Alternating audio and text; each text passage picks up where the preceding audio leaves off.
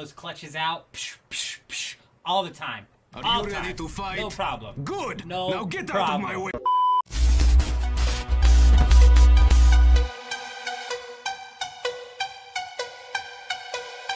I'm insane, bro!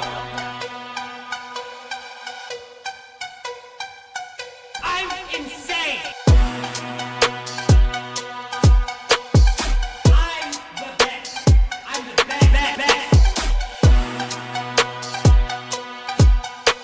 I pull those clutches out all the time.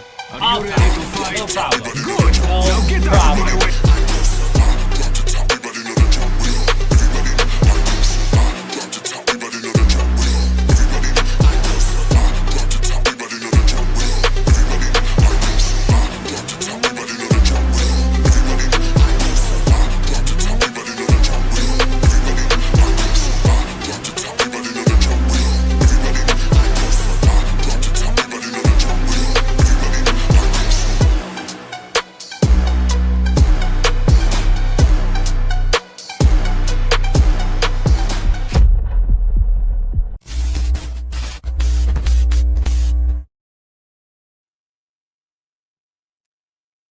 Hello? Hello. We are up. We are live. We are running. We're a bit early today, but you know what? I'm awake. We're going to jump on and play. We might as well kick it off. You know what I mean?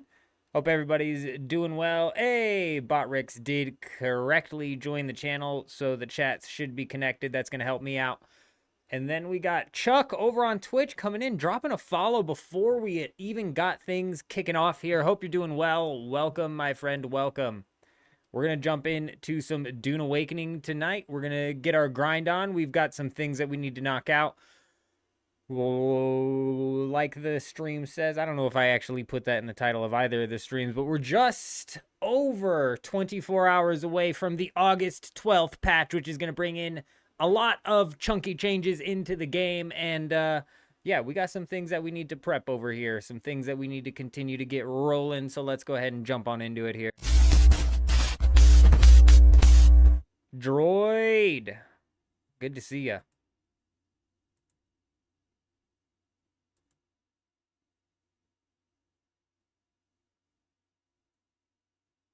Jim, the come up from the offline base rating has been nuts. Jim, I'm not sure which server you're on, but there's been some people knocking it out over here on the Harmony server as well, which has just absolutely been wild. I'm not sure how much it necessarily like we've gotten away with, but I'm not even sure where we're at technically on supplies, man. Like, if I'm going to be entirely honest, I don't know where we're at. I don't know where the hell we're at on supplies. But, you know, hey, it is what it is.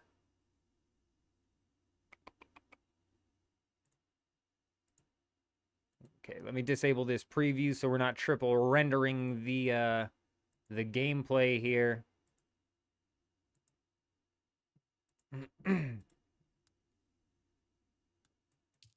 I was just on Dew Gap. I had to pay my taxes over on Dew Gap. I was 14 hours away from missing out on my taxes. So we got that sorted. The no-fueled bases. Yeah, I know what you mean. I know exactly what you mean.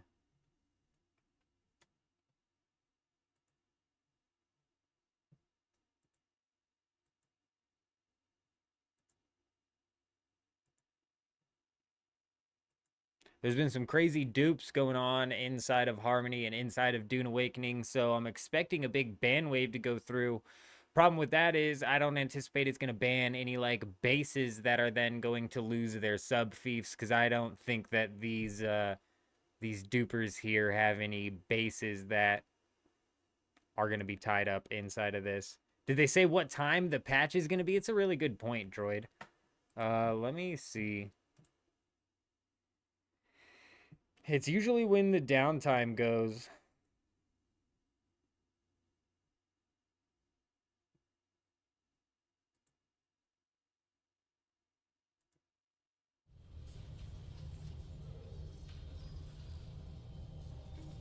On infiltration instead of invasion. On subversion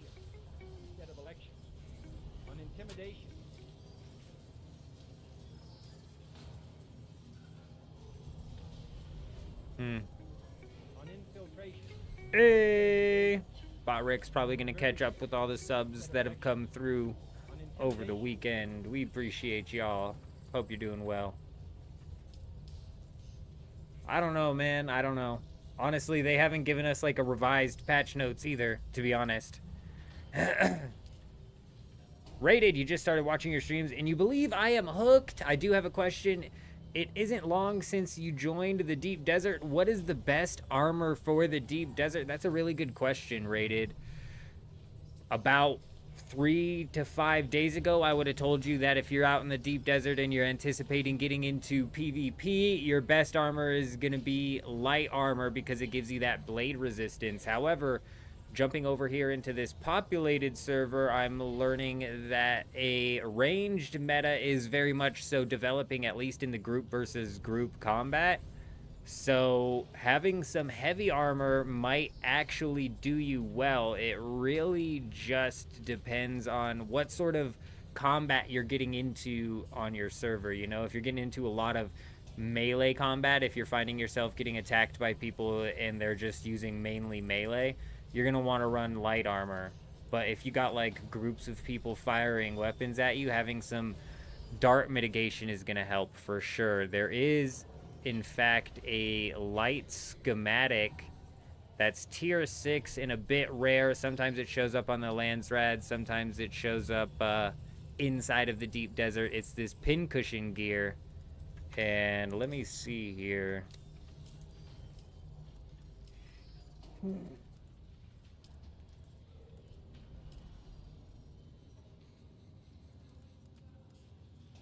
You can see the pincushion actually gives you blade mitigation and dart mitigation. I think this is one of the only light armors to actually give you both. And that carries through on all of the armor. Now, it gives you less than, for example, like a heavy armor.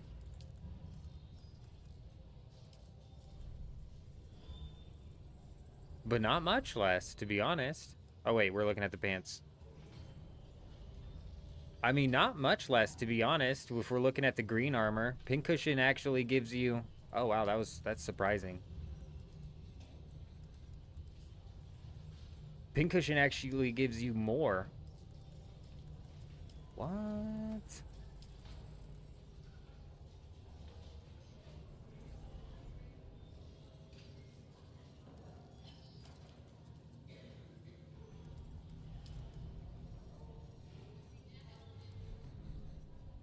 And it gives you the same blade mitigation.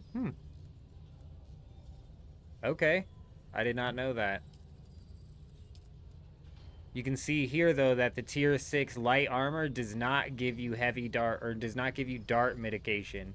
Lopez has an MK6 assault ready? Okay. Alright, hell yeah. That's good to hear. I think there's actually a few people that have one ready, which is making me feel better. You know what I'm saying? We gotta be careful and definitely take into account that there's entire groups of 20 people hanging out on an island with ancient ways, and you cannot pocket an assault ornithopter. So that's definitely something you got to take into account, and something we're gonna need to avoid.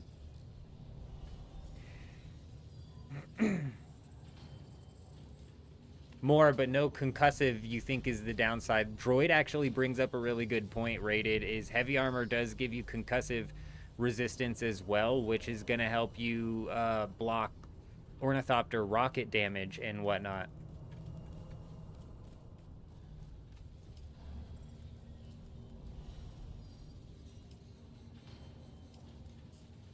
We've got about 14 hours until we figure out what the next week's thing is going to be, guys. If it is, you know, I lied about saying that I was going to end up being able to get it up for the last gun. Anyways, what was I saying? If it is in fact going to be weapons Landsrad next week, it's all hands on deck type scenario where we need to hammer that shit out ASAP and bribe and try and knock out the bingo. So, like, regardless of what the task is, we're gonna have to try and knock that out. Rated! Dropping the sub over on YouTube. Hey! We appreciate you. We hope you're doing well. Oh, I didn't even check the market, man. I just checked the market for the uniques. What's going on with the metals market, huh? That's what I'm the most interested in. I said earlier when I popped on to look at the melange. Melange on this server is basically a joke. Especially for how hyperinflated the damn server is. 5,600 for melange on a server that is hyperinflated like this one is. This is ridiculous. Melange, when we first popped on before this dupe took over the game, was selling for 25,000 or more per melange. Dude. And yet they still just rake you over the coals with the plastanium. And Stravidium's dropped in price.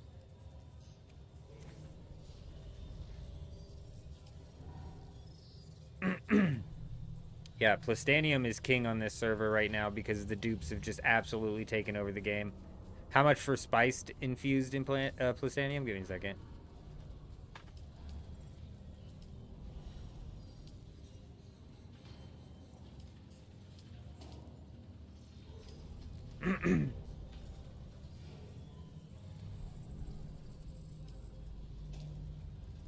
$45,000 a pop.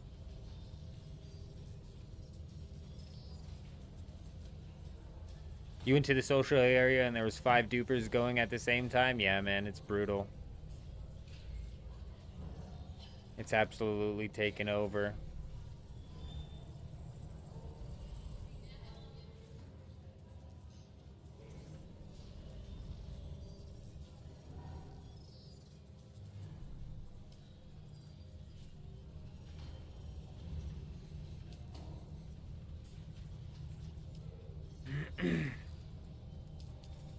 Okay, I think what we need to focus on tonight, since I believe like Lopez, I think there's a couple of people. I bet like J-Wolf and Electros. I'm not sure where those guys are at. I'm wondering if they've managed to push into the tier 6 Ornithopter, because they very well may have. So I think what we need to do tonight is focus on leveling up. We need to knock out some leveling. Man, I hope they do something about it. Something to make it easier to move items to your bank. It's criminal. You can't move from your Ornithopter to your bank. You really can't move from your Ornithopter into your bank, huh? I think they need to expand the whole banking system, Swift, because isn't there like a cap to what you can put in the bank, and it's like relatively low? I mean, like, come on, man. Just let people just make the cap infinite. Why do they gotta cap it? You're pretty much dead server, selling for 30,000 a piece. Yeah, that sucks, Chuck. That sucks. I think they need to combine servers sooner rather than later. They need to combine deep deserts. But I don't even know if that's gonna like stem the bleed as to what's happening with all these servers that are getting abandoned. People are basically filtering their way into the most populated servers, which is causing problems for the most populated servers in the sense of like performance, and it's also killing off the less populated servers, or the ones that are losing people even faster. 30 slots and 1,500 volume, that's gross, you know? Like, what can you put in there? 1,500 plastanium? Cool. Keel.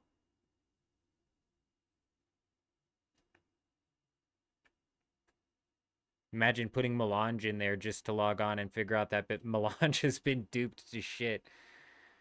Yeah, that sucks. The banking system blows my mind. On my Dugap server, I'm not done messing around on that Dugap server. Was I in an assault? I'm not done messing around on that Dugap server, but I'm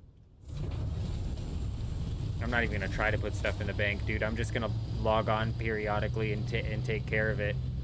Do the taxes and do the thing. Top Flight has an MK6. Okay. Hey man, this is excellent news. I need to go take care of some shit, bro, because I left assault ornithopters. Last night I was like, man, our assault ornithopter bay over on the east coast might be powered down. And I was like, I need to check that before I get off and move the assault ornithopters if it is power down. And then you know what I didn't do? I didn't do that.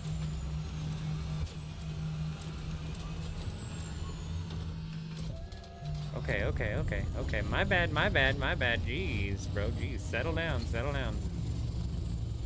I didn't check, and then I pop on the Discord today, and I see a post that's like, this base on the east side is powered down. I was like, shit.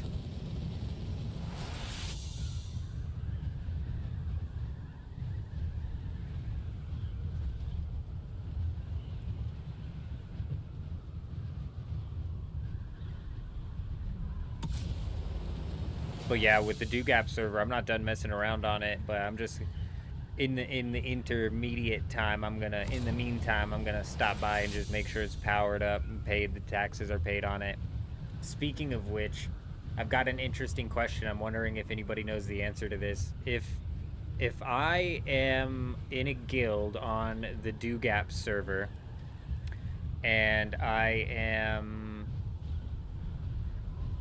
aligned to Atreides and Harkonnen wins that week's Landsrad, if I abandon my guild, swap to Harkonnen, and then create a new guild and align that to Harkonnen,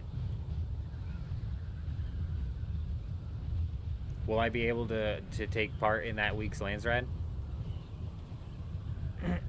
Way too early for this stream, Gen A. I was up. We were jumping on. We had to jump in, you know?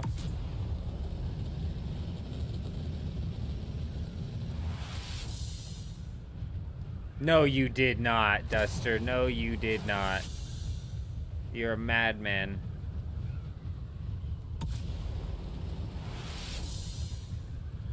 You're an absolute madman. Did you see them complaining in the chat afterwards? Because that's just icing on the cake right there. But yeah, we're way early, Jen. Super early.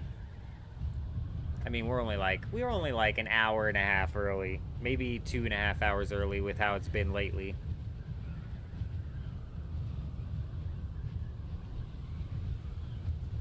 Oh, you know what? I could have done that. I'm an idiot, bro. Dummy. I'm a dumb dummy head.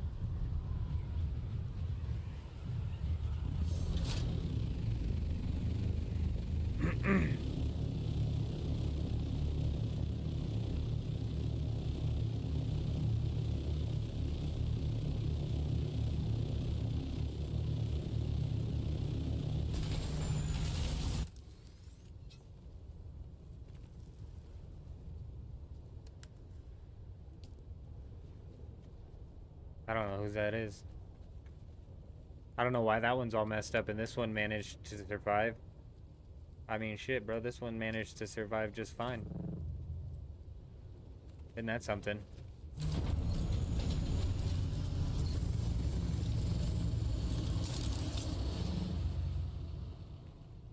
A smoker! Hey, how you doing? Hope you're doing well.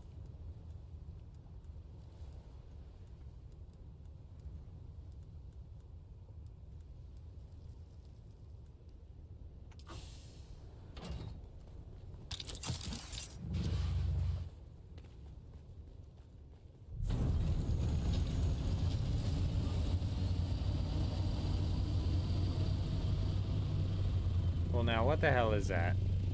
What the hell even is that?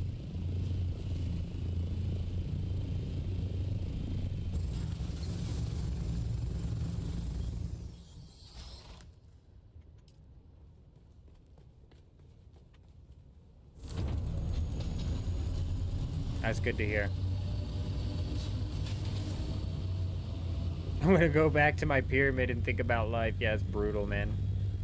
I'm sure they were not happy, Duster.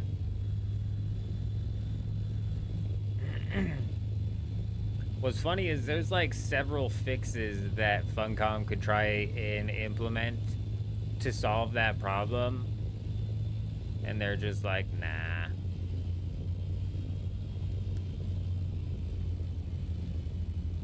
Nah, they say.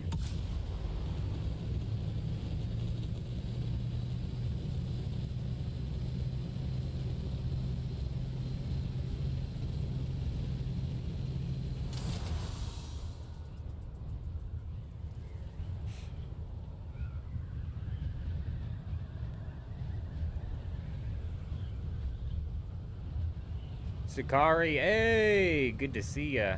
31 watchers and only 2 likes. Hey, you always can. Oh, big fat stinky lag. Is the stream still up? Oh, it looks like it. There we go. There we go. All right. Perfect landing. Always can count on Sakari or somebody to pop in here. Help me ask for them likes. We appreciate you. I hope you're doing well, Sakari.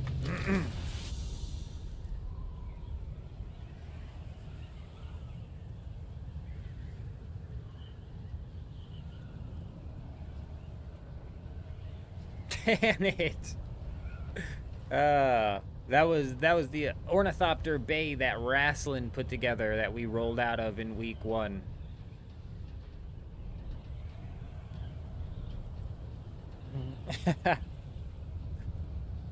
That's brutal.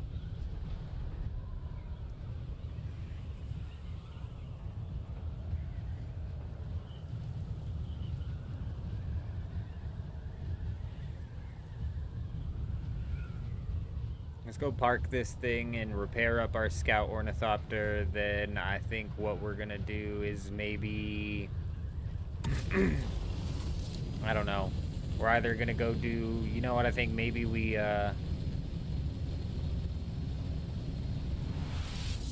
Man, I don't know, bro.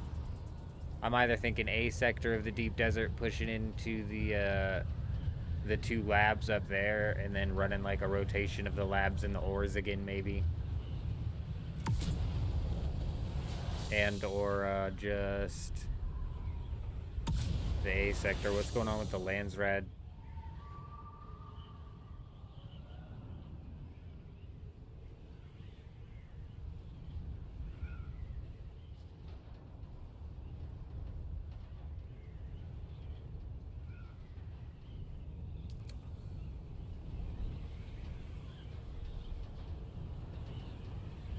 What's in the deep desert this week? We've got just, I need to check Discord and figure out how many hours until the European reset. We're going to run it differently this time, you guys. So after the European reset happens and the new map for the deep desert's laid out, I'm going to be posting an image on Discord with a, with several routes plotted, and then we'll have people picking the routes and we'll kind of strategize what we're going to do through there. So that way the plan is all done and dusted, and we know who's all rolling. But on top of the tier 6, on top of these tier 6 assault ornithopters, we also need to make sure that we're working into tier 6 scout ornithopters with a tier 6 booster and tier 6 rockets.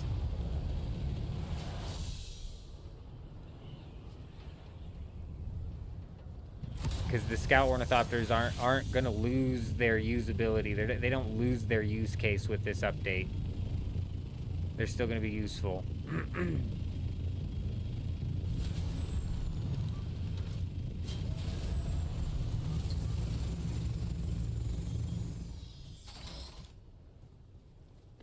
Those are gonna get damaged. I'll fix it later.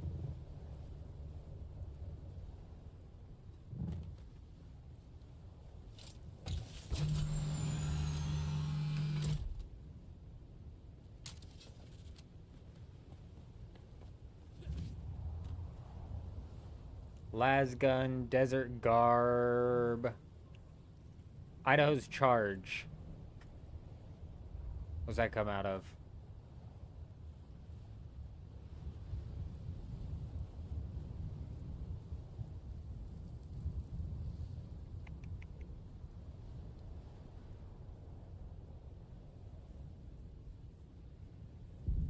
What's the Idaho Charge come from?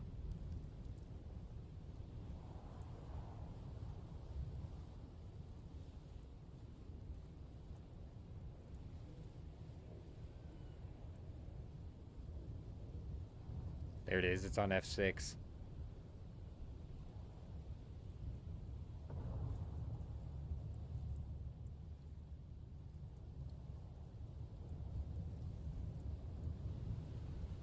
Okie doke. EU resets in 2 hours. It's 3 a.m. here, and it resets at 5 a.m. All right, cool. Appreciate ya.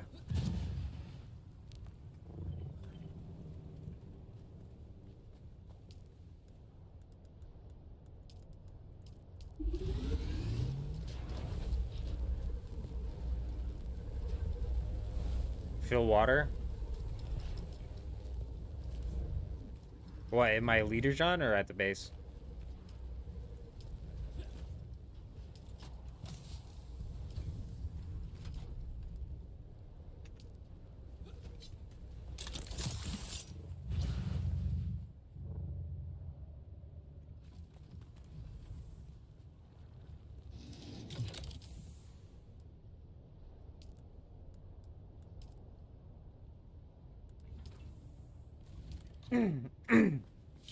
I'm assuming that has to be leader John then, because water here is full, and there ain't even nothing I could use the water on.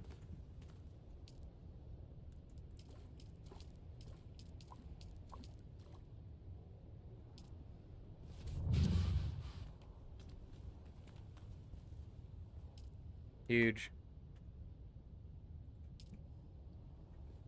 Hey, what button do you press to see your permissions? Button you press in what?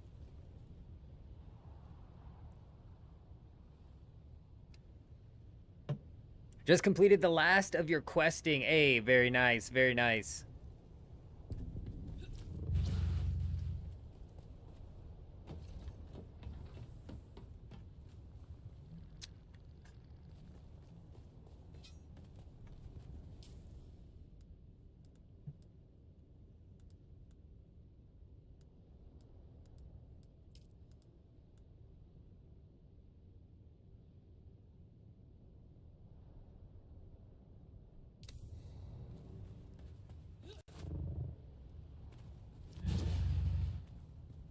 Oh, hold F on it, and it's that little dial thing.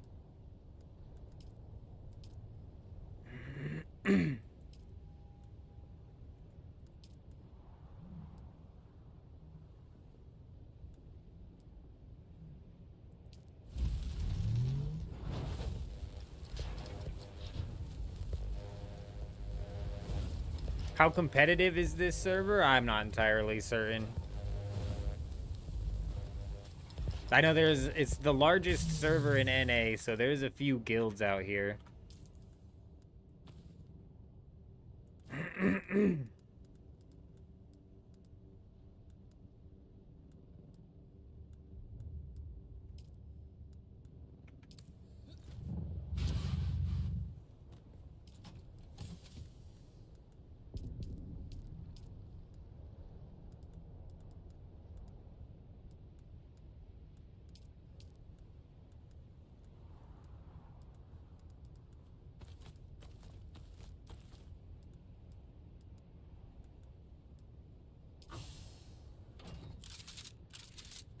This thing shoots light darts? What the fuck?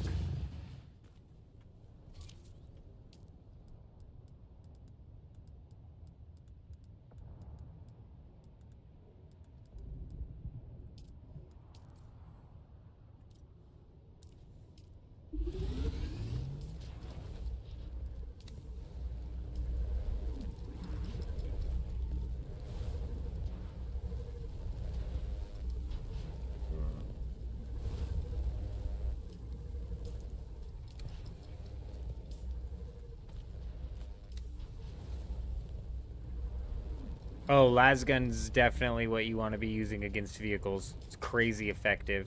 Super good. That's the whole reason I'm actually crafting this eviscerator right now. Should anything interesting happen or need to happen while we're out here, I would like to make sure that we have the ability to take care of what we need to take care of, and currently we didn't quite have the weapon set up to do that.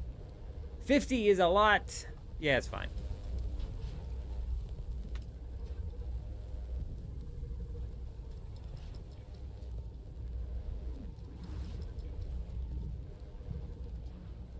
What says 80-meter range? 8 8-meter range. If you're talking about the sniper, 75. But that does, just because that doesn't, that's not a hard lock. That doesn't mean it's useless after 75 meters. Atreides.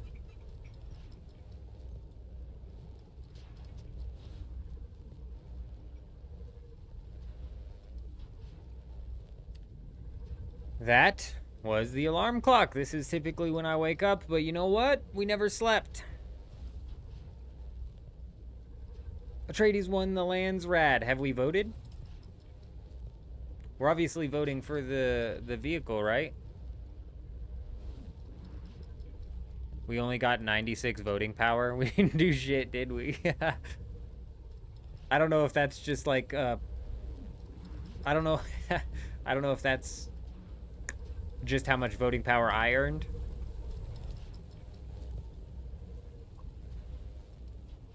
But if it's weapons, we got to do better than 96 if it's weapons. Because that means we didn't contribute shit. But I'm assuming that that's personal. Also, like, is 96 a lot? Can't be a lot. There was like thousands of voting power put into the other one. And these guys are voting for tool import rights. Am I the only one who can place the vote in the guild? Like, surely somebody else in the guild can place the vote, right? Am I the only one who can place the vote?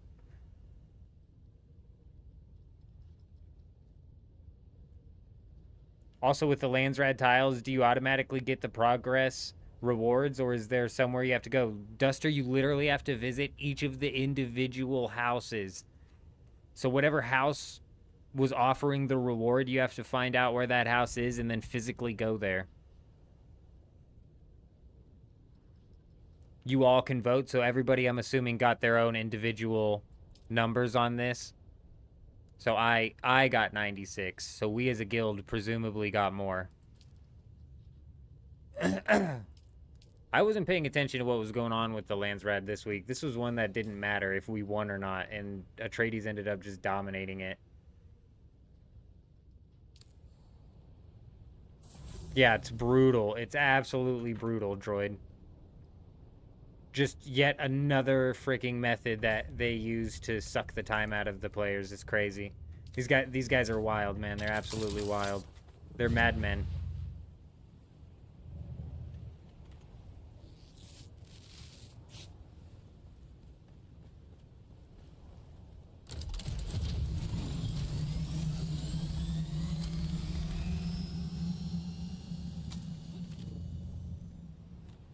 Something else that I need to do before we roll out next week is I need to complete that quest.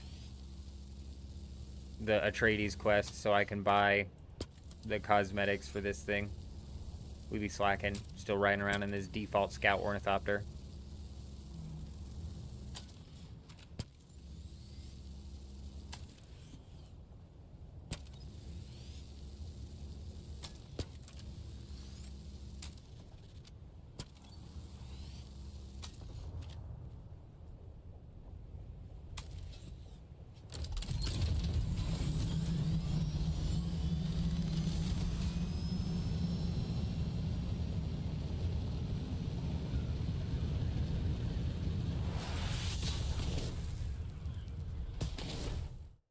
I'll be right back.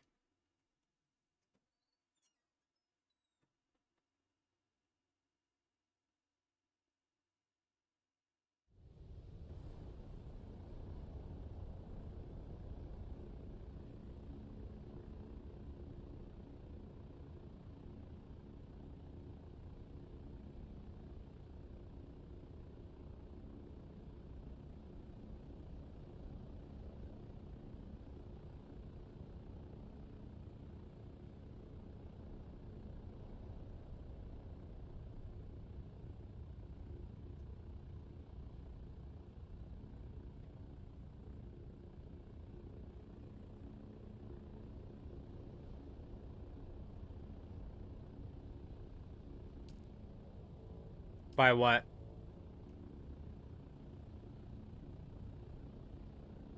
Oh. Can I buy it? Can I buy it in the black market?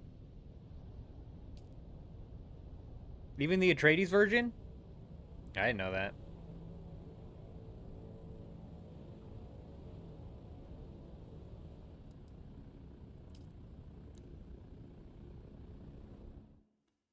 I thought you could just buy the opposite. I thought you could just buy the opposite factions. Can you buy all of the Atreides and the Harkonnen stuff in the black market? Because, I mean, the market in this server is hyperinflated, so I've got 21 million. Like, realistically, I should be able to buy any of that.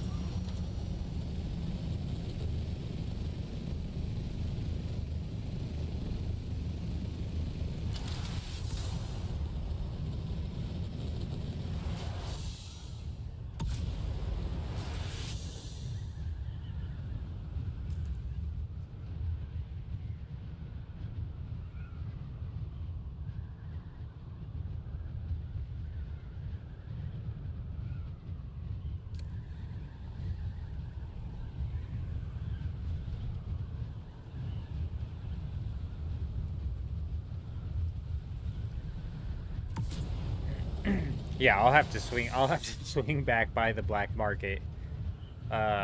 Realistically, the quests will give me some experience as well, which will help level up the character, which I need to level up, you know, as much as possible. But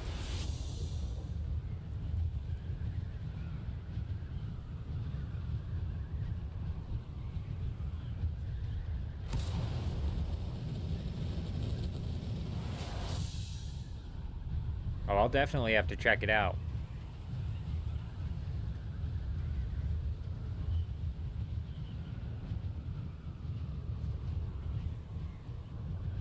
Yeah, but you pull up a list of permissions sometimes as well. How do I get to that? This right here? You got to go over to the key. Sorry, Sakari, I missed your thing. And then the role overview kind of gives you. There's also like the sub-fief console. If you hit the sub-fief console specifically, then you can, it's like a different UI, but it's the same thing, and that doesn't work for the vehicles, unfortunately.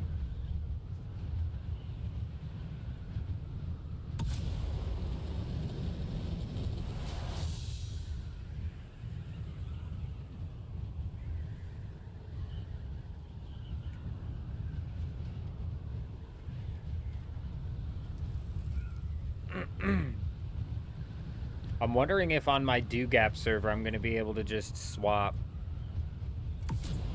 to Harkonnen and still get access to the weapons vendor, because these guys are about to win weapons vendor in 14 hours.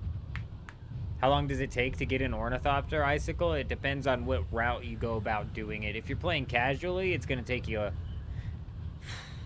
if you're playing casually, it's probably going to take you like 30, 40 hours. When I was first playing on the early access launch of Dune Awakening, I think it took us 30 hours, and we had like a speed run strategy set up. I had messed up like several times throughout the whole process though. And then when the full launch of Dune Awakening, the non-early access launch of Dune Awakening happened, we had reworked our speedrunning strategy, and using the reworked strategy, we were actually able to get the Ornithopter in 16 hours. And even then, I made a couple of mistakes that I could have used to make it better. Also, now that the game's been out for a little while, the strategies are kind of a little bit different, you know? Like, if you just jumped on a server that's been active for a few weeks, you very well may be able to roll out into the market and find one for cheap, you know? That's not entirely out of the question, is that somebody in the market would be selling it for cheap, or you may be able to like pick fiber and get up enough money to buy the Ornithopter faster than, say, like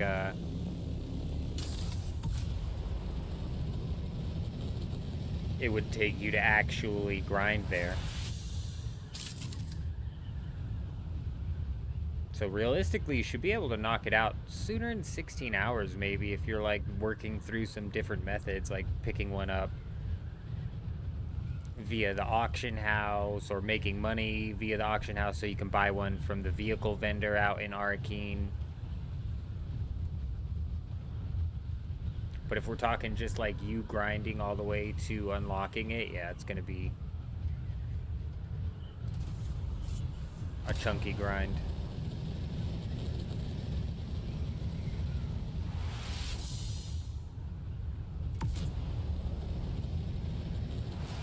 Yeah, so if you're rocking it solo, your best bet if you want to get one super fast is to, depending on what server you're on, I would go check your auction house prices in Awoken. You can actually visit the trading post inside of Griffin's Reach, I believe, and there's somebody there that will take you to Awoken. But if you're just playing solo and you're playing casual and you just want to work through the progression system inside of the Haga Basin, which honestly is probably your best bet, it's going to take you like 40 hours to get flying right around there.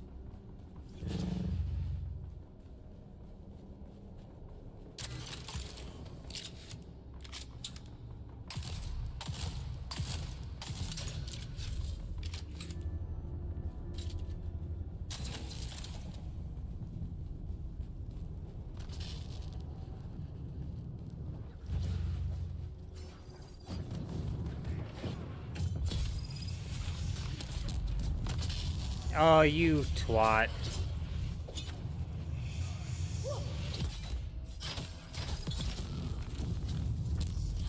Oh, and I run right into another one. Damn it. You cheeky bastards, get over here.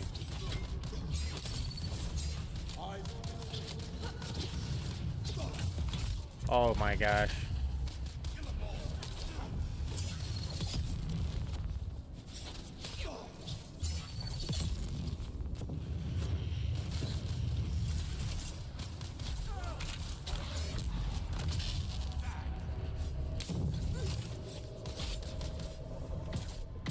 Man, why does this shield keep dropping for real?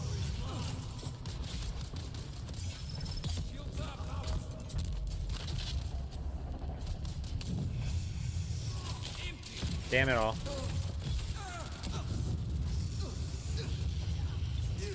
You think fire is gonna take me down? Not today, buddy. Not today. Not a problem. If you got any other questions, just holler. Access granted. I would, you know, if you're just trying to play casual, I would just rock it through, you know, take your time. Enjoy it while it lasts, because the end game loop is a bit iffy at the current moment, so you might just time it so well that things get a little bit fixed before you make it out. Been on Madden this weekend, but you'll return to Dune tonight. Hey, how's Madden been? I saw some stupid ad for NBA 2K, whatever 2K's out now, and it was like so dumb, bro. How'd I get 10? I got 10 infused ingots out of this. Dude, that's lit. These flip every 45 minutes? Man, I don't think I've ever gotten 10 out of there. That's actually huge.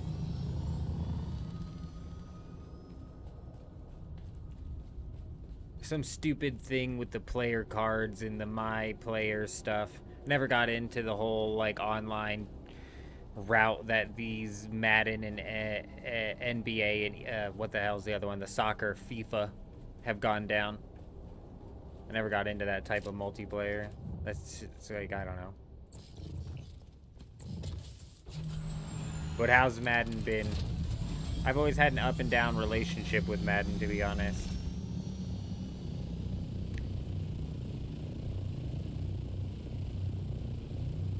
I have fun playing it with the boys, but getting online is a bit less fun. Tried the new Battlefield. It's a return to the roots, man. It's awesome. You know, I've never played a single Battlefield in my entire life, and I have played this new Battlefield, Duster. I'm glad you asked. I was actually playing it not too long ago. And you know what? I'm typically a controller player, but I think something's happened recently, and I've shifted into mouse and keyboard. Because with Marvel Rivals, the same thing happened, actually. I was trying to play controller, dude, and I just wasn't feeling it. I could not, for the life of me, get the sensitivity on my controller dialed in, you know? It just wasn't, and it was like a pain in the ass to dial in, and it was like, I don't know. And then I swapped over to mouse and keyboard, and I was like, this is way better. And then the same thing kind of happened inside of Battlefield, which is weird, but when it comes to my Battlefield experience, I've never played a Battlefield. All the clips I've seen of Battlefield are these mass open wars, these massive open huge battles. And so far in playing the beta, I don't know, it doesn't feel, it's not what I was expecting jumping into my first Battlefield game. I was expecting it to be a little bit more grand in scale, and it just isn't, which was weird. It's not that I don't like it. I've actually had fun with it. We might be live streaming. What's funny is I almost actually, because I booted this live stream up earlier than usual, I was almost going to play a couple hours of Battlefield on the live stream before we ended up swapping into Dune. But then I was like, forget about it, you know? I was like, we'll just jump into Dune.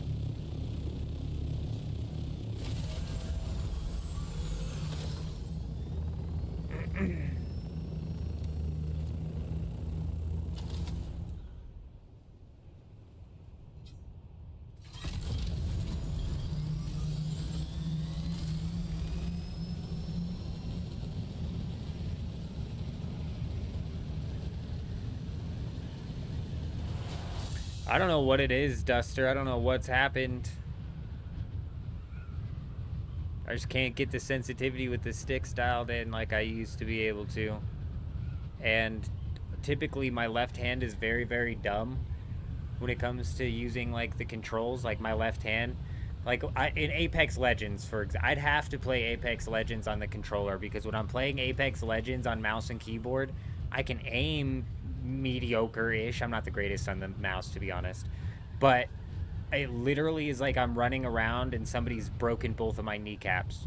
I just like cannot move properly with my left hand. Does not know the proper buttons I need to press to be moving properly. But with Battlefield and Marvel Rivals, those are a little bit slowed down in their need to be like freaking diving and flying and skipping all across the map, you know what I mean? So that might actually be why it's playing into it better. I was also noticing I like to snipe in these games, and on the controller, as I'm trying to snipe, making micro adjustments is just not working, bro. And I don't know if it's because I'm like typically a COD player and I'm used to like moving while I shoot, but in Battlefield, when I move while I shoot, it feels like I'm no longer shooting where I'm aiming at because I'm moving. Feels like I have to absolutely stand still, which is weird.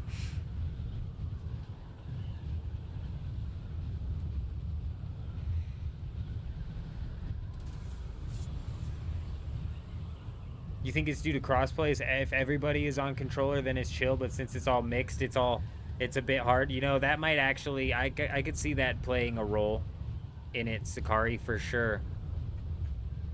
Because there's other people who are on mouse and keyboard, like, I don't know, though. I don't know. Because they're on mouse and keyboard, you know, they're knocking down the minor adjustments faster, so it feels like my aim on the... Holy shit. I thought we just lost it all. Where am I at? Oh my god, you guys. We just teleported across this island. Did you see that? We definitely landed by that ornithopter over there and then got teleported over here. What was that?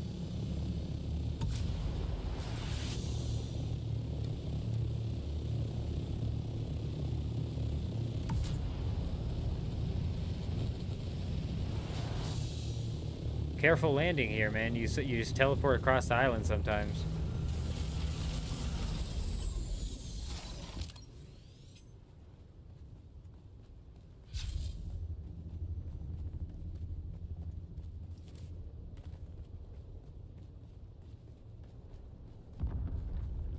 You know, when I was playing, I played a few games on controller, and I was just like, damn it, bro, going up against these snipers, I'm either moving too much and it's throwing my shot off, or it's like it's still weird even with the mouse and keyboard. Something feels off with the sniper, but that could entirely be user error.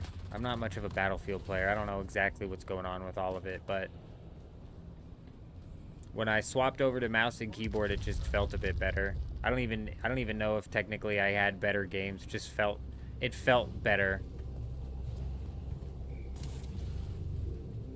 And also the maps aren't big enough. So I'm like sitting here trying to like add drop to my shot, but we're just never at a distance where I need to add drop to my shot, and that took me off guard. I thought it was hit scan for a while.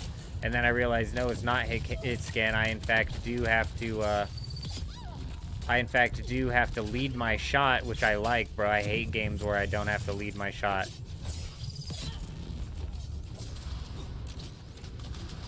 Like, there's nothing better than hitting just a smooth sniper shot on a target that you led. Huge. On controller, you have to pull up a wheel to access them, which makes you stop in place for a second. Mouse and keyboard, you just press a button and it's instant. Well, wheel to access what, Chris? What did I miss here? Addie, good morning. How you doing? Hope you're doing well.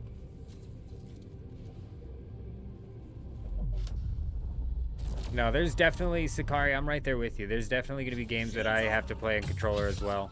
But for some reason, Marvel Rivals and now Battlefield, I think, are going to be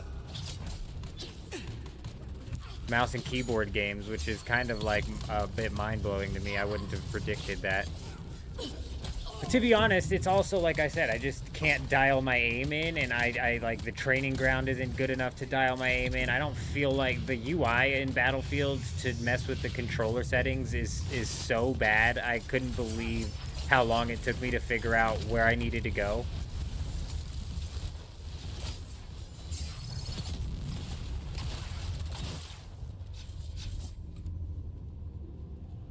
Access granted.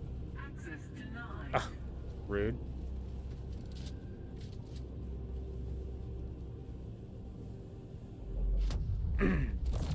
Oh, you thought I was talking about Dune. Gotcha. I've never actually played with the controller on Dune. For some reason, with survival games, I prefer mouse and keyboard. I don't know what it is, but survival games, I do prefer mouse and keyboard.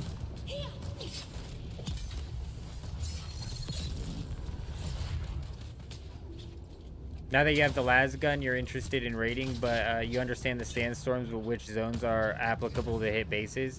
Any of the PvP zones. If a base is inside of the PvP zone and a storm hits it, you can break into that base.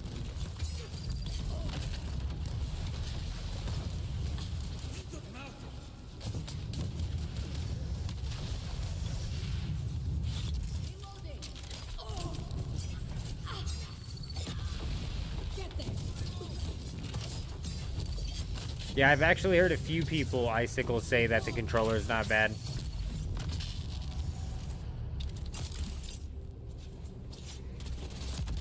No, D&E are off limits unless somebody built inside right next to a control point.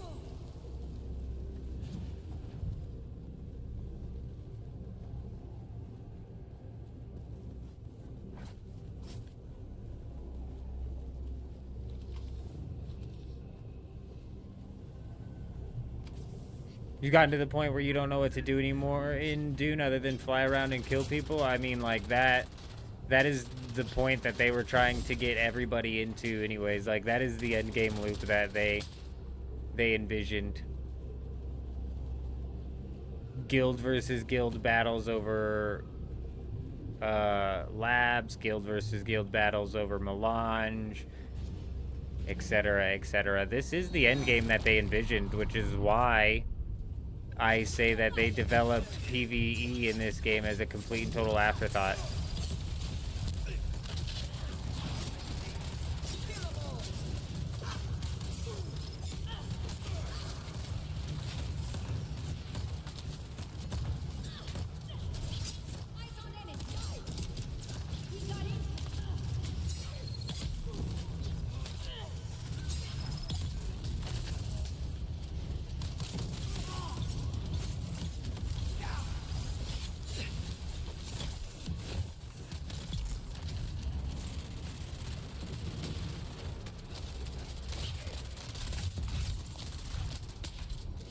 I literally hate that you can't distinguish people from AI. It's just so fucking bad.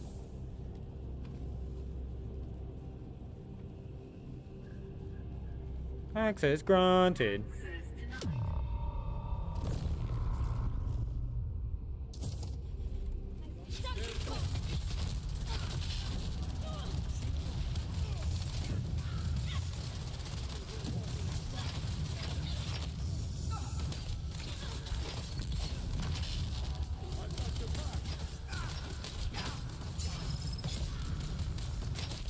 I don't know why these guys are all following him. Did he like draw aggro or something? Is that even possible? Is there an ability that draws aggro from like all of the AI? This guy's just getting teamed on, bro.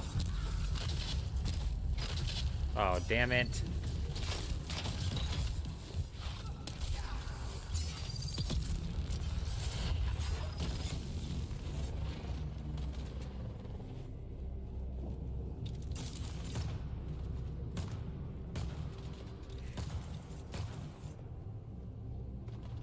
Yeah, Crisp, that's a really good point.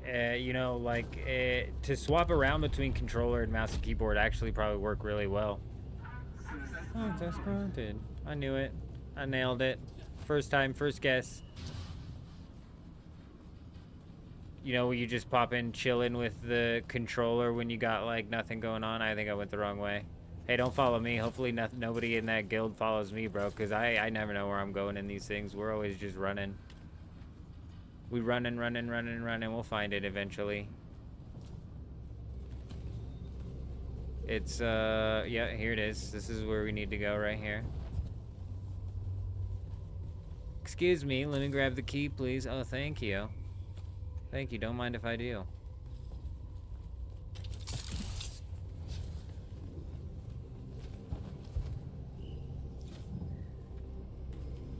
Man, I'm wondering if on Dugap with that Landsrat, I'll be able to swap to Harkonnen even in the middle of the week and then be able to access the weapons vendor. Like if I bail on my guild and then I, in the middle of the week, swap to Harkonnen and then create a new guild. We fucking around. Here I am, I followed you guys. You just led me in a circle, damn it. No, we did this. We did this. These guys are freaks. We came in that way. We did the dungeon, and then we go out this way. And then out this way. It's right at the front of this dungeon. This is just another bad map design. Here's the problem. It's right fucking here. This is just bad map design.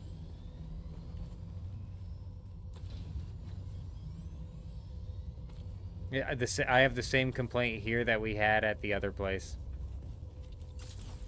In the beginning of the game, if you guys remember the first playthrough, I'm not sure who was all here when we were bitching about that. It's one of the points of interest out in the Haga Basin. It's just got this needlessly tucked away door that has no actual visual representation that's where you should be looking for it. So you just end up running around confused and pissed off for like 15 minutes.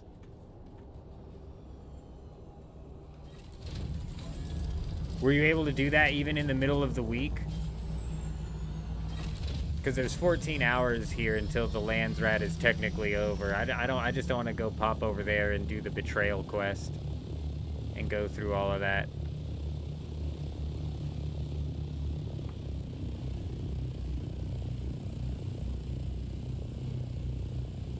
How long has that been going on?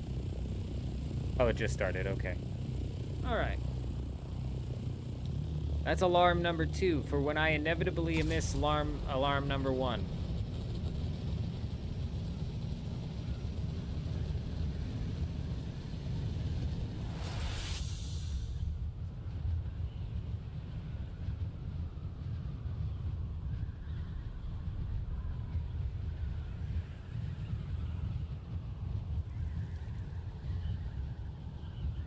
Yeah, we actually almost booted up the live stream playing Battlefield 6 today. It was like a above 50% chance, I would say, that just didn't end up landing.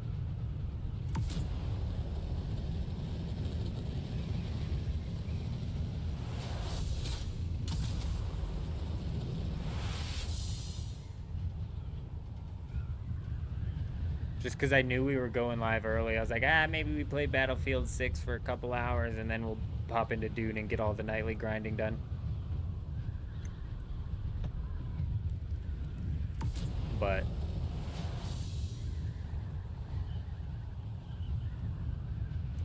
swapping games midstream is a bit complicated. Did I enjoy it?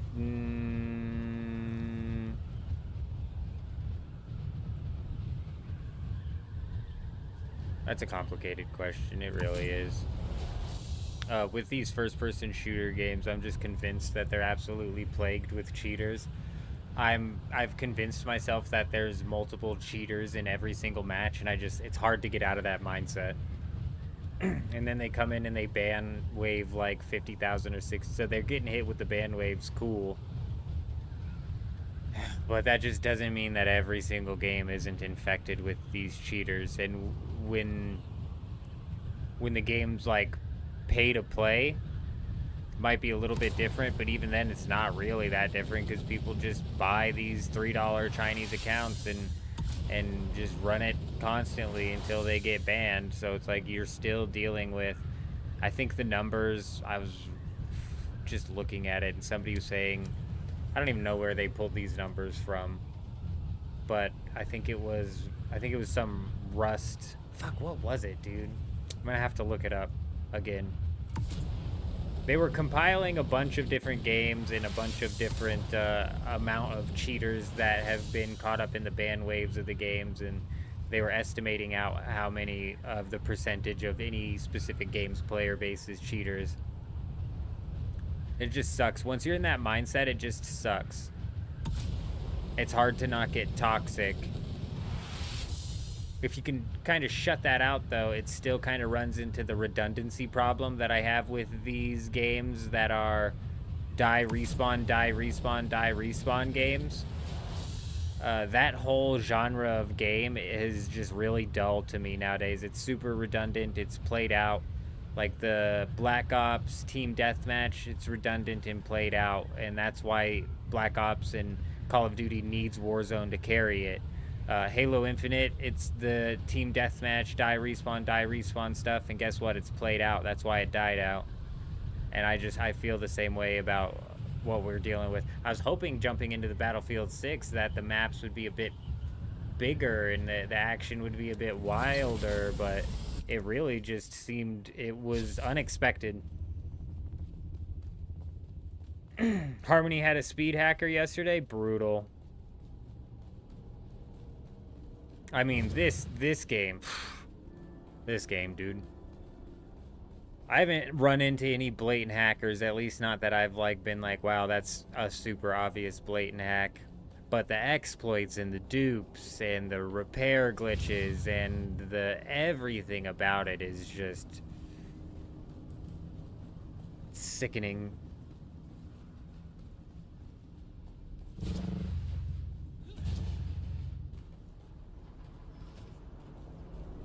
Well, the whole reason to come down here is to farm experience. I don't need to farm the rewards out of this spot, dude. What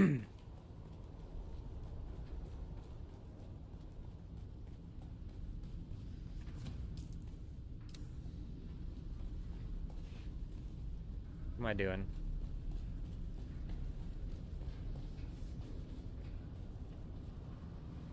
Did I just circle back the wrong way again? I did. Trying to get out of here. Nope, I'm an idiot, bro.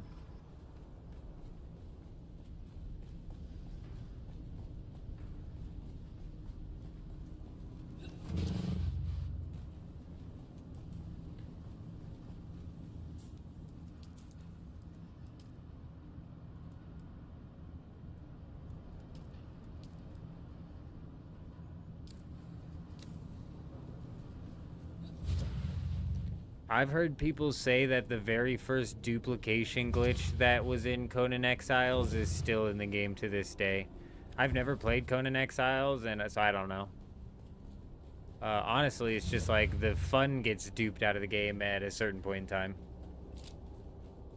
More so for the people who are doing the duplication, but even with like this open market, it kind of like kills it as well.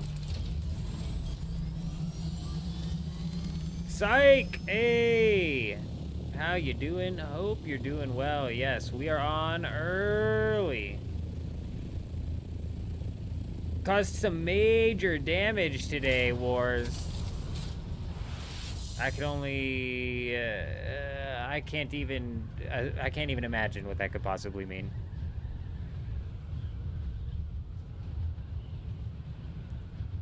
Vanderloo, hey, I'm not sure if you're on the Discord or not, Vanderloo, but send me a friend request, and also probably you're gonna want to message Potato over on Discord, and or J-Wolf.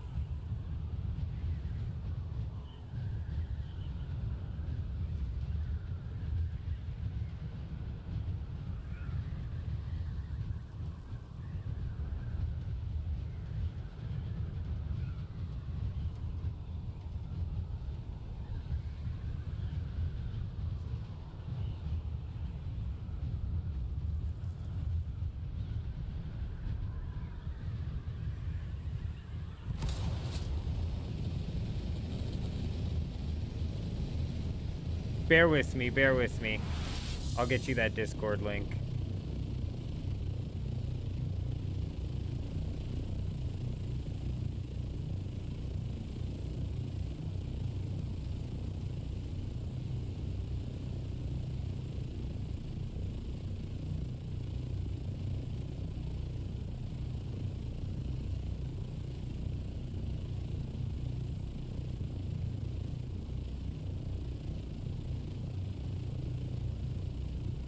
Sakari, that's actually crazy, and we need to use that information that you just popped on the Discord.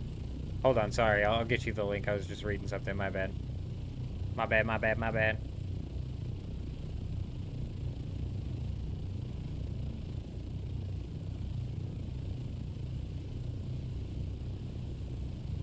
There you go.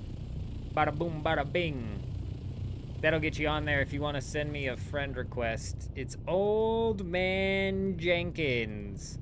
4 L's in the old, 3 N's in the N. Haha. Jenkins. He's the eldest of the man Jenkins.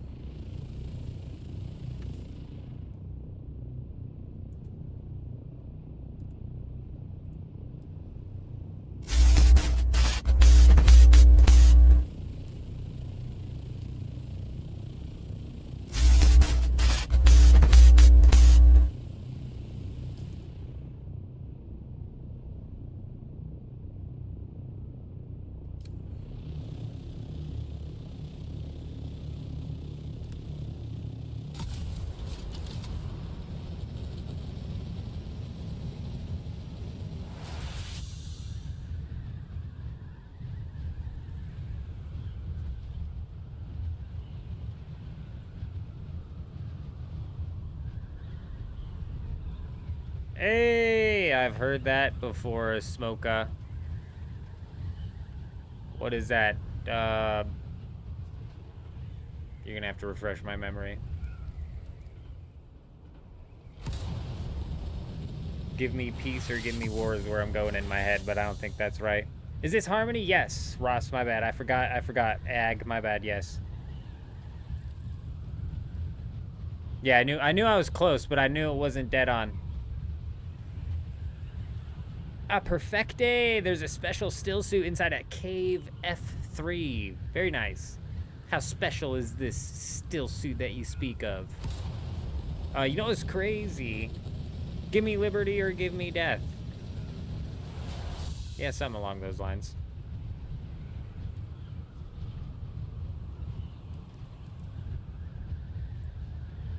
If you want peace, prepare for war.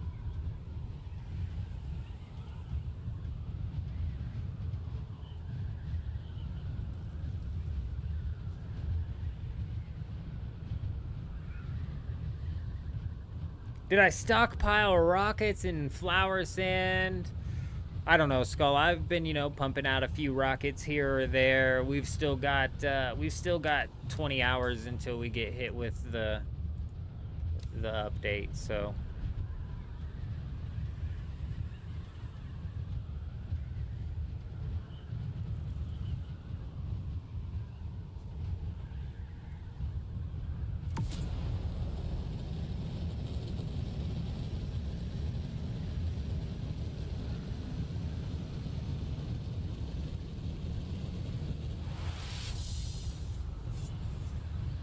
All right, Vanderloo, give me a minute here, and I'll go ahead and pop on. What the fuck is going on? Give me a minute, dude. Something's slamming in my. I don't know what the fuck that is. Give me a minute. Bro, you know who this base looks like? This looks like a fermentally unstable base. I mean, like a little worse. I liked the way the fermentally unstable had theirs set up, actually. Just all on that flat top with just giant-ass pentashields. Chuji'd be freaking out, bro. He'd be like, you know how much power those pentashields are wasting? And he's got a point, dude, because they use a freaking assload of power.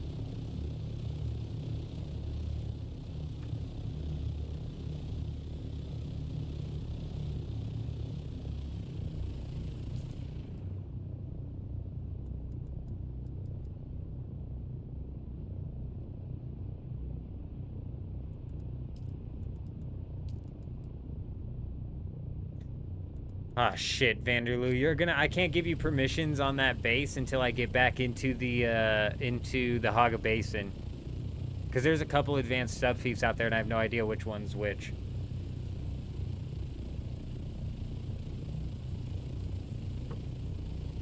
Alright, give me like 5 minutes, wars out here. I'm gonna try and knock something out real quick.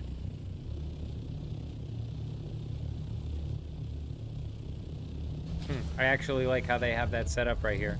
Nice. I'll be right back. Give me just 1 second here.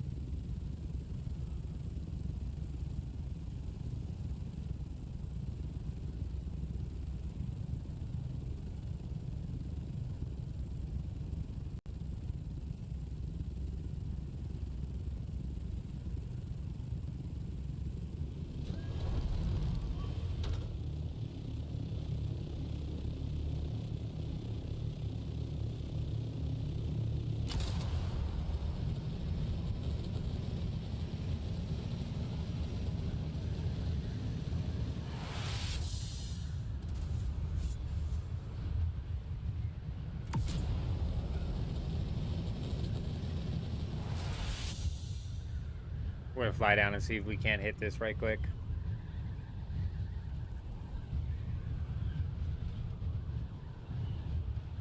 Yeah, my Latin's lacking.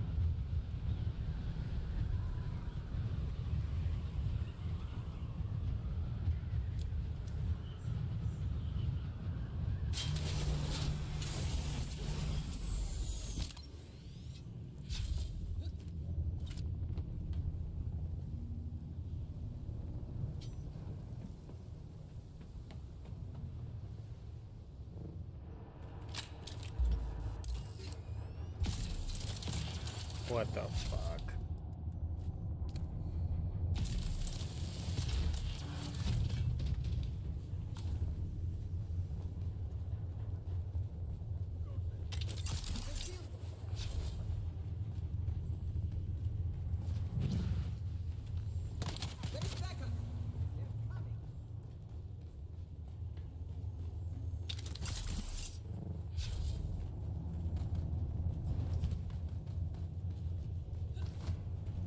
Man, it would be looted, wouldn't it? I don't know why I assumed we'd be able to fucking snag it without it being looted. Damn it! Should we check for the rat? We got a rat in here somewhere? Where's the rat?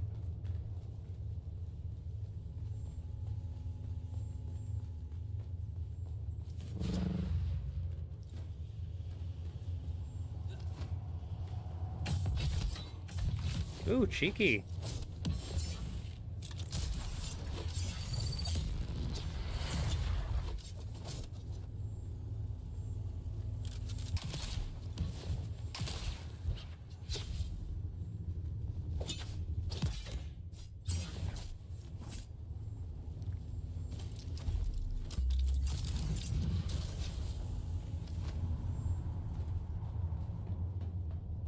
Peace!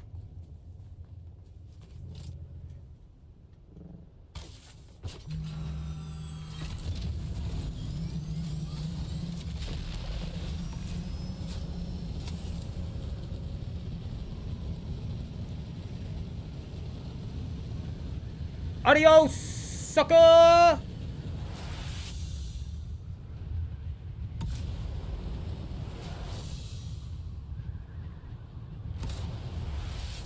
Man, I cannot wait. I don't know if you guys saw that, but when we hit Crippling Strike there, it took our stamina, and then his Crippling Strike hit us, and it also took our stamina. We went from full to 0 stamina there because of that stupid-ass Crippling Strike bug.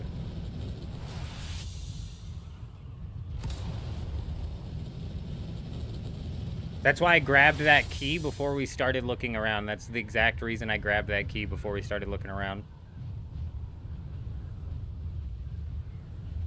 Also, I'm a bit shocked. It took me by surprise when the shotgun that I shot at him with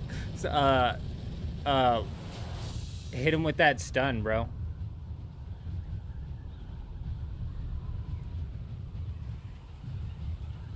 Nah, sometimes I hit the wrong order of buttons to get this thing going. So I hit the wrong order of buttons.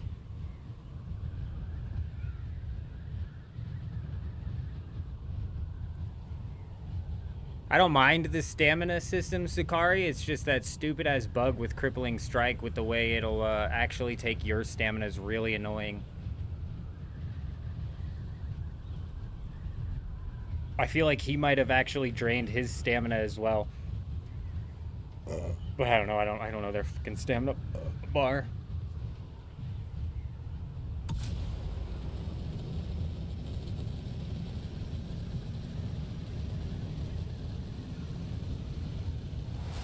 But yeah, when the shotgun I used stunned him, I was a bit surprised, because can't you run 3 the prana stability and then 3 of the solid stance, and you end up reducing enough poise damage to... Yeah, no, he did hit that rocket. Yes, he did.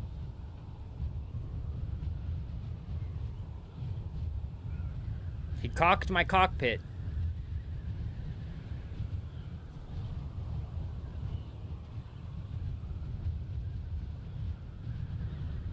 Oh man, if we're talking PvE inside of this game, they literally developed PvE as an afterthought, a complete and total afterthought.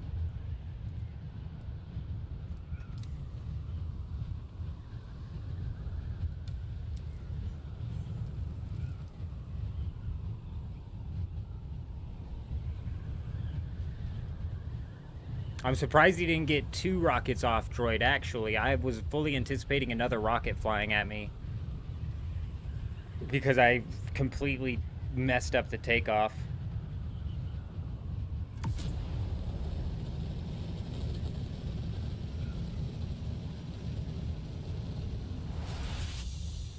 What's cool, though, is if that was a guild, they only sent one of their guys in. You know what I'm saying?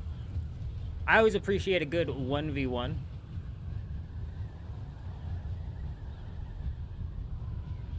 Even inside of the Haga Basin, the PvE inside of the Haga Basin, it was developed as a complete and total afterthought. So maybe everything outside of the progression system, because the progression is really good.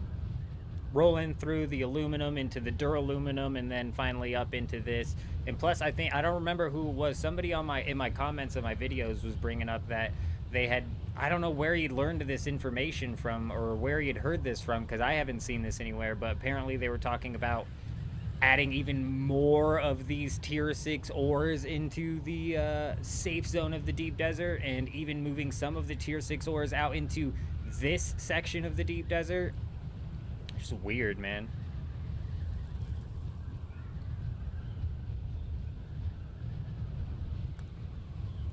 Oh my gosh, that PvP stream was a little bit embarrassing, a lot of bit embarrassing, and should have definitely served as the biggest red flag as to what we were realistically getting into here.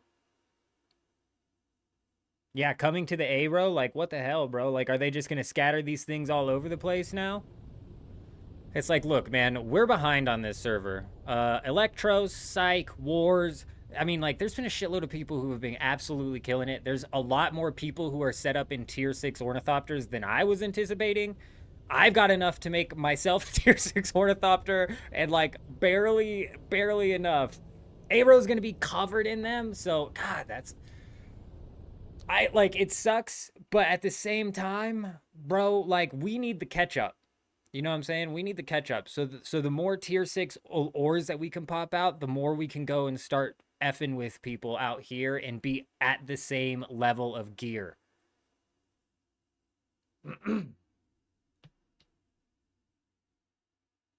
Also, the shield wall area. So hold on. Damn it. Let me get on Discord.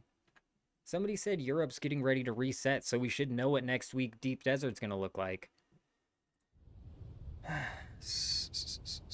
Weekly schedule. Where be the weekly schedule? Europe resets. The Coriolis starts in 15 hours and it resets in a day. What just happened?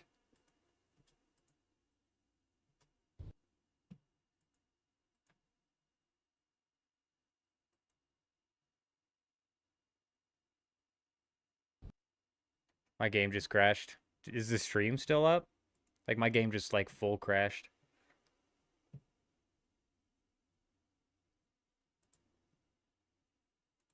Looks like it is.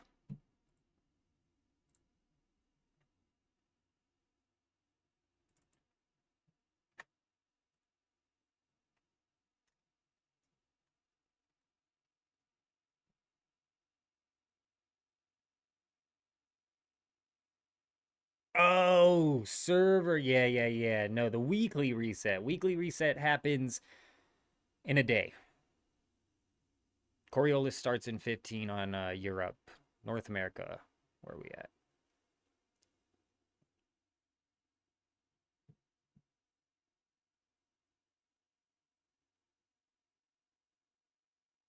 We've got less than 24 hours until the start.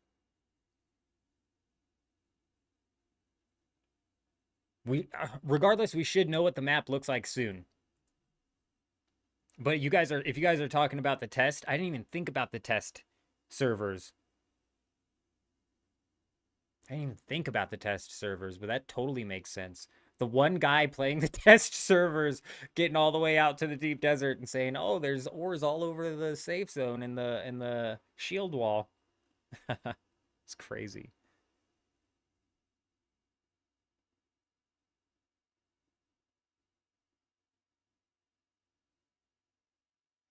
Currently, as it stands,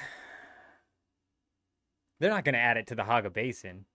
They didn't say Haga Basin, did they? Shield Wall. That's the spot in the deep desert that the A sector's in. I thought Europe was first. Asmoka. I'm pretty sure Europe is first, and then that makes Asia last. Let me double check. No. Asia starts in 9 hours and ends in 19 hours. Asia's first.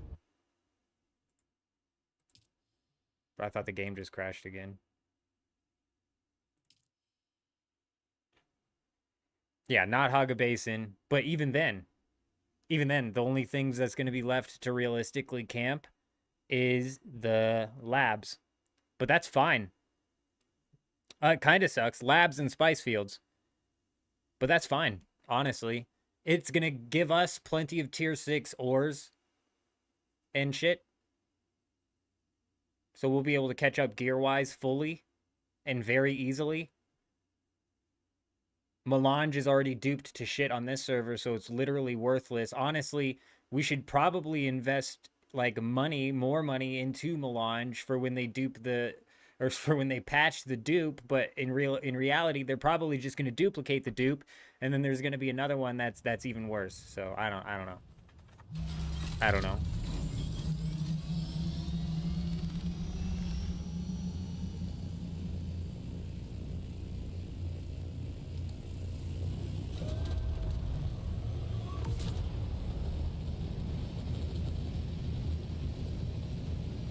Bro, my game is tweaking, you guys. What is happening, dude?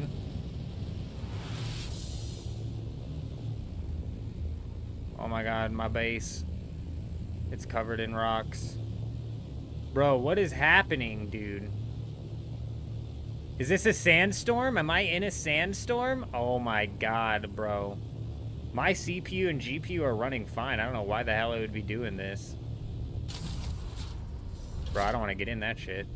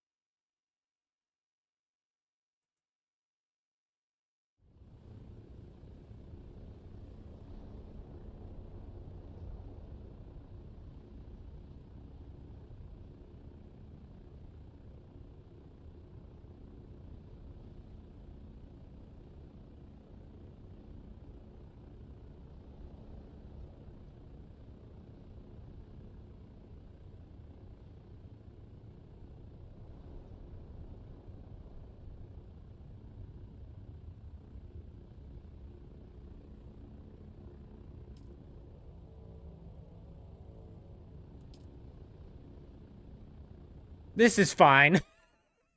Droid. Oh, God. I expected to look over and see my CPU running at 99 and the temperature just absolutely spiking, but I had no spikes on my end, which is just wild.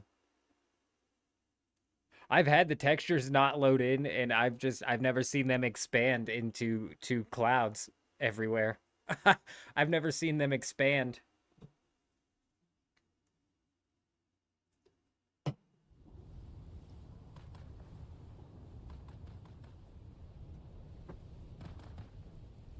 All right, attempt number 2. Everything looks normal. What the fuck is going on?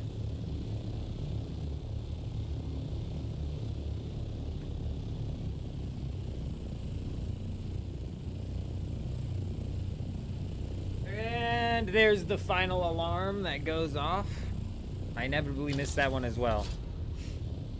Oh yeah, Vanderloo, I got you. Let me deal with whatever the hell's going on here. Am I fucking hallucinating?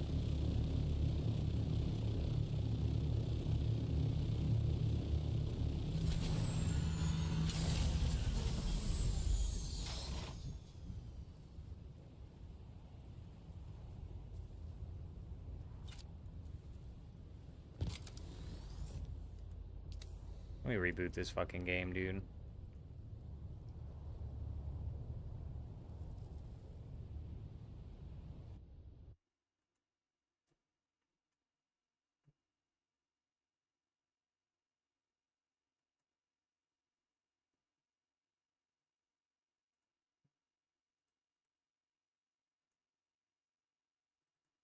Man, that's some reality bending stuff I've never seen before.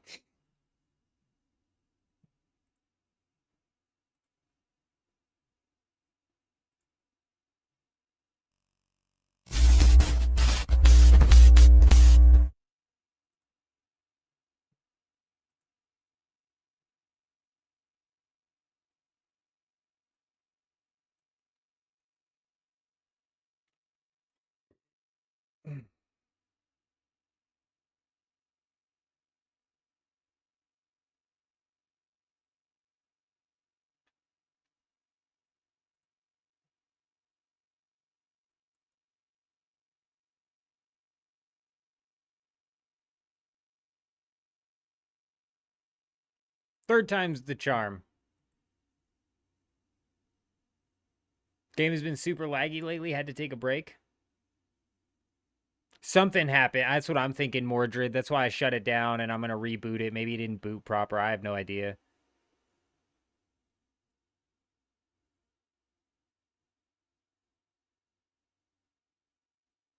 What's wild is if that was like some sort of artifacting or something that was going on because of the GPU display, that would not be getting picked up by the stream, I don't think.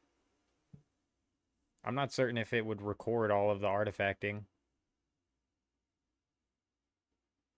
How do you find a guild in this game? That's an excellent question. That is an excellent question, Sue. Depends on what server you're on, I suppose. Come to find out that there's like a lot of discords that were popped up for each of the servers individually. Like when I was on DoGap and I got into a fight with people, they would just show up on the stream and I'm like, how did you find my stream so quickly? I am not a massive streamer. I'm not on a massive, there should be no way you picked up my stream like that fast. And they're like, oh, you're on some Discord or something like that. And I'm like, sweet, whatever. Put me on another one. That seems to be working.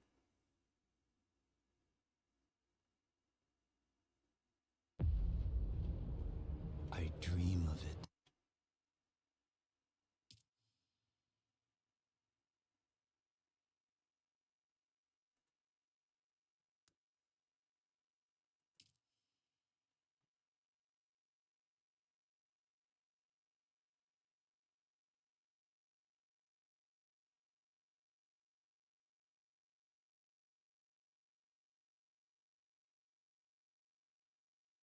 Do I think they're going to end up merging servers? Yeah. I think they're just going to end up merging deep deserts because they're going to take the easy route out. They're going to take the easy road and end up merging deep deserts, which I'm not sure is going to solve the problem, but maybe. I don't know. I think whatever PvE players were left on the servers that are dead are going to be pissed off that they got merged into another server and where they now have to deal with PvP again. But as a if you're a PvE player, I don't know like what sort of fun you're having in the deep desert anyways, because the PvP out there is complete and total garbage. When you have multiple people, it's completely trivialized. And it's just when you're solo, the numbers are just cranked to unrealistic standards. Okay, let's see. Can we move around without everything breaking? Perhaps, perhaps.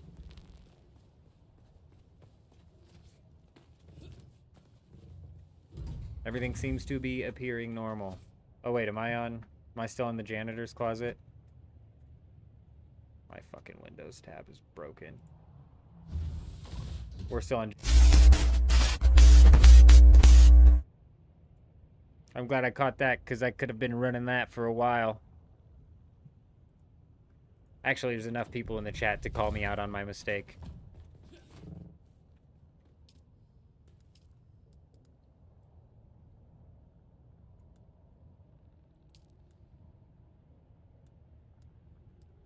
Alright, Vanderloo, I added you to this sub-thief here. So you should be able to,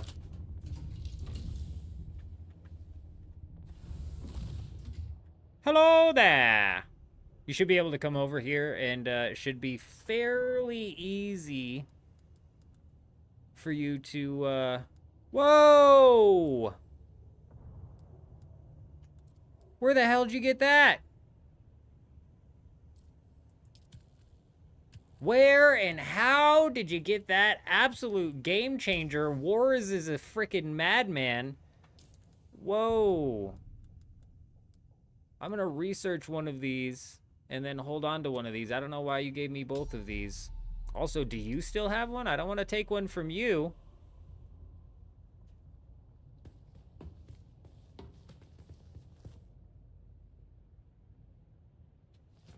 As long as you got, I'm going to put this recipe, I'm going to put this other schematic up in a tucked away spot. We're going to tuck away this other schematic.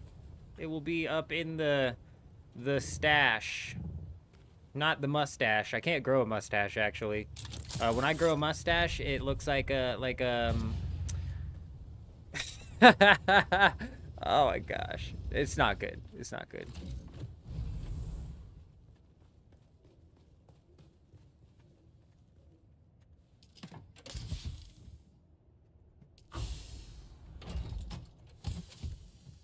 Yo. Wars is an absolute madman. I don't know who Vato is. Vato is an actual absolute madman. Do I got a milk I can't even have one of those, Dark. I can't even grow a milk mustache.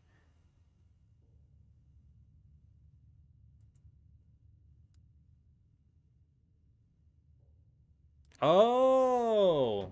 Hey, well, Vato's the GOAT then. Vato's absolutely goated, coming in clutch. That is an absolute game changer because we now have like 5 of us, I want to say, that have an ancient way, which completely changes the game.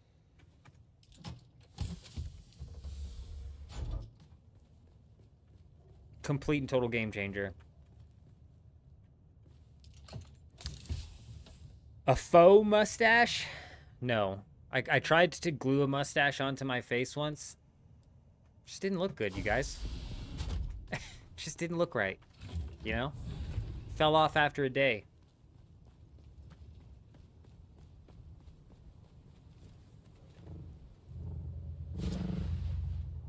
Wars has been on an absolute tear inside of this game and has probably made enemies on several servers, if I had to guess.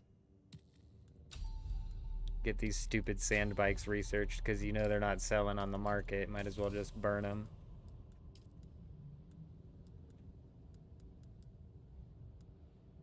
Wars absolutely cleaned house. Same with Blushi.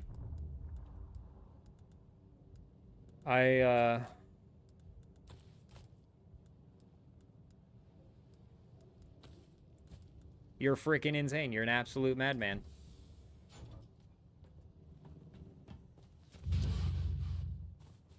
Now I just need to figure out what we're gonna do to grind out these levels, man, because I need to log in some levels, dude. I really don't want to go pick flax. I really don't want to go pick flax, dude, but the experience inside of the PvE zone of the deep desert isn't shit. Some asshole shot an ancient way rocket at my fucking ornithopter because he's a dickhead.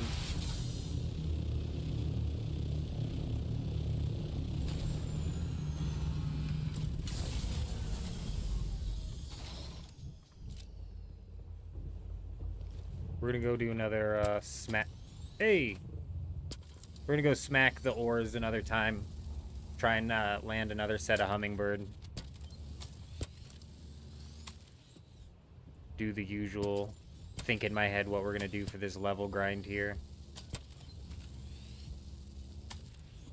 Vanderloo, there should be, you know, a scout ornithopter in one of those chests at the base. If not, there's buggies at the base that you can use to mine up aluminum to craft the ornithopter. There might not be aluminum there. Either way, that guild base, where that resource base basically is going to be your #1 spot to knock out that early ornithopter and get yourself rolling. Skull, how's it going? Good to see ya. Quoting movies that I've never seen. Hummingbirds are pretty cheap right now? Okay, that's good to know. I mean, you get the plastanium infused ores or ingots out of this anyways, so it's not entirely not worth it to go hit these. I'm just trying to think what is the best way to get experience, and all I can think of is to go pick flax, but I really don't want to go, you know, pick flax. If you can pick flax for 4,000 experience per hour, you have to log like a stupid amount of fucking hours in. We're probably gonna end up questing here in a bit. As much as it pains me to say it.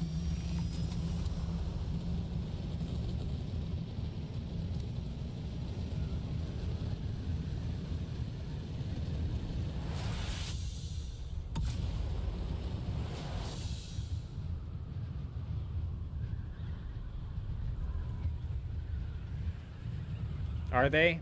Damn it.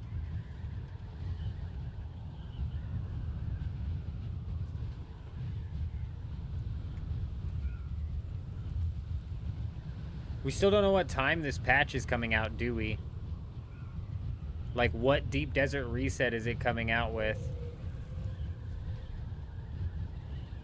Do Landsrads, which you think the labs are for Carterizer this week, it's worth like 50 mil? Where's the Carterizer? Bruh, Atreides house troops. You're killing me, though. Like, where the hell are Atreides house troops even at?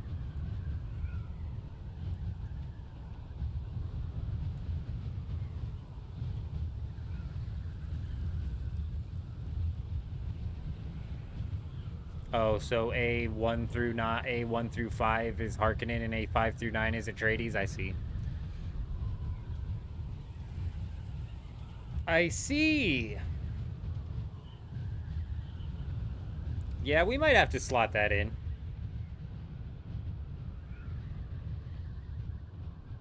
Jeez, I haven't killed any, bro. Yeah, we might have to try and slot that in.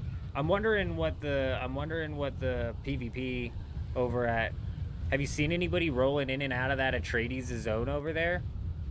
Because I'd imagine there's some siege swappers that are actually trying to knock that out. You'd be able to PvP.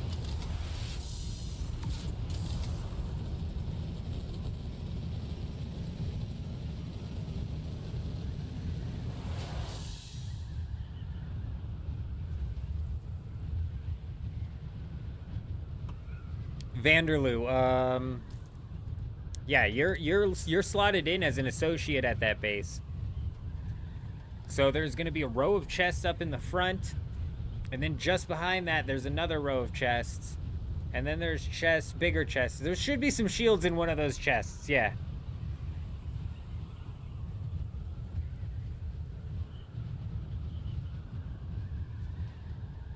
There should be shields in one of those chests.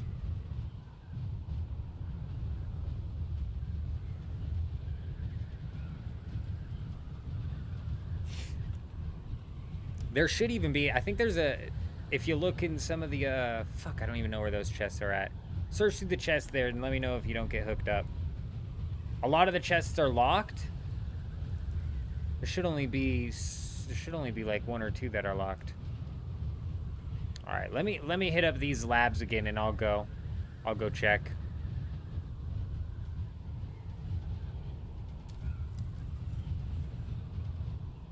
Six or more. I mean, some of them might be locked for a reason, but I did move a lot of those from upstairs. I thought I fucking searched through all of them to double check. I'll search through them again.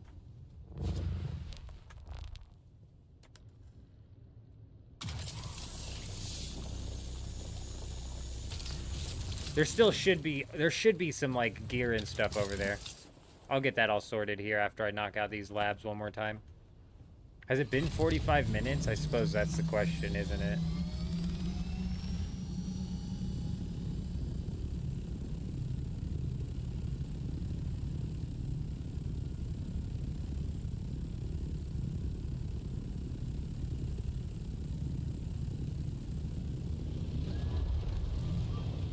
You don't have access to a buggy? Yes, you can. Let me knock out this lab and then I'll roll out. Yeah, if anybody ever doesn't have access to a buggy, just holler at, if nobody's online, holler at the Discord as well. There should be a couple people that should be able to slap you on the perms.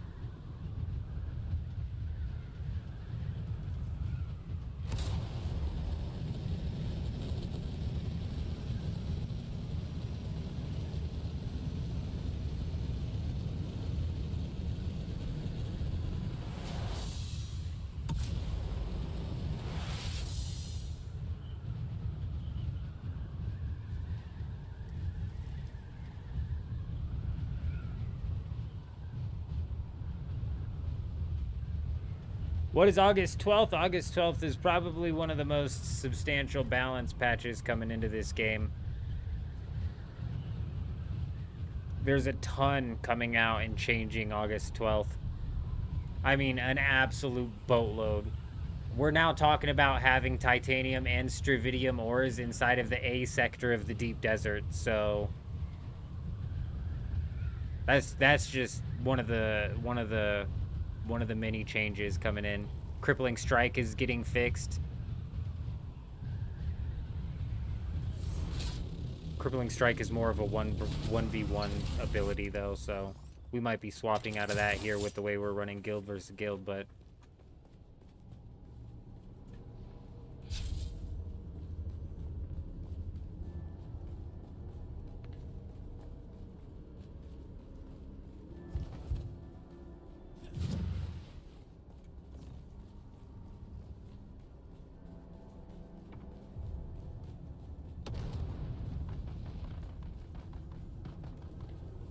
well, if these guys are running it again, maybe we've got the timing just right. I don't know.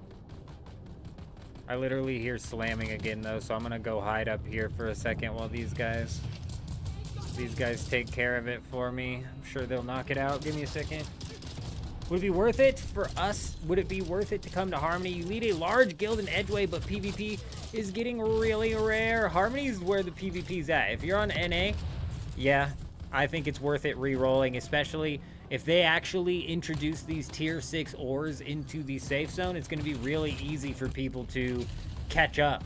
You know what I mean? They're not going to have to be out there in the deep desert farming titanium in tier 5 ornithopters and shit. Now, give me a second. Something slammed down here.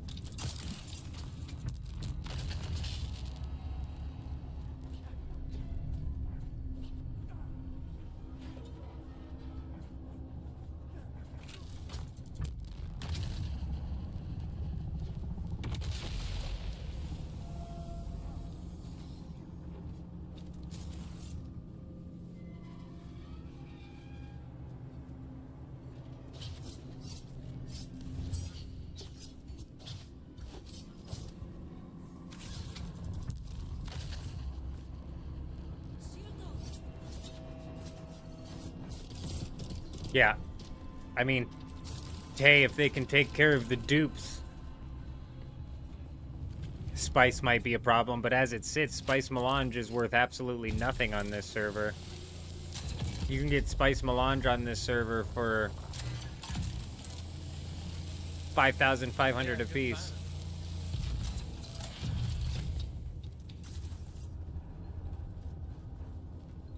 Which is nothing.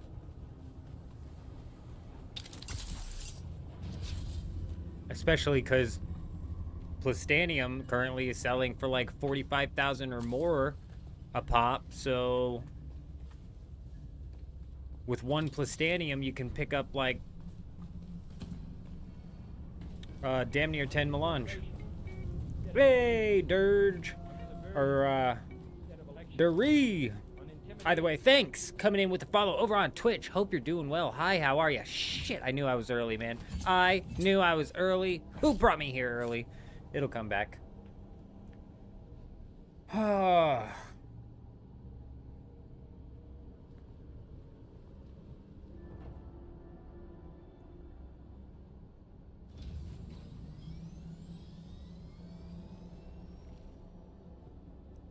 Okay, that's interesting news, Ross.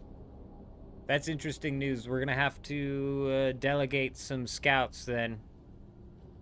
We're gonna have to delegate some scouts post-patch. Because if that's the case, bruh.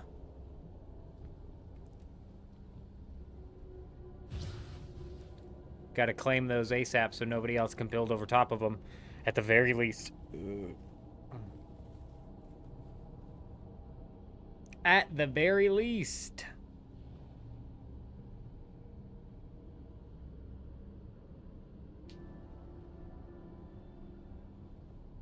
But they are talking about changing up the claims over top of the nodes as well, or were the changes that they were making just the fact that they're going to move the titanium into the A section?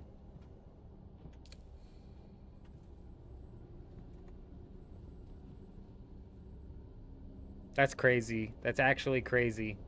That'll be wild if they move it into the Haga Basin, but realistically, if they move it into the A zone, I fucking might as well move it into the Haga Basin.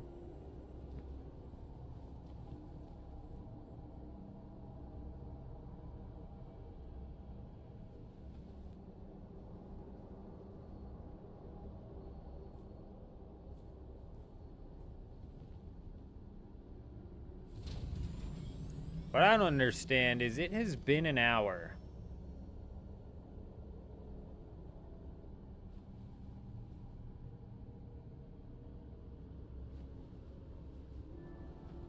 It's been an hour since the second dungeon. Why is this not back yet?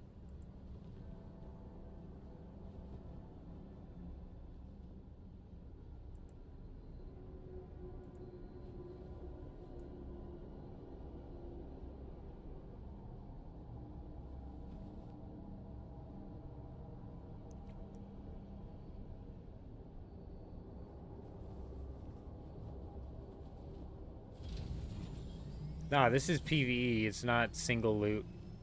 This guy and I would be fighting right now.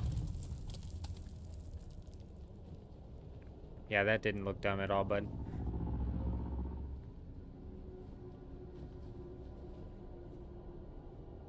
Well, that's what no, Chuji, they're talking about possibly titanium showing up on the walls of the Haga Basin, up on the top walls before you enter the deep desert, even in the A sector.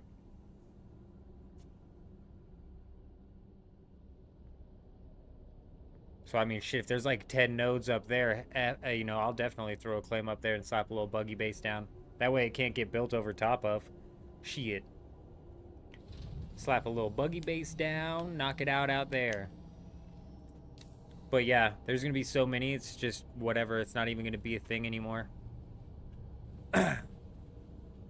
Which is fine, because that's literally just gonna expedite the process of us jumping into PvP. It's just, it's gonna make it a problem to where it's gonna be so easy to obtain these tier 6 resources where what is already a riskless PvP system is going to turn it into even more of a riskless PvP system. But that means we're going to be able to go wild with it. You know what I mean? On top of the fact that these guilds are exploiting the repair glitch. So for them, it's already like entirely riskless. Like, what are you going to do? What are you going to do?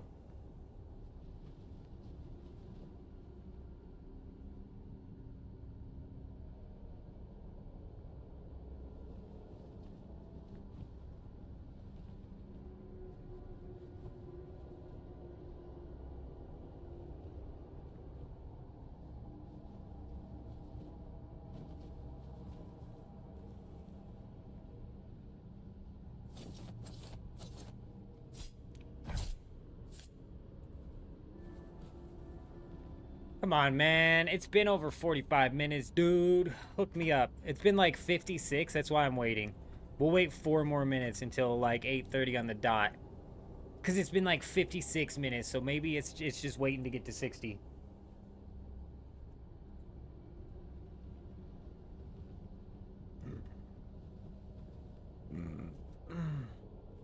Boy, Skull, maybe we'll get lucky.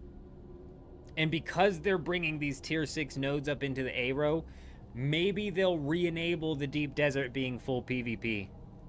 Maybe we'll get that lucky. That would be so good. And honestly, yeah, it would have they would have avoided all of these problems.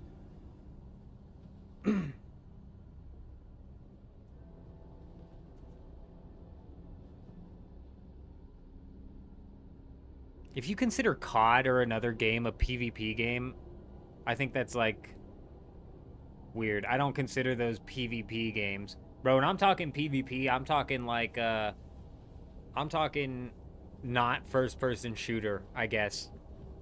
Like WoW, RuneScape, New World, fucking Elden Ring even, any sort of like actual PvP. Not first person shooter, die respawn, die respawn, die respawn. But I get what you're saying. The Landsrad, the focus of the PvP, that's funny because the Landsrad's a complete and total joke, and Sakari threw out some math. Actually, it was you who threw out the math. Yeah, Sakari threw out some math. Wait, no, it wasn't. Where am I at?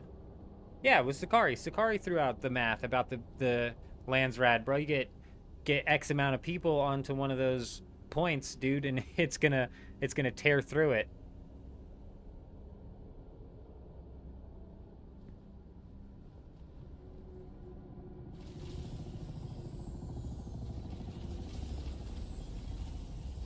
Honestly, the MK5 pumps out just as much damage as the MK6. Honestly, I can rate. I grabbed this shotgun right here, just in case we did anything. Just in case we ended up doing anything tonight. I'm a little concerned that with this server, we're gonna have to like reserve fucking flying out into the deep desert for when we're not live, because you just never know.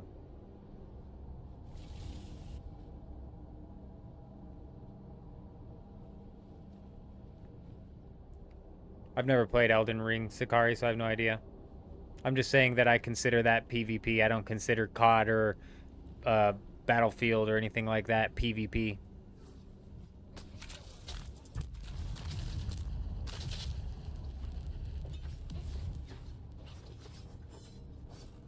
Do you know what I'm saying?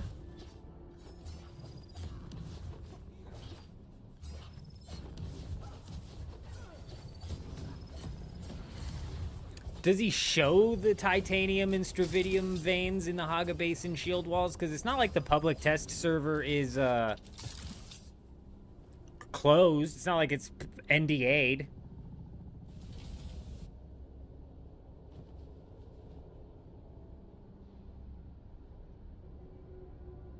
Droid gets it. Yeah, Droid gets it.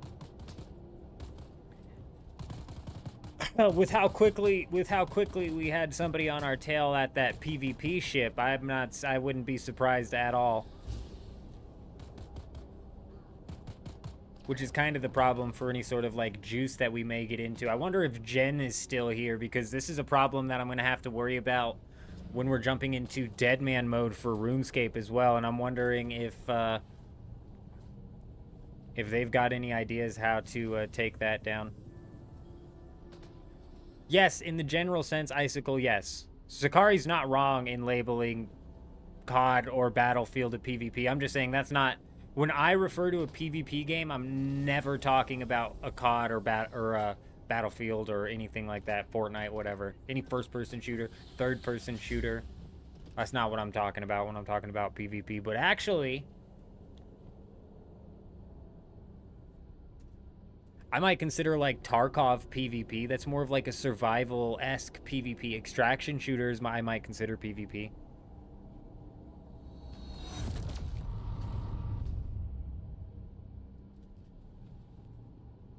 Two nodes without moving, really? Wow. Hey, back to, I think it was Magic who asked that. Now there's a repair glitch, Caleb says? Yeah. They brought the very first repair glitch all the way back. Who was it? Give me a second. Who was it? Magic. Yeah, it was Magic. Yeah, jumping back into Magic's question of is it worth it to re-roll? I definitely would. Especially with how easy it's going to be.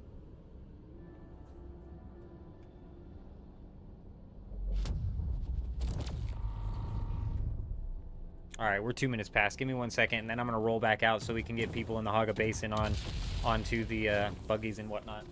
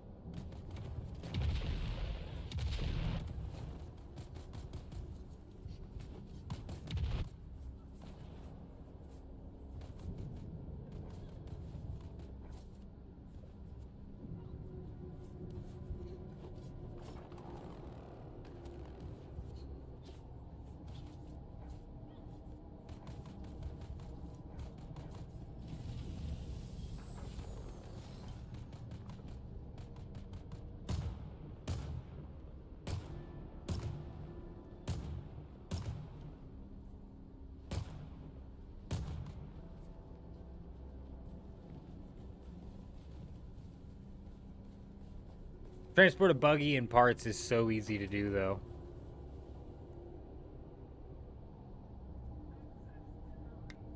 Access denied. Well, somebody needs to get some more kills then, don't they? Goofy goofballs. Do a couple more waves, nerds.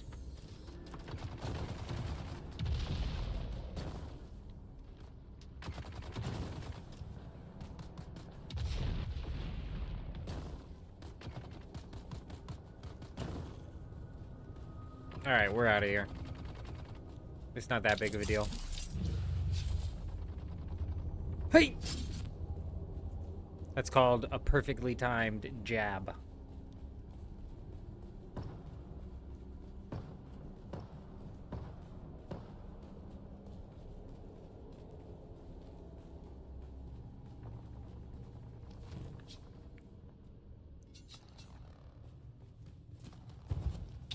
You son of a bitch with your ornithopter. Look what you've done to me.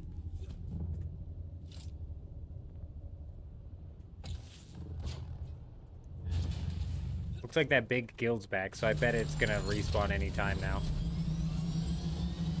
But that's fine. I don't feel like waiting anymore. Though I don't know what's going on out in my living room.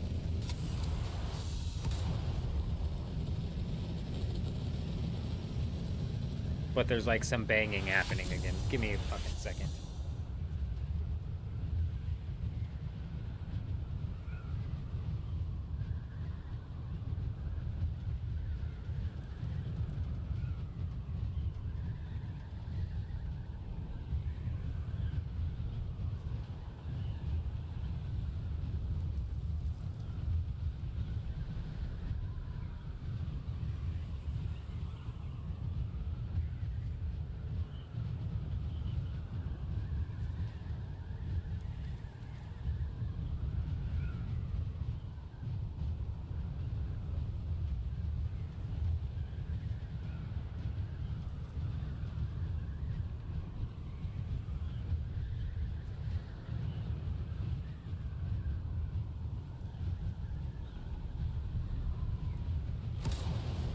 They parked their ornithopters out in the open spot so that one ancient way could hit them all.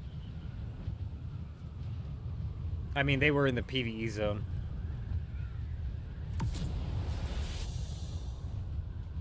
But yeah, multiple of them would be taking splash damage, that's for sure.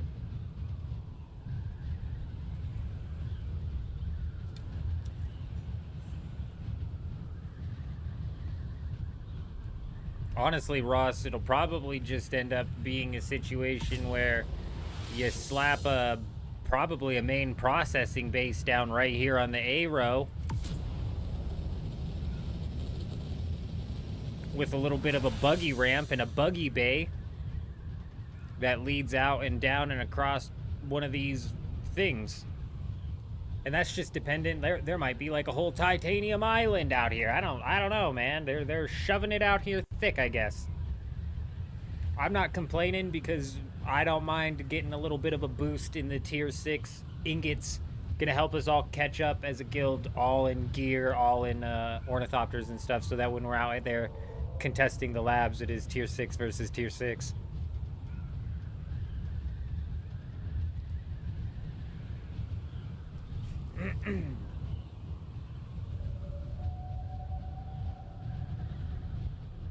Good luck, Duster. Sounds like you're actually on a server that's not hyperinflated, which must be nice.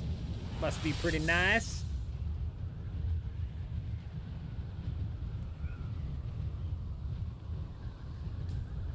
Is that in the PvE zone or just strictly the PvP? Or is that also in the PvP zone? I would love it if they threw some more land in the PvP zone. It'd be so good. I want to see some guilds building in the PvP zone. Like, not us. Some other guild building in the PvP zone. We go try and take their shit.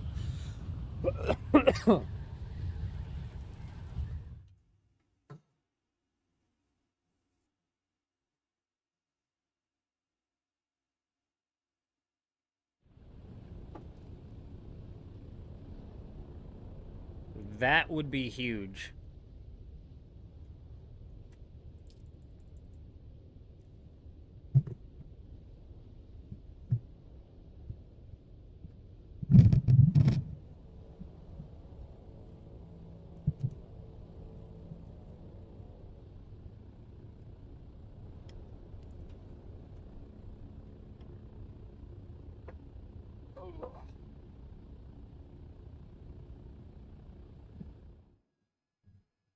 Problem with that, Silent, is the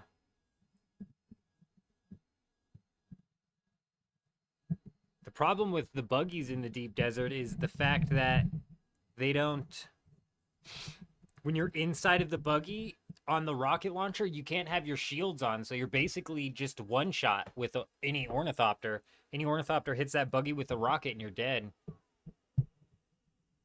No, Duster, it's not speculation. It's full on happening. It's already in like the public test servers and everything.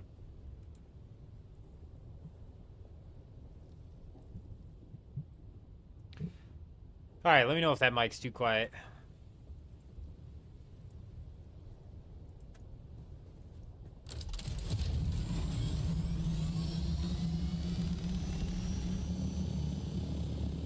I know it should. It should not. You shouldn't be able to take damage until like the rocket itself is busted or something. You know, it's crazy. It makes it completely useless. Well, not completely useless, but it makes it much harder to use.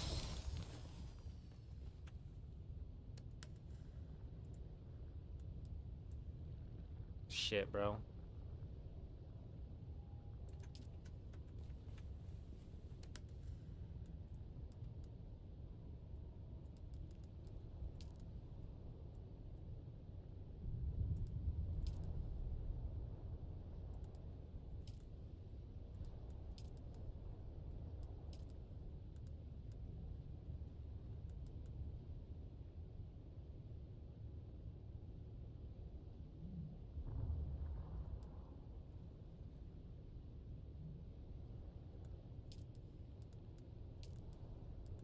I don't know where you at, which one you are screaming.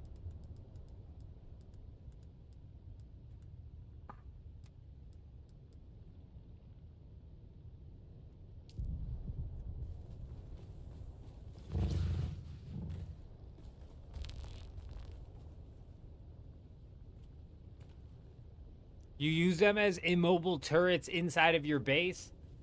Yeah, but they have to be sticking up out of this. They can't shoot through the pentashields, can they? But yeah, that was the one use case that I was talking about with them as well, why they're not entirely useless. You could possibly set it up to where the rocket peeks just out of the pentashield and is able to cause some damage. You're still like gonna get killed if it shoots you, but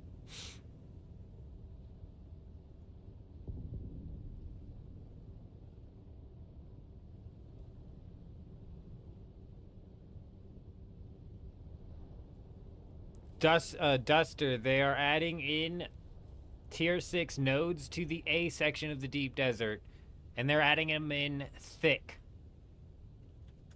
They're adding in a lot of tier 6 into the deep desert. It has to be full out. Damn. Like the whole buggy has to be full out of the pentashield, or the whole turret. Because I was talking about the whole turret, getting the whole turret just out of the pentashield.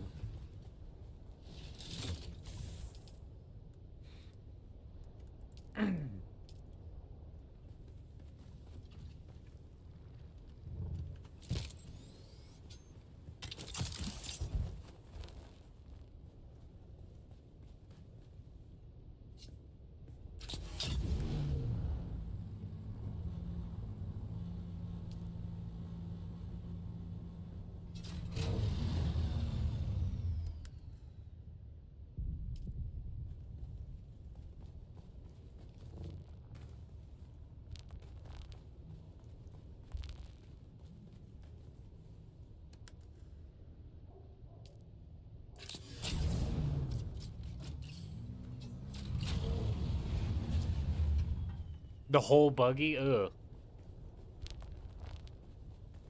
Ugh. That sucks.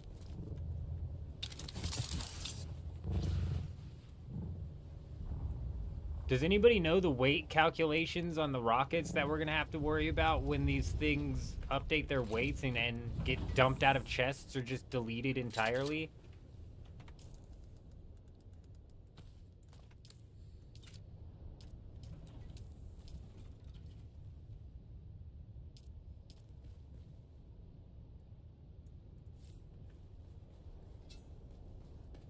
Two and a half stacks fills the inventory.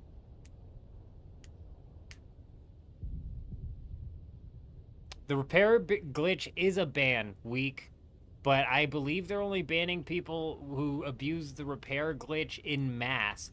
The only case that I've personally heard of somebody getting banned because of the repair glitch was because somebody used one person in order to repair their entire guild's worth of shit. The entire guild's worth of ornithopters, worth of armor, worth of weapons. They basically used this guy as a scapegoat, and he eventually did get scapegoated.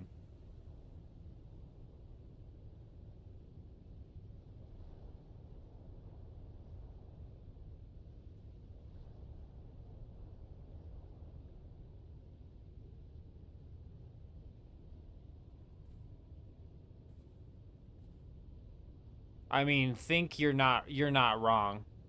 You're not wrong, and you're definitely on the right track there.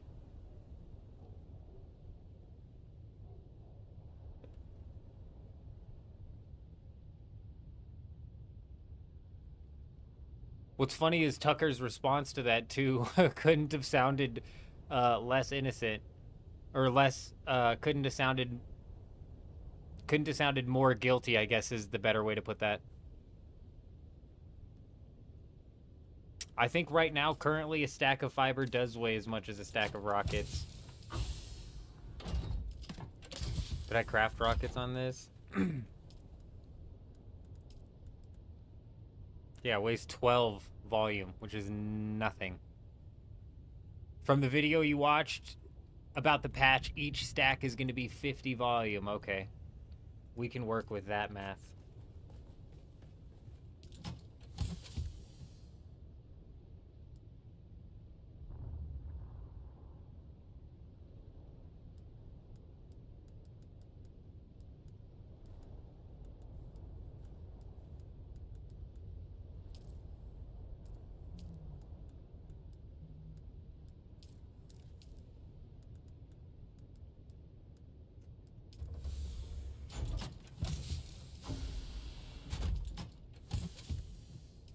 Was that a las gun?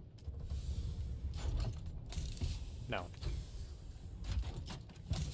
I was like, Chuji, I might not need that tier 5 after all. Looks like I've got one. I do not.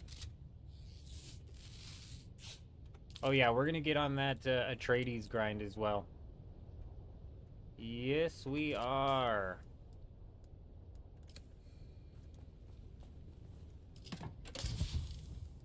I mean, honestly, both of those, like Tucker, I mean, even Nick Fuentes, not as much as Tucker, but Candace for sure. All of those people, in my opinion, are still very much so co-opted mainstream Mockingbird media. You know what I'm saying? Like that's that. So obviously it's CIA, it's Mockingbird, it's Operation Mockingbird. Obviously he's fucking CIA. Hello. But like it's hard even trusting these independents.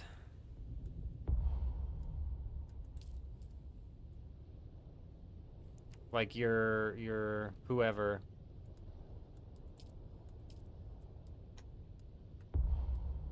Nick Fuentes, who are like very popular independents.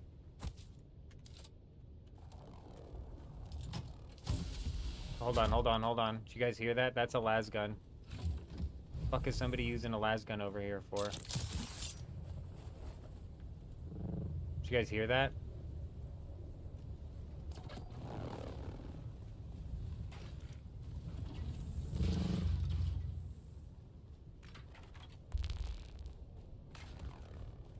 Where's this guy at?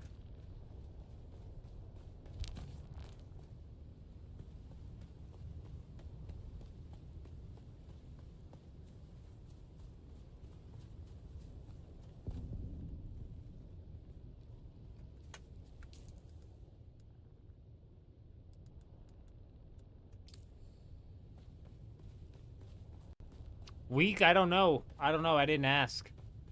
He just said his boy got banned.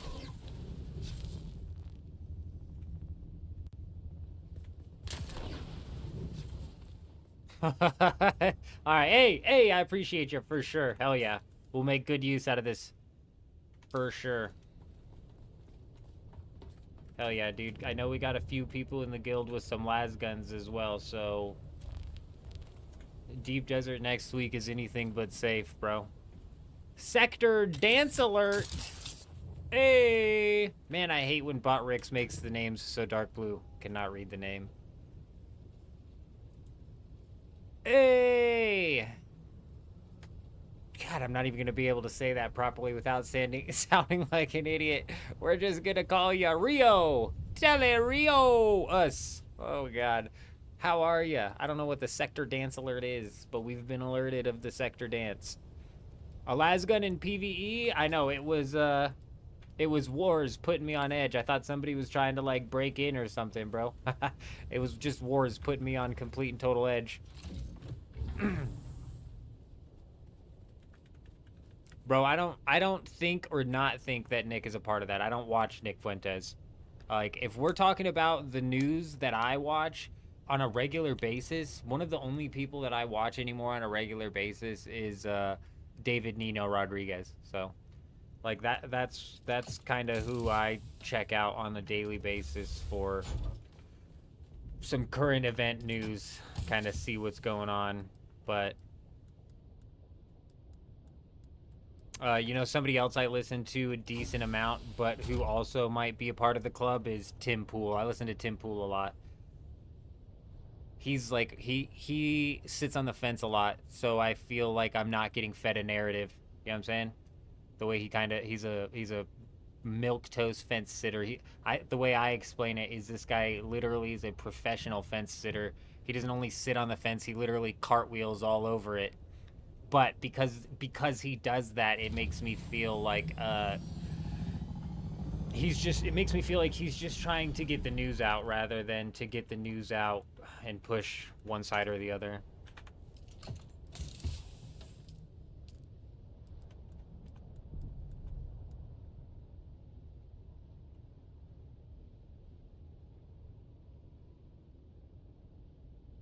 And see, I knew bringing up Tim Pool would get people writing, but how deep do you have to dig into Nick before you start finding the same things is my point. And the same thing goes with Nino. How deep do you have to dig into Nino before you start finding the same things? Like, is Juan his handler? If you guys don't watch Nino, you're probably like, what the fuck is this guy talking about? But it's not the point. The point is, like, hey, I don't trust any of them, bro. Why don't I trust any of them? Because all of these motherfuckers, the news has just been lying forever, dude, about everything, man. Trust no one. That's what I'm saying, Skull.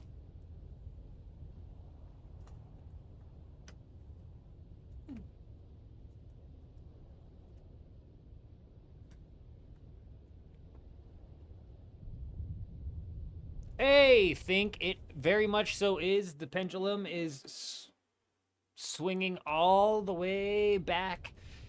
These poor lefties don't know how far back it's going to swing. They don't know. They pulled it way too far to the left, and now they're not prepared for just how far this bitch is about to swing.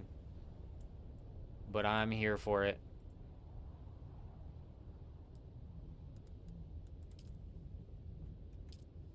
Fuel cells. We can get that. Let's get some of these rockets and missiles pumping out. We'll go knock out some Atreides. Getting 10,500 Atreides is going to be a bitch, but we'll get it done.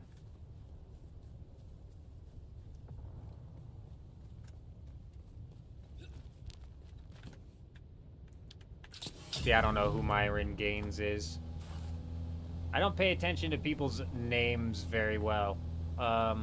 This happens with actors and actresses also. Like, people are like, oh, do you know who Martin Swayze is? And I'm like, no. And then they're like, oh, the guy who played so-and-so in this movie such and such. And I'm like, oh, okay, I know his character in that movie you're describing, but I don't know the guy himself.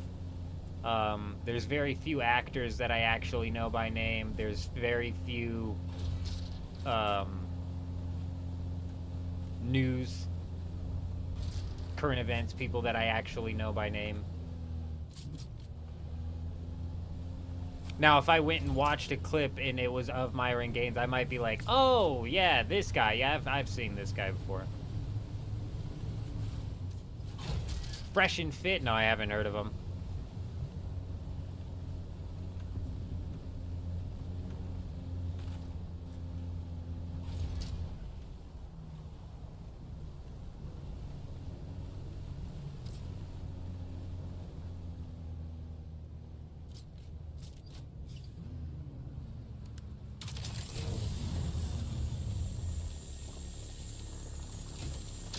I mean, like, that's the root of it all, think.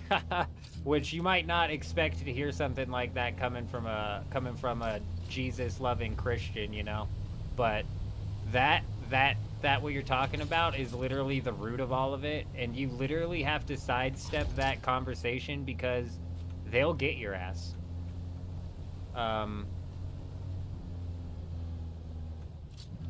They control so many sectors of the media, your ass will get grassed so fast. But you're right, that's the root of it, bro. That's the root of the problem. I've heard something before, and I don't know if it's true or not, but I've heard it before. It goes something along the lines of that place being saved for last, so we'll have to see. We'll have to see exactly what ends up playing out, huh? Think it It was saved last for a reason, if you ask me.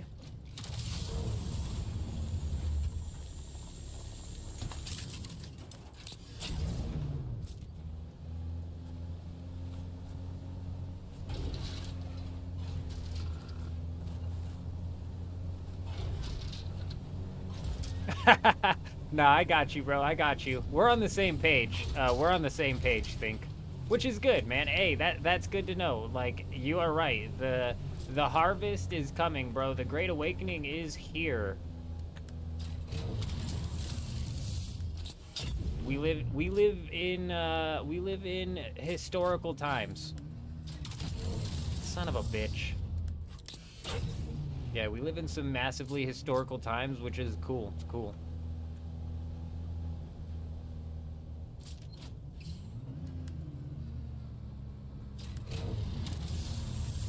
And by historical, I might mean biblical. Like, we might actually live in, like, some biblical times where some real stuff's gonna kick off, but like a thief in the night.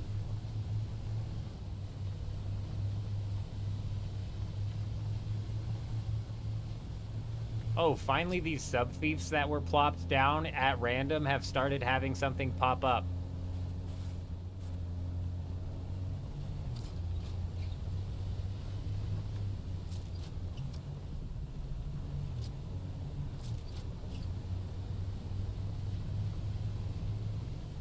Tim Pool is a fence straddler. He really is. He's so good at it. It's like an art. That's what I tell everybody when that's what I try and tell. So Tim Pool was somebody who I listened to when I was first waking up. He was one of the people that I felt like wasn't lying to me. So when I'm talking to like a liberal or somebody who I feel like is indoctrinated, I usually try to push them to Tim Pool because he's a fence sitter and he gives both sides an argument and a fair shake, if you will, but yet he still provides you with the facts, and thankfully the facts are always on our side. So and the way I describe him is like it's an art how much he sits on the fence. It really is. It's an art form, something he's perfected. Landshark, how's it going? Oh man, Ross. Yes, I have. Yes, I have. I saw Asmongold. I saw the Asmongold video talking about that. I was like, big, bro. Big. Everybody thinks he's all like misogynist too, and what he's saying is not misogynist at all. Everybody just takes it in a super misogynist way because they're stupid, so. I did see it, and it's big. It's big. That's just another sign that things are pushing. Things are pushing in the right direction.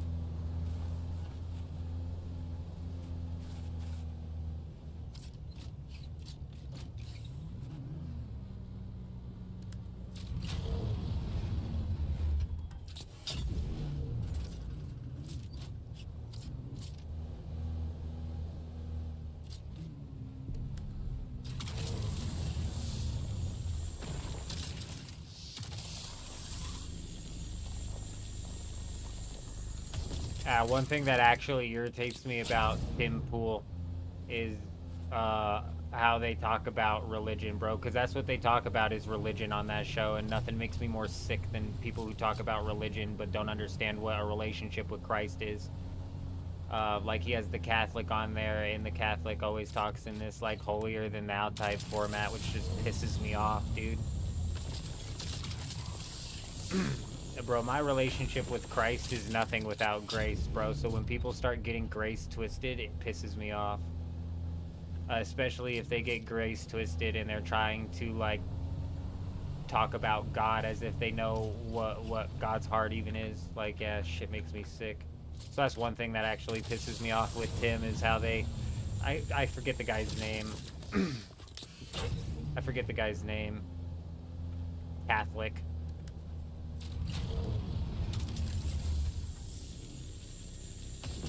literally in a cult trying to tell people about God. So, God, it just pisses me off.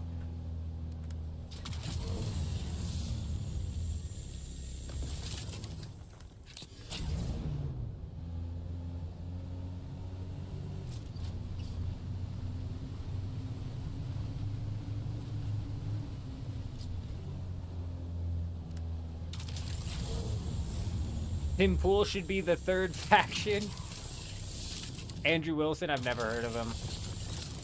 Or if I have and I've seen him, I've just not, it's not been a name that I picked up on.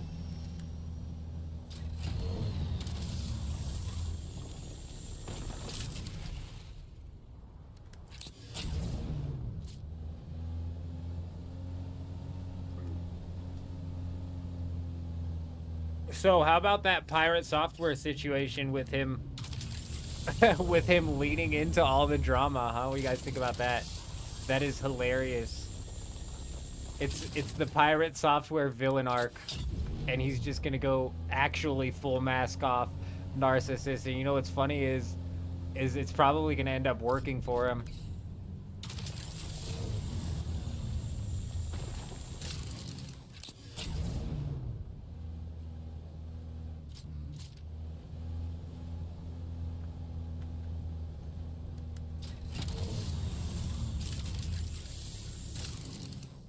Come on, you cheeky fuel cell. Come on. Come on.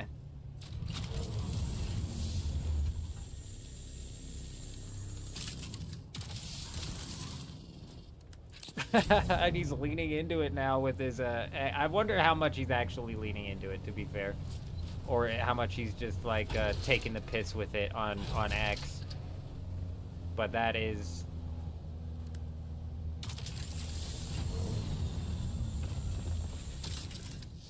classic.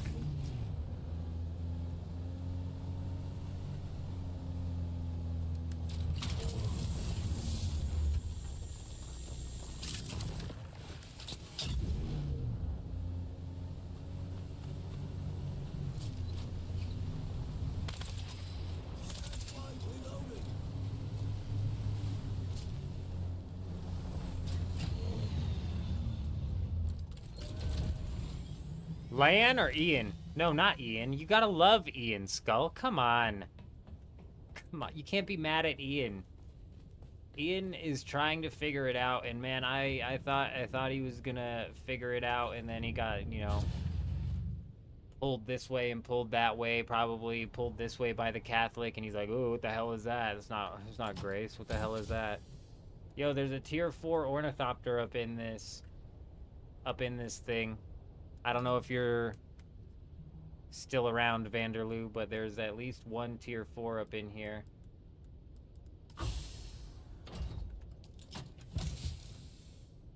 And make sure that these are all opened to people.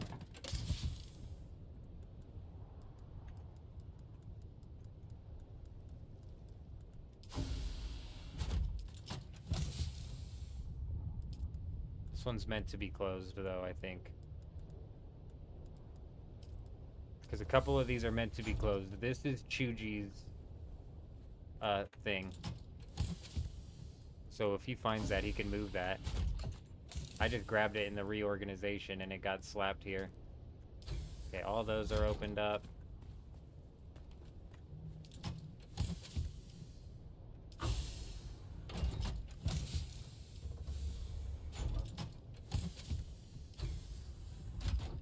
Seamus, thank you.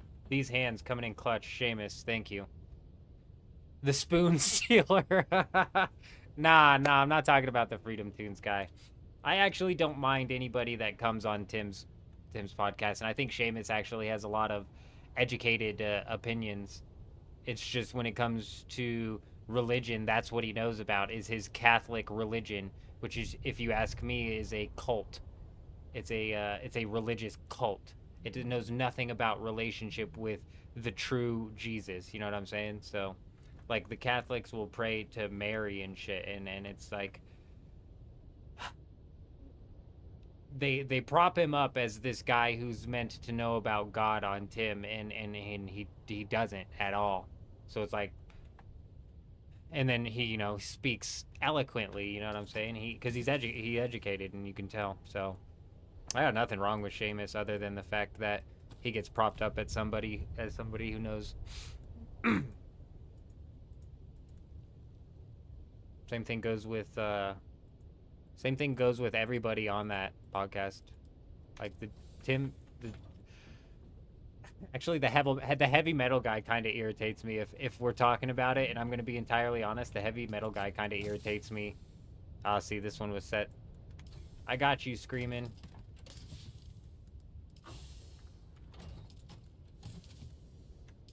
I thought I went through all of these, but clearly not. The heavy metal guy, and it's just because he's so argumentative with Ian, dude.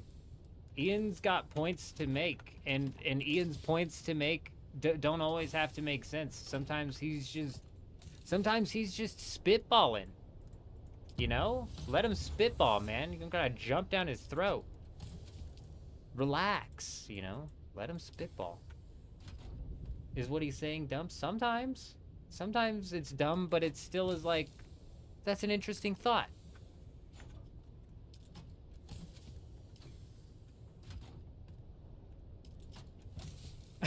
Swift Bear, yeah. I call them Sadducees because they are sad. You see? My wife gets mad every time I make that joke. She's like, that's burnt out. That's burnt out. Yeah.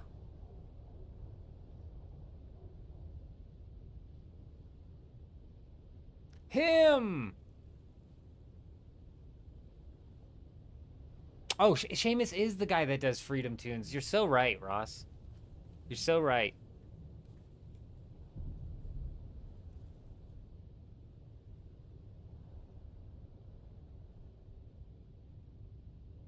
You've never heard that one? Well, to be fair, I completely yoinked that from a pastor at one of the Calvary churches that I heard on the radio. I didn't come up with it. I completely yoinked it. And I can't not say it, because realistically, when you're living in that kind of like thought process where you're missing the point that bad, it really is. It is sad. It's hard to see. All right, screaming. I don't know which one you are, screaming. There should have been a third buggy here. You might actually be on it. Chuji might have gotten you hooked up, but screaming. I've got everybody that's online hooked into this thing. Wait.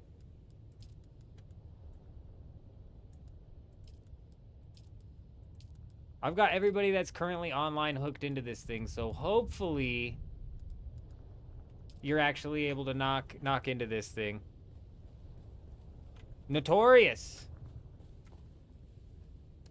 Oh, I don't have you on my friends list. Is that why I'm not seeing you?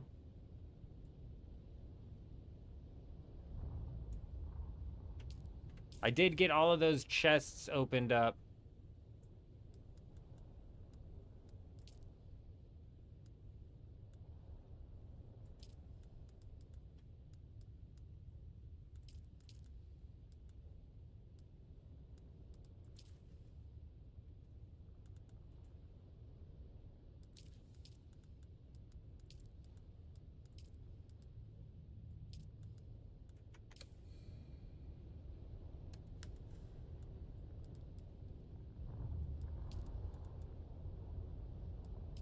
Alright, you're hooked in on the buggy that I was able to hook you in on. This is somebody else's, so I don't have any perms on this. There was a third buggy here last night. But that... Oh, you know what? Did I leave that up on the roof? My god, I would totally do something like that. There was a buggy with an MK6 Ray at the base. That might have been the buggy that I was using to transport stuff from that other base over to this base. No, I didn't leave it. I didn't leave it up here.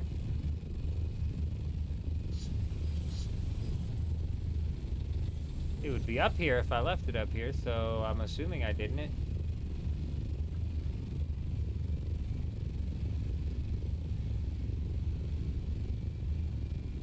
Yeah, there was a buggy with an MK6 cutter ray, and neither of those are MK6. They're both MK5. The third buggy might be, like, currently in use, though. I'm not entirely positive.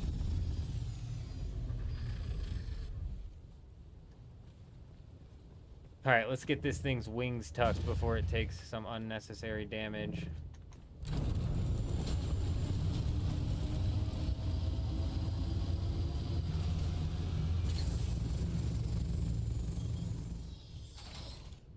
Damn it. I'm sure it's somewhere.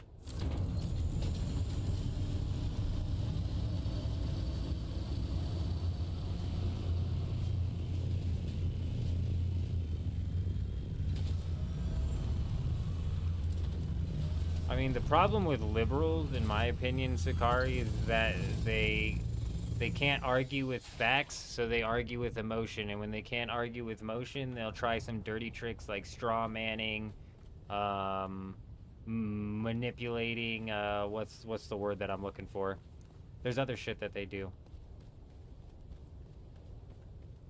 But you are right. They definitely slam themselves into an echo chamber, which is why when I'm trying to pull people that I know out of that echo chamber, like Tim is definitely one of the people that I push him to, because he's gonna make them feel like they're not listening to another echo chamber. But it's still up to the person to like actually. The problem is people do not want to admit they're wrong. Right? There had to come a point. I didn't know what a conservative was. I didn't know what a Democrat was. I didn't know what the definition of conservative Republican. Sorry. I didn't know what a Republican was. I don't even identify as a Republican now. Like, I'm a conservative. Let's be real. But I didn't know what Republican and I didn't know what Democrat was. I didn't know the difference. I didn't know shit. I wasn't paying attention. I was completely unindoctrinated in the sense of I was uninitiated. I didn't know either way. So in that not knowing, when you're in that state of not knowing either way, you typically tend to just believe what you hear the most. What is this? This is Operation Mockingbird, you guys. What do you hear the most? What all of the news outlets are saying. So what do? Like a mockingbird, you repeat what all of the news outlets are saying, because it must be true if all of the news outlets are saying it, which is, it's sensible logic, makes total sense. But that's what it is. It's Operation Mockingbird, and the unindoctrinated, they just mock what they hear the most. When I was waking up, I remember arguing with my dad a lot about certain things, right? Like, I would have this belief, he would have that belief, we would argue about it. And as I was waking up, I had to admit that I was wrong in several different ways, right? For several different reasons, I had to admit that I was wrong. And people absolutely do not want to do that. So they come into these straw mans, the projection, they come into these arguments unwilling to listen to facts. Like, my grandma's very liberal, and talking to them, it's like, even you can literally Google the articles and bring up the facts, and they just still shrug that off because people do not want to admit that they were wrong.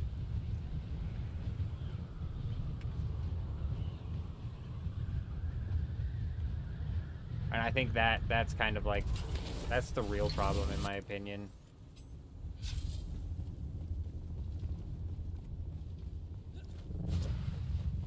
Swift Bear just took a fly over your house. Very nice.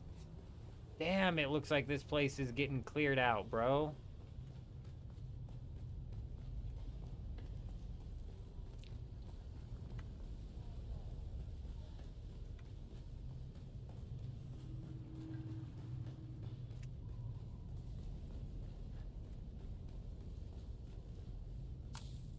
If this is getting hit up constantly,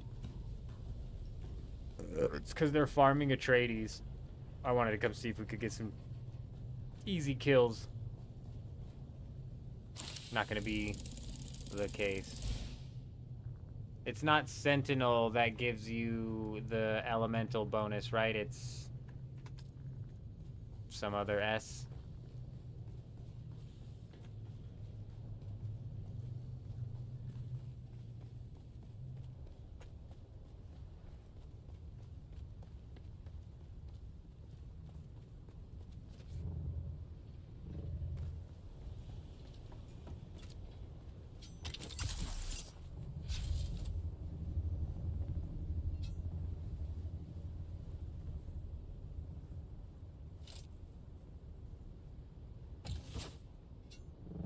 Oh, come on.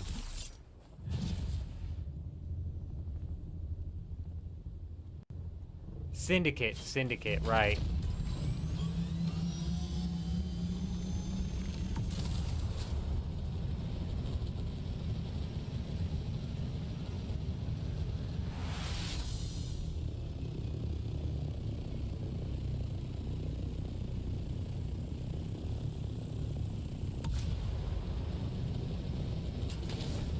I got fuel cells to make rockets and then just didn't make rockets.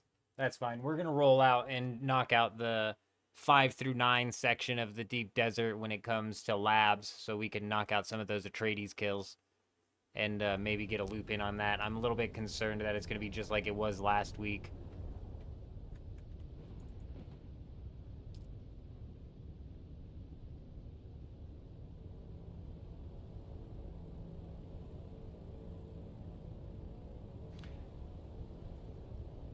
Yeah, that kind of goes along the lines of that thinking there. Him kind of goes along the lines of the saying that the difference between a conspiracy theory and the truth is like 6 months or something like that.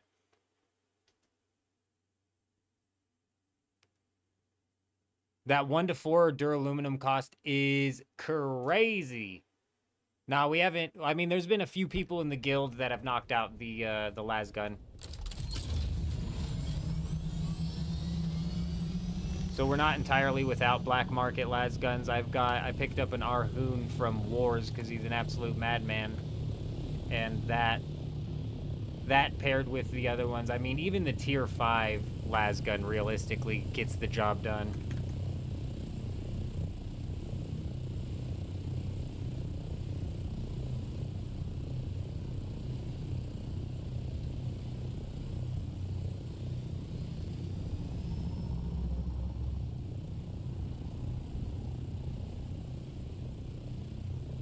Bro, there's only 2 labs over here. It's gonna be so contested. Like 1 here and 1 there. They're gonna be so contested.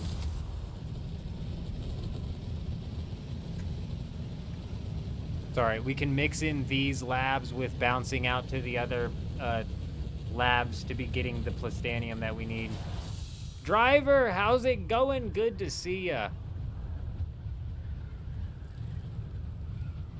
Or she was daily quiet this weekend. Man, I don't know what you mean by that.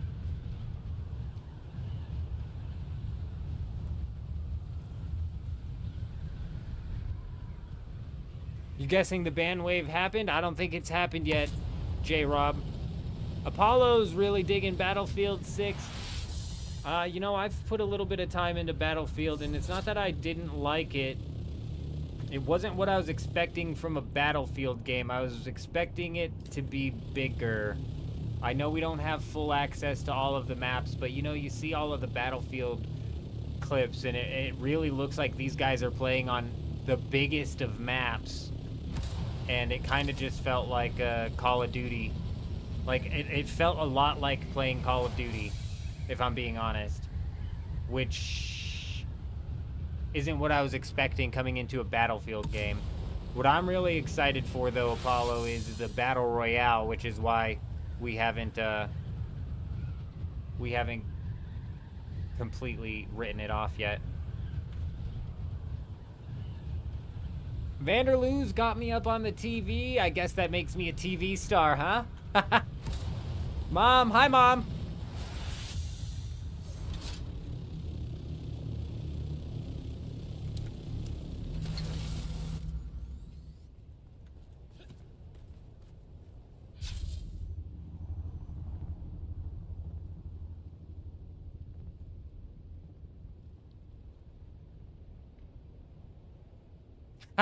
Think for yourself.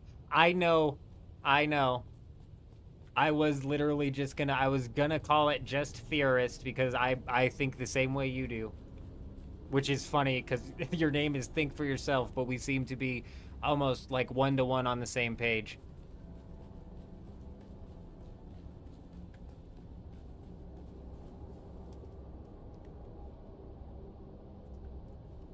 Beth!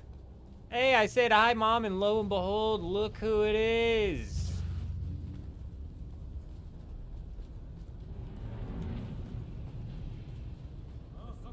Hey, an Atreides lab with some people, huh? Big.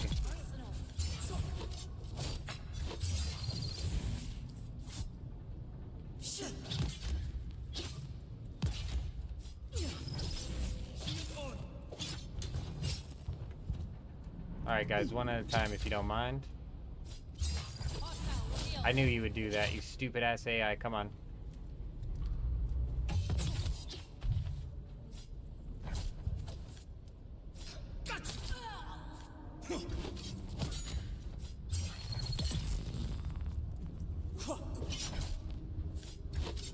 Yeah, I jumped into the beta, Apollo. We have played a bit of the beta. Come to find out that I think I'm a mouse and keyboard guy now, I guess. I don't know. It feels most comfortable, to be honest. I don't know if it's just because I'm so lazy I don't want to dial in the sensitivity settings. It didn't help that the Battlefield sensitivity settings were all over the place and basically impossible. Not impossible, but they were a pain in the ass to find and then, like, a pain in the ass to adjust. Somebody brought up in the chat earlier that it could be, you know, like, just the mixed input making the controller feel even worse than it is. Which one of these guys is absolutely shredding my shield right now?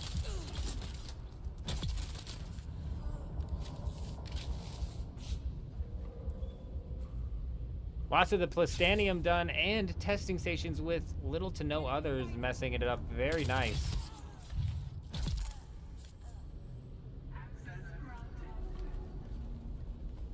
Access granted.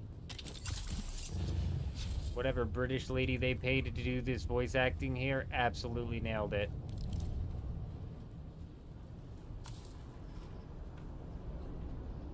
You just come in. Oh, he was probably here for some Landsrad stuff and we're here ahead of him now.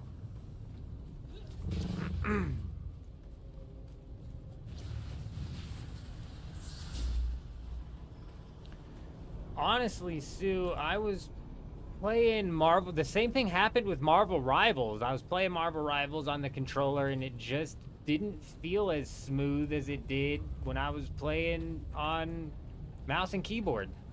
Like, setting up and getting my aim all dialed in just didn't feel right.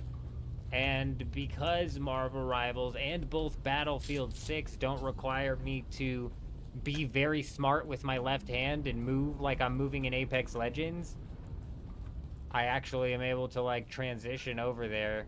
My aiming with the mouse and keyboard isn't, like, fan-frickin-tastic or anything, but making micro adjustments when I'm trying to knock down snipes and stuff like that feels a lot more smooth and a lot less jerky.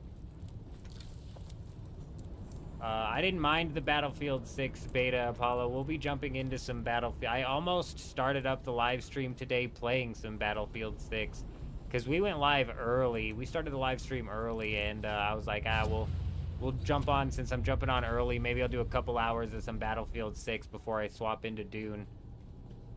But next weekend, I think, when they open up, we're supposed to be getting, man, I don't know the name of the map, Firestorm or whatever. I don't play Battlefield. This is my first Battlefield experience. I was expecting it to be bigger.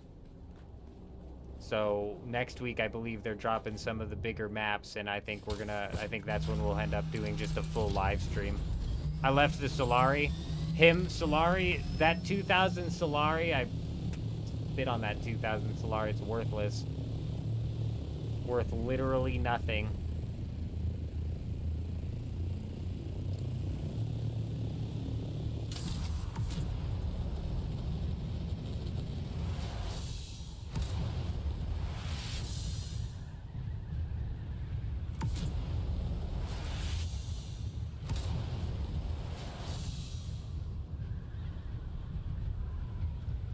Unless there's some good BPs you need.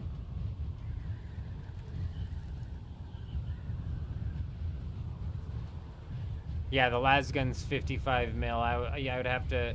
The Ancient Way was selling for like 140 or 250 mil at specific times during the week, so...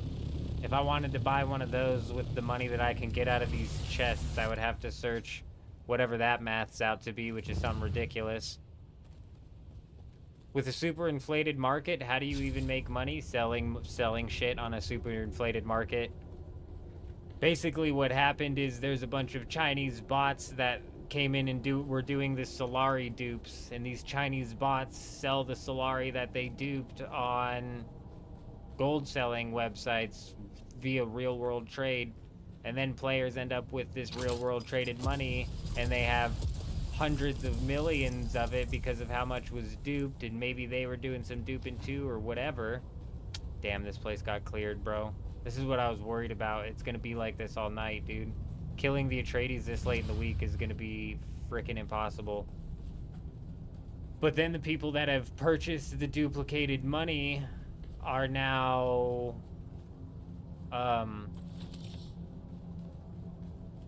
absolutely loaded and willing to spend anything on anything, so it basically hyperinflates the market.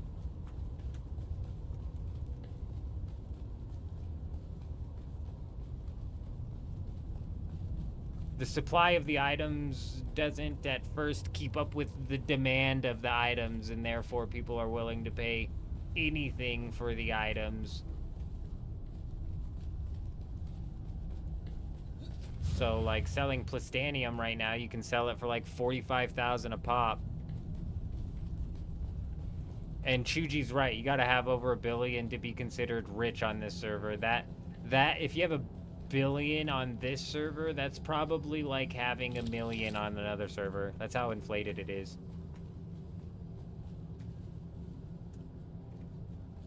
So these chests would have to start handing out like 500,000 fucking, not that much, but they would have to start handing out like a 50,000 gold for me to worry about Oh yeah, here we go. Perfect timing here. We gotta take note of what time it is. It's 9:30. These are 15-minute respawns. So at 9:45, these will respawn again. I gotta get up to the top, because if somebody's farming this on cycle, then they're probably going to farm this on cycle. I can go down through it again, and if these have respawned, they have. Beautiful. Nobody will be able to do that purple room until they get the key, and they won't get the key until they go through the thing. So let's run through these guys right quick.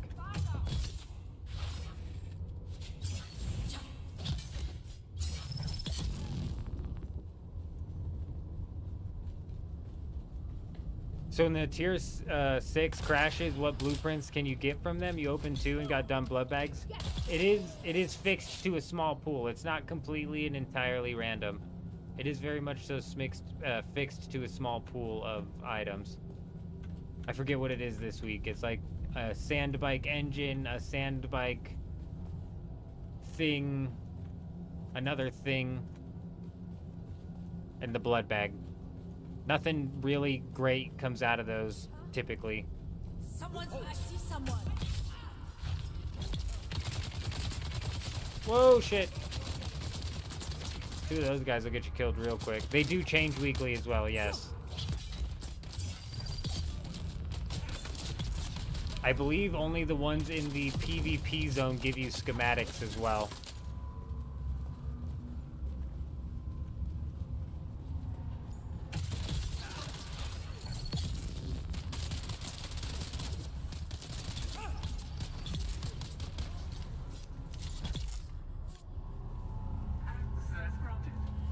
Whoa, did you guys hear that? It said access granted. She did it at a different speed. Access granted. What did they do to my British lady?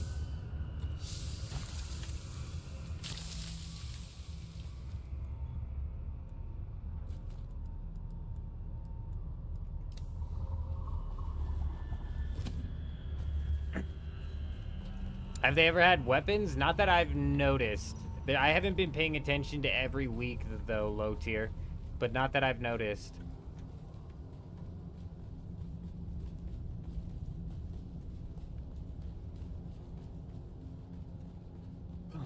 Your best bet at getting some tier 6 weapons, you guys, if you're having a hard time, is through this Landsrad. Like, deadass. That's where I got the Hallex pick from.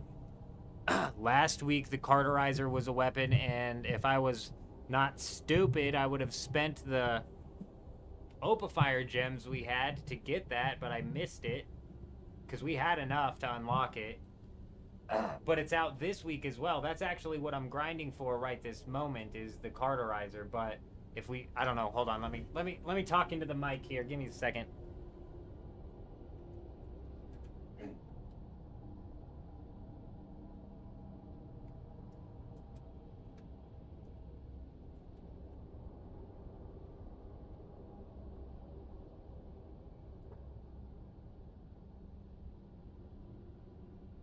Yeah, I'll hit you with a link here in a second. But like I was saying, the Carterizer is gonna... this week, I've got to kill the Atreides. So on your server, it might be different. But on this one, I've got to kill Atreides, and it'll take forever. Where's it at? Bro, it's gonna take forever.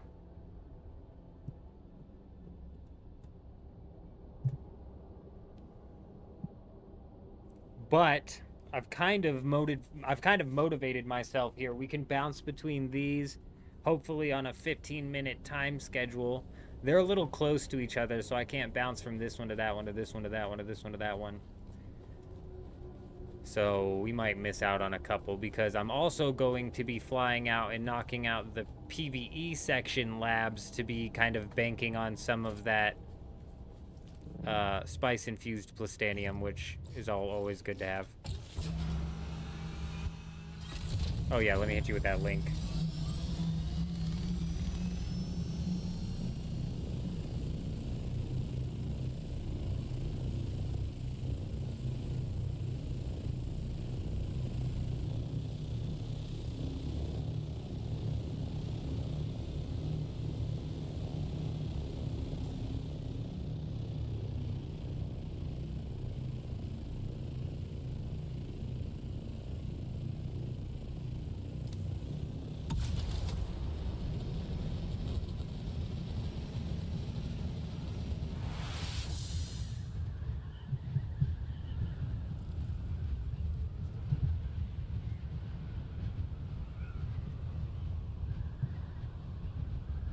Yeah, I don't know. Next weekend, we're probably going to do a little bit of some Battlefield 6.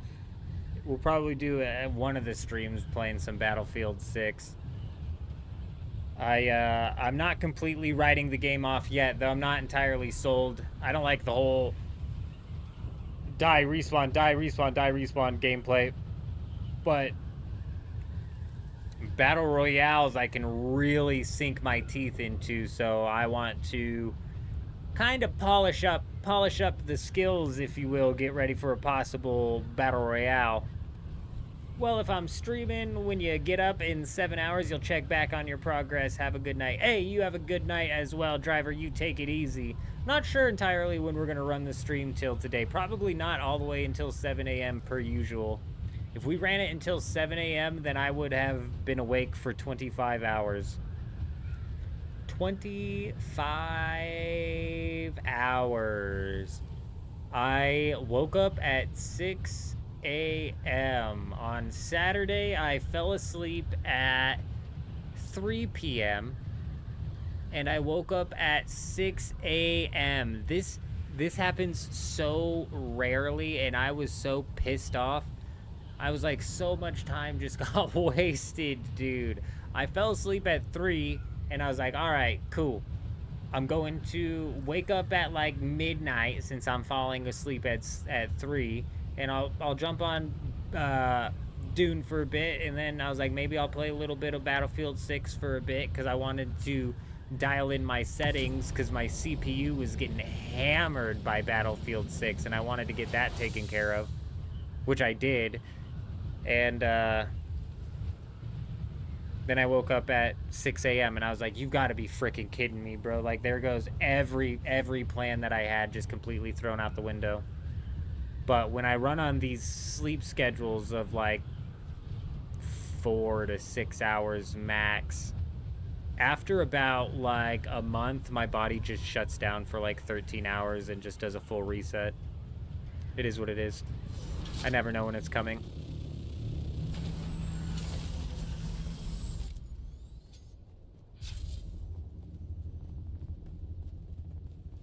The soft step boots is actually a decent grab from those.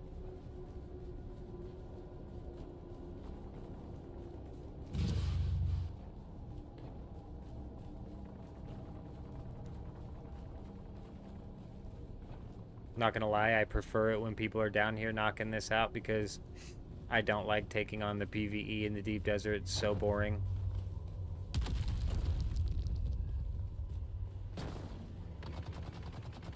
As a solo, it's just a time sink and a frustration more than anything.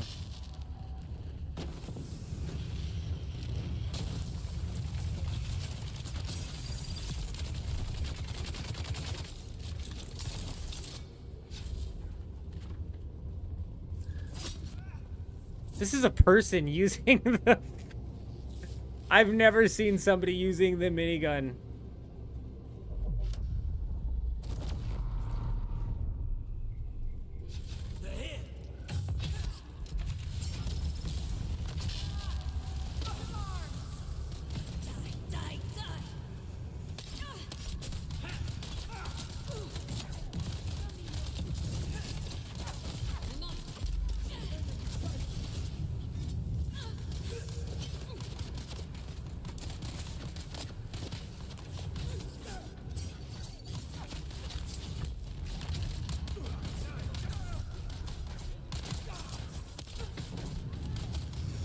Oi, fire guy!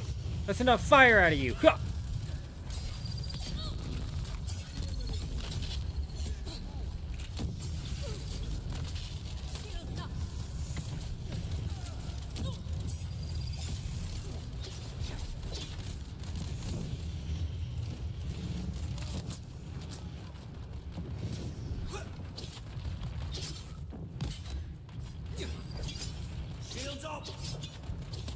Nice try. They were trying to push me in a corner. That guy was on fire.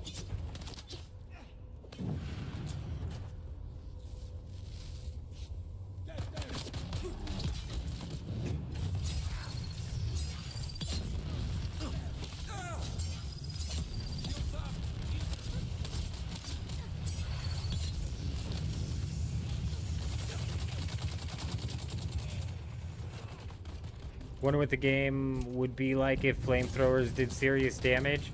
The problem with the game and any sort of ranged weapon in PvE is the fact that your shields drop immediately when you fire the gun.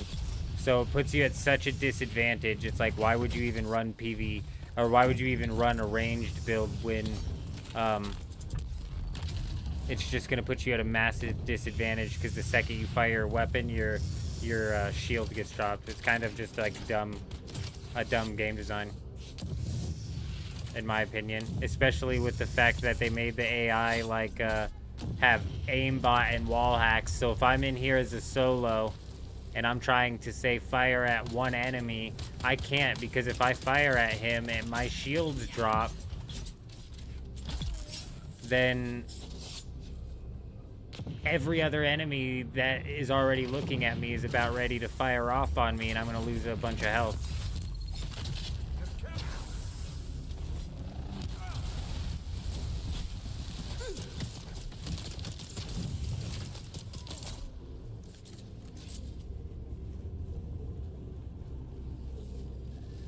But yeah, the flamethrower and the minigun are kind of joke weapons, in my opinion, which is why I think it's comical this guy's even using one. There's no way that's working.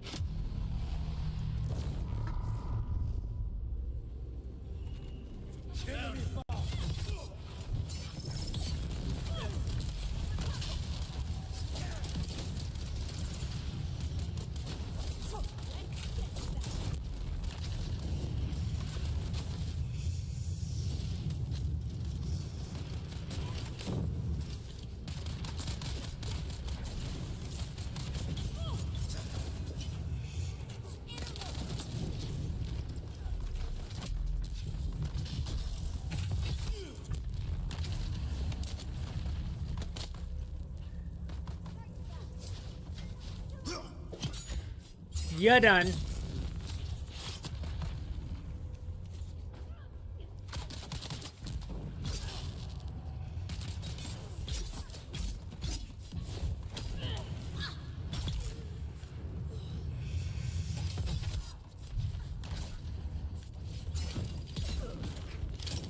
I wish I was recording my first Battlefield 6 experience, dude, actually. I don't know why I didn't decide to record it. Damn it, dude. But literally, I was like, all right, here we go. I jump into my first game. It throws me into the middle of a match. And I'm like, here we go. And basically, I spawn in and I run to, like, a vehicle or something. I get in the vehicle and basically immediately get blown up. Just like, or I run in a building and a tank just immediately blows that building up or something. It was like not even 3 seconds into my first match, and here we are just getting blown up, dude. Which station is this? We're on, station, I don't know, man. Something. It's one of the PvE ones. Beats the hell out of me. Station something. D7.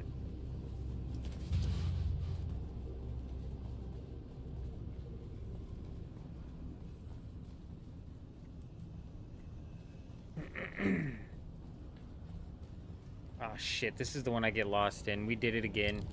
We circled around again for no reason.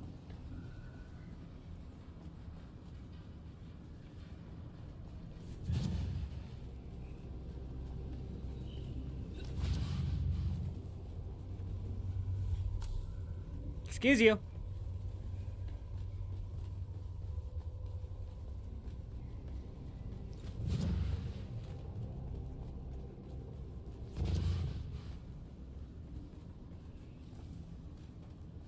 D7.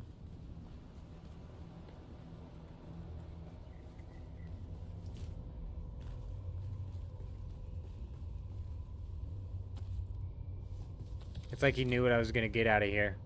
That Perfecte's a madman. How did he know? How did he know?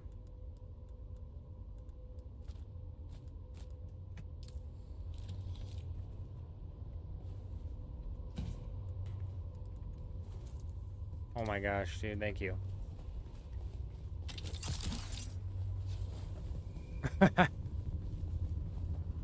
He's from the future. Reaper gloves in the deep desert, you gotta love it. Hey, I couldn't agree more. It's fracking insanity, man. I don't know who's using Reaper gloves by this late in the game. Who's using the Reaper shit this late in the game?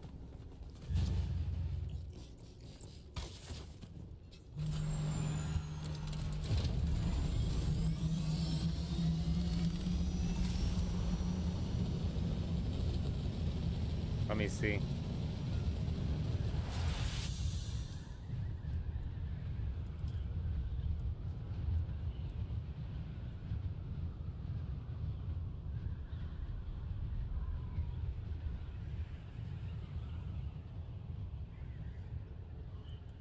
Why does it say Rasslin hasn't been online since 8.5? It says he's online right now.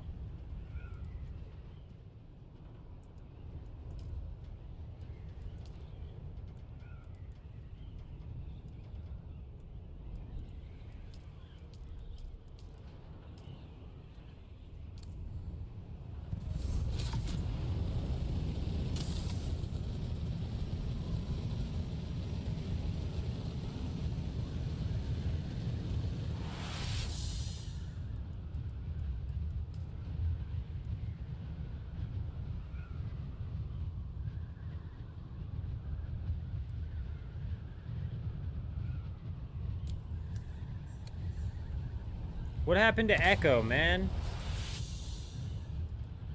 Haven't seen Echo in a while. Here. We'll filter a couple people out. How many? There's 3?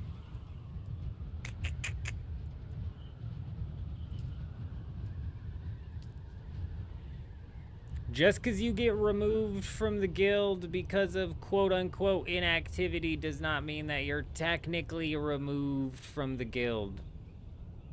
There is always room. because we have the second guild, but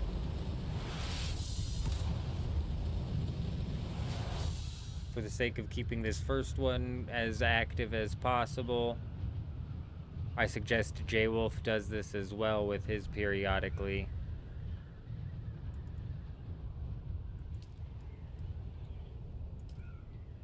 Who the fuck did I just kick? I just kicked somebody, damn it. That was the wrong person.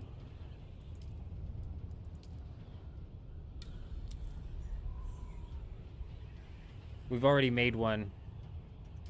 We've already made one a perfecte.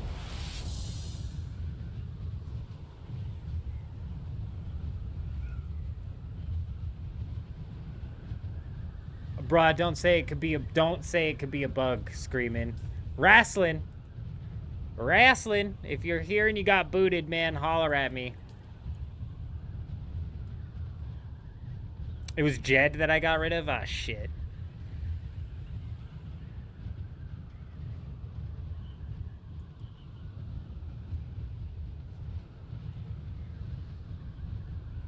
It was Jed. Jed wasn't technically, like, at the point where I would say inactive, but... Yeah, no, Jed wasn't at the point where I would say he's technically inactive, but he was another name that I was looking at as a possible candidate. Just because it had been a minute before he had been on. There's 3 spots open. Jen. I booted Jen. Jen! Exactly the person I was looking for. Oh, it's in the chat window. Okay, gotcha. Yeah, like I said, anybody who ends up getting booted because of quote-unquote inactivity doesn't necessarily mean that you're booted. We have a second guild that we're up and running. People will filter in and filter out of this thing throughout time, surely. You know? Jen, you're just the person I was looking for, though. I need to know your thoughts. What are your thoughts, Jen? How do we handle Dead Man mode? How do we handle streaming Dead Man mode, Jen?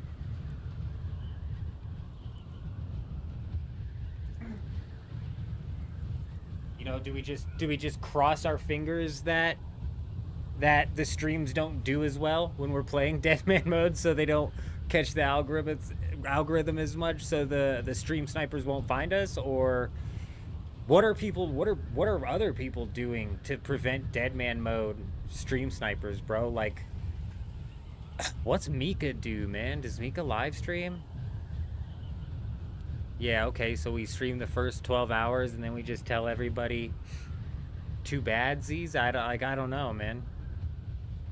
A 10 to 15 minute delay, it's like, yeah, could I do that and would it work? But I guess, like, realistically, how many times are you doing something for 15 minutes straight in Dead Man mode in a danger zone?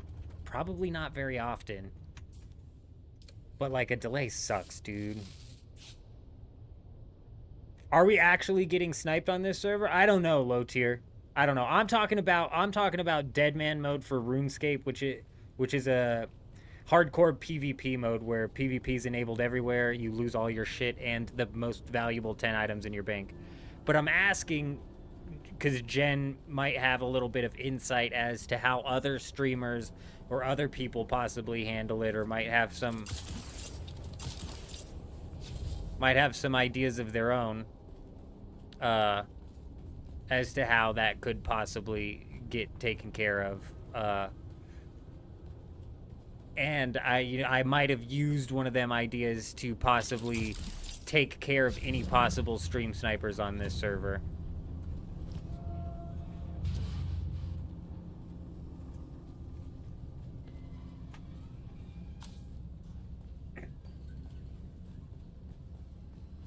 They can't overlap, Jen. Are they overlapping?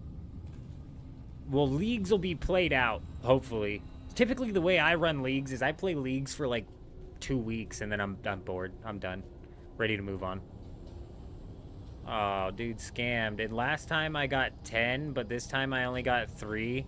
I got more plastanium ingots out of one of these chests last time than I got out of 2 of them this time. What the hell's up with that?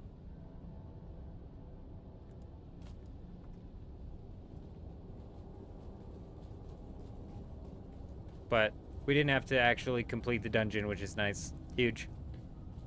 Huge. 45 minutes set on that puts it at 9:50 to whatever, 10 something.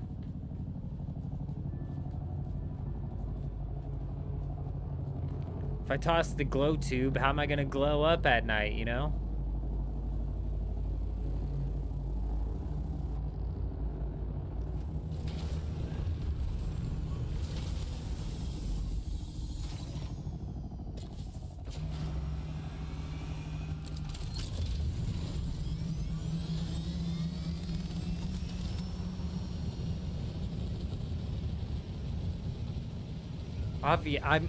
I'm not expecting to get a shitload of out of these. I was just pointing out the fact that last time we got 10 plastanium ingots out of that one single chest, which was a surprising amount. And this time, out of both of the chests, we only managed to pull. Let's go hit these while we're out here. Out of these chests, we only managed to pull 8 out of both of them.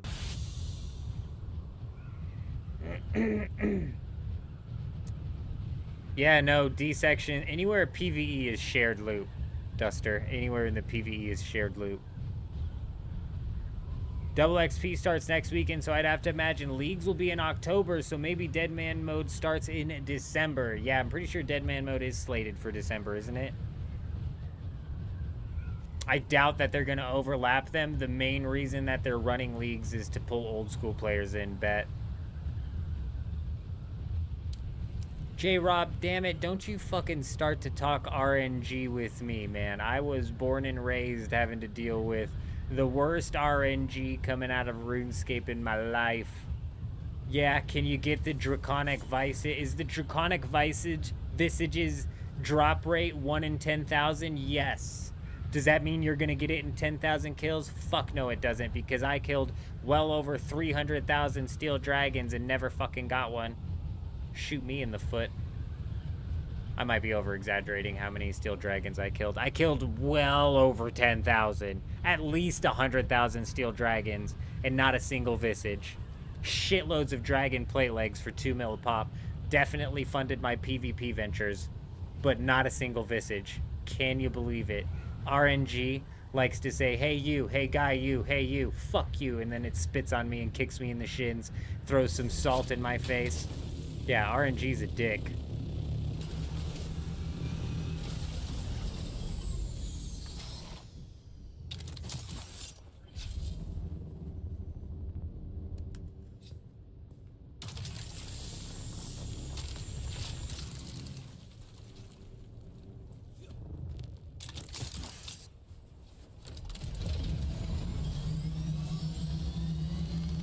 Their RNGs being like 1 through 20, I bet it is. I bet it is. Heavily scaled down into the 1 to 5 side.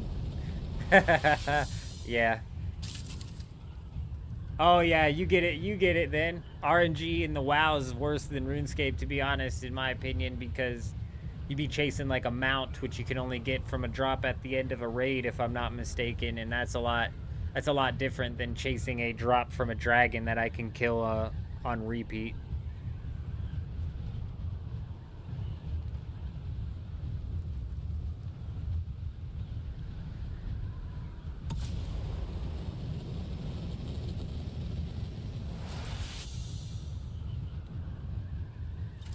Yeah, Leagues will probably start late December and head into New Year. No. Last Leagues, the Echo items drop rate was 1 in 25. You had to do all 25 every time, and if they didn't do a dry protection, who knows how many. My god. My RNG's never good in RuneScape either. Dibs has 1,000 KC at Wintertot and not the pet. Brutal. Absolutely freaking brutal.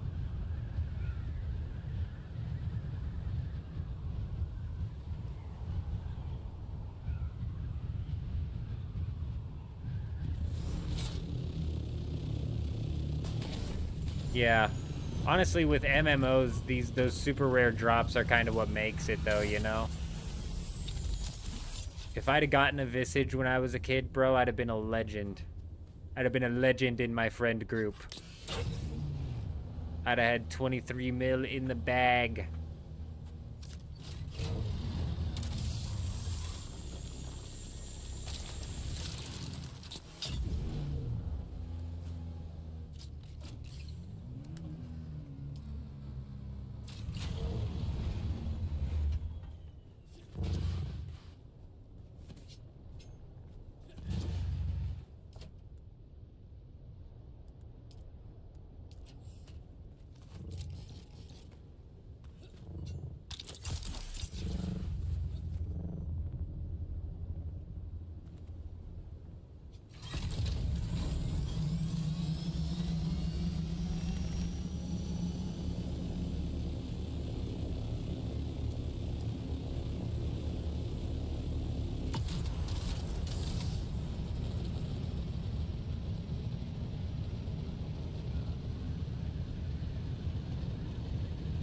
What sucks is the lab that we're farming is on the opposite side of the deep desert as to the other labs that we're farming, which might help us out with the 45-minute loot schedule, but these 15-minute swaps on Atreides down over on this side is already going to be taken at this point in time and on a whole nother rotation.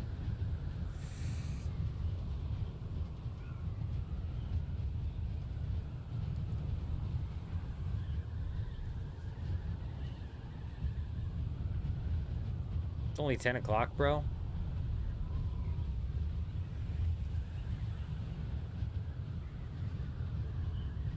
Some of your friends farmed one of them mounts with 0.0001% chance to drop. Gross. Absolutely gross. I don't know what 0.0001 is. You know what I mean? The RuneScape wiki tells me 1 in 10,000.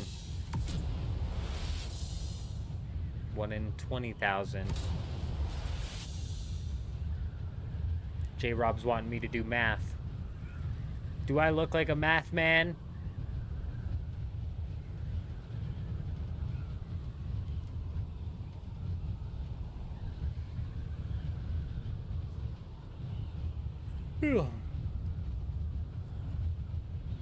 I honestly wouldn't mind more RNG in this game. I think the RNG in this game's a bit lax when it comes to, like, schematics. It'd be nice if they had, like, some S-tier schematics that could be dropped in the deep desert at a very, very, very low drop chance. That would be cool.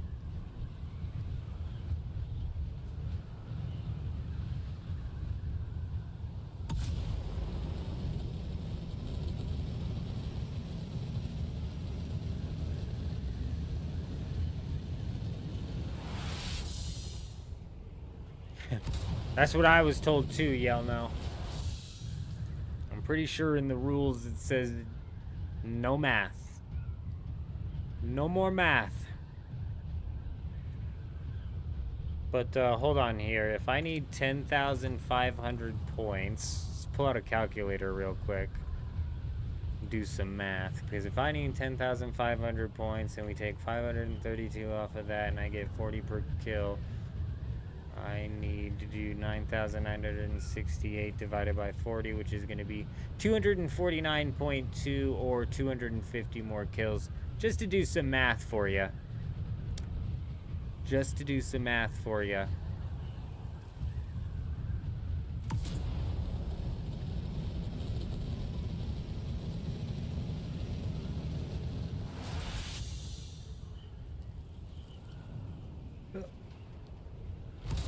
You think it'd be faster to pop out of the deep desert and then pop back in?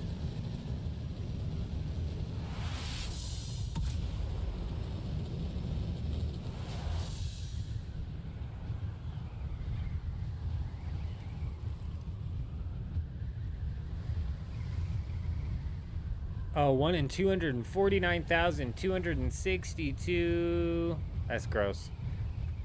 That's for any specific piece of Third Age, though, isn't it, Jen? Jen's cheesing the numbers a bit. It's a little bit less rare than that if you're just hunting any piece of Third Age.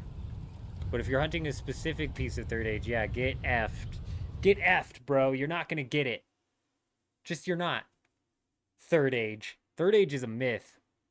I'm convinced people don't actually get third age drop. Those aren't real. Those don't exist.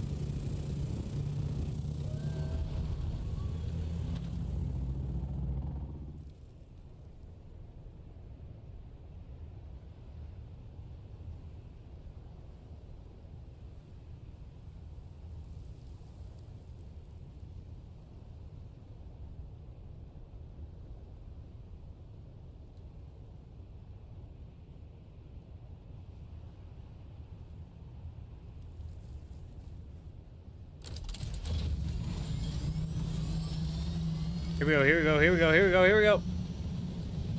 Oh, you got lucky, bud. You got lucky, pal.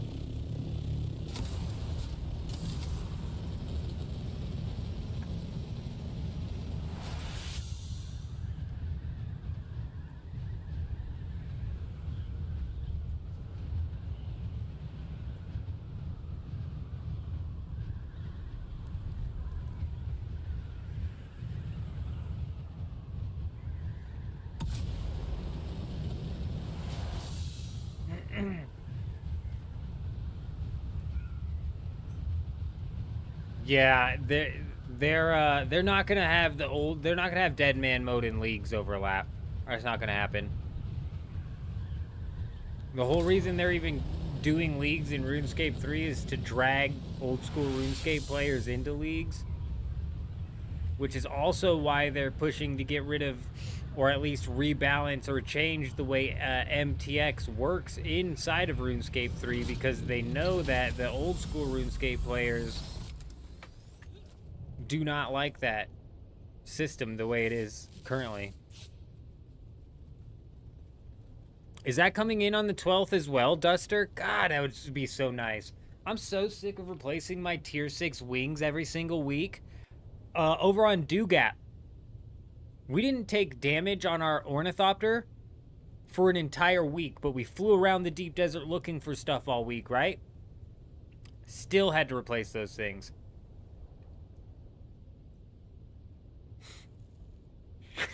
Are they getting pressure from the government? That's funny. That's funny.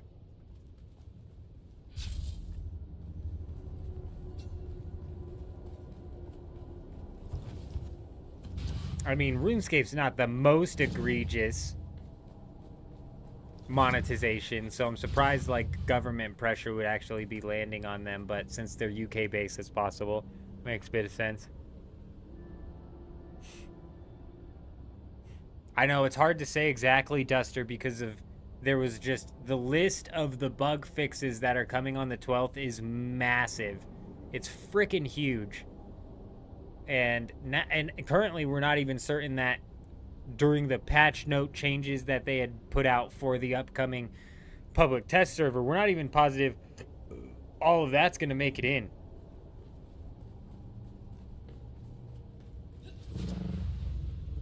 Like, only half of what they were talking about might end up making it in, you know? Nice, dude. The Atreides are here.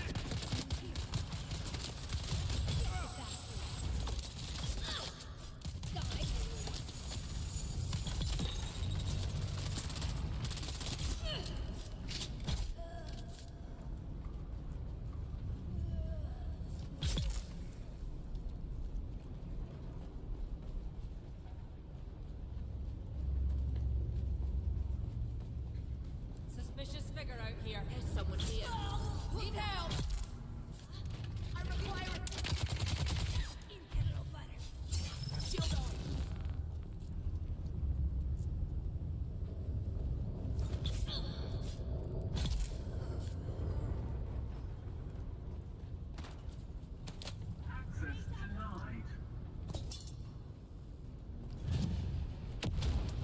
Where's the last guy at?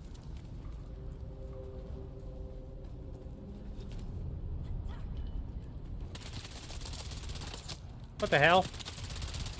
Need to reload.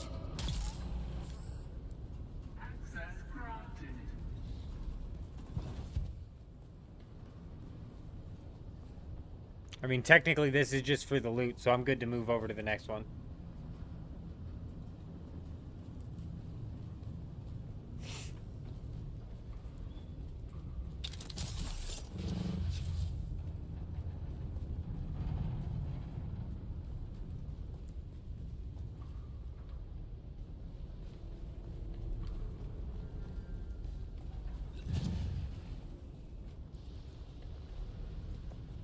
Yeah, it's definitely a relief that they're not just bullet sponges, but even the other PvE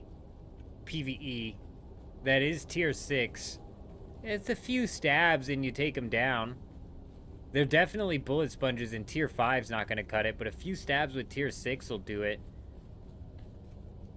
They still all have wall hacks, hyperinflated damage, increased reload time, less cooldown time. The AI's artificial difficulty out here is absolutely gross. I'll be right back.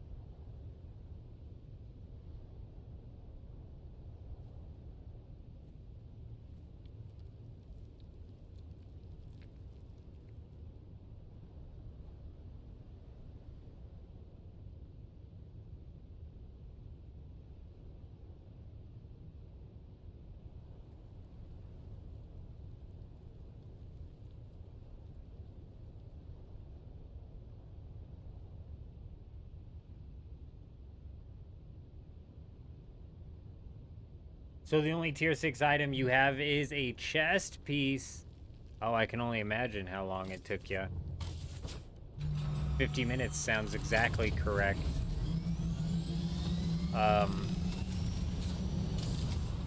This is A sector, so this is all 1 tap, but even out there it's like 3 tap.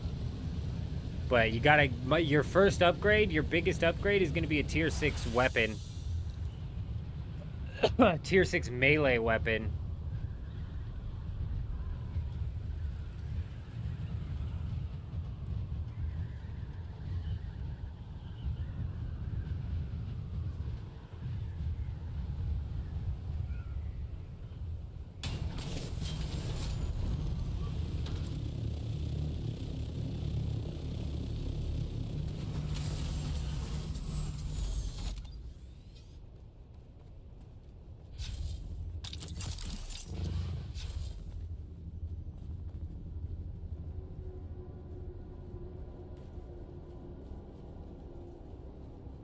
I'm surprised, or I'm not surprised that they're not really on the market. Over on the DoGap server, there's basically never any schematics on the market.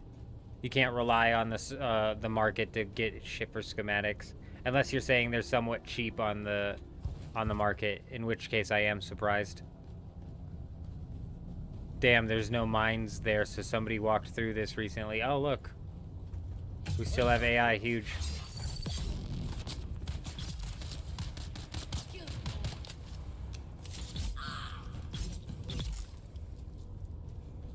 Identify yourself.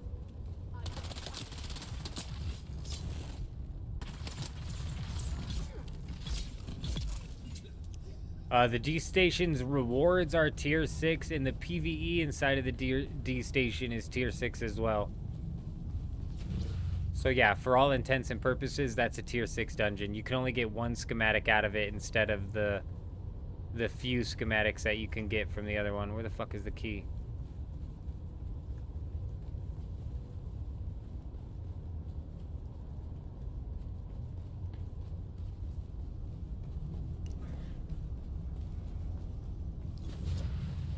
Yeah, the Koretz Viper is, Bro, there's a key down here. What the hell?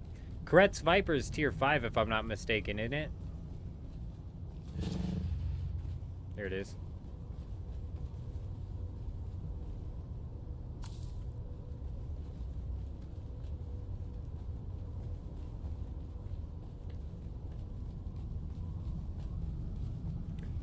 Both of the, so there's one on D7 and there's one on D3. Both of those are fully PvE. Juxt. Oh no, sorry, Duster. How you doing though, Jux? Good to see ya. Yeah, Koretz Viper is tier 5 and it'll do you good out here in the A section, but the second you take it to the tier 6 section, you're in trouble.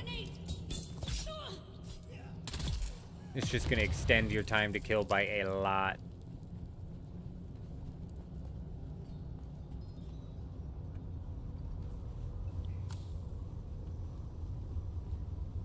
Not yet, Juxt. But yeah, I'm not sure when Chuji and Fib are gonna want to tear down and move that, and if they're gonna need help doing so or what. But we might be pulling out a bunch of assault ornithopters tomorrow to get it cleared. Oh shit. Oh shit.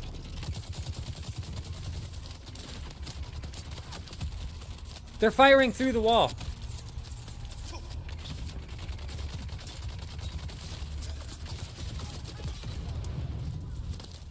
One health, bro. One health and my shield came back on.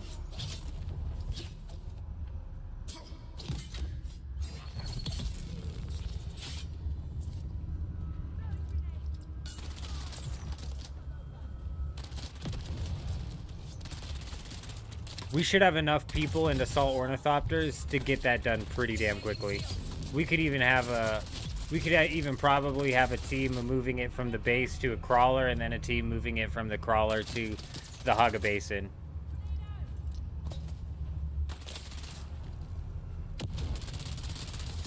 I don't know if they changed the Disruptor SMG on the AI, but these guys have been ripping through my shield.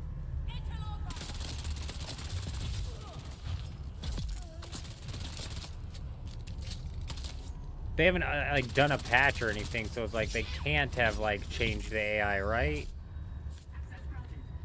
Oh, that's the second time that lady set it off fast. Access granted. Access granted.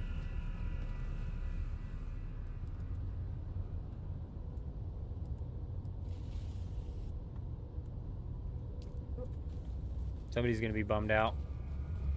Somebody's gonna be bummed, especially if they were here trying to farm out the Atreides. Be faster, nerd. Yeah, them shooting through them pillars almost screwed me, Juxt, that's for sure. Sucks to suck, buddy. If you were here for kills, you're late.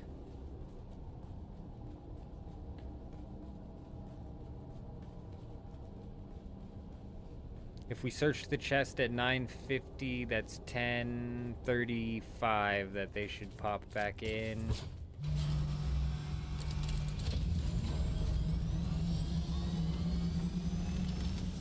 "30 minutes from now." I mean, how long ago was it that I was in this lab over here? I would say like 5 minutes or something, so it's gonna be 10 minutes on the respawn. Fuck, dude.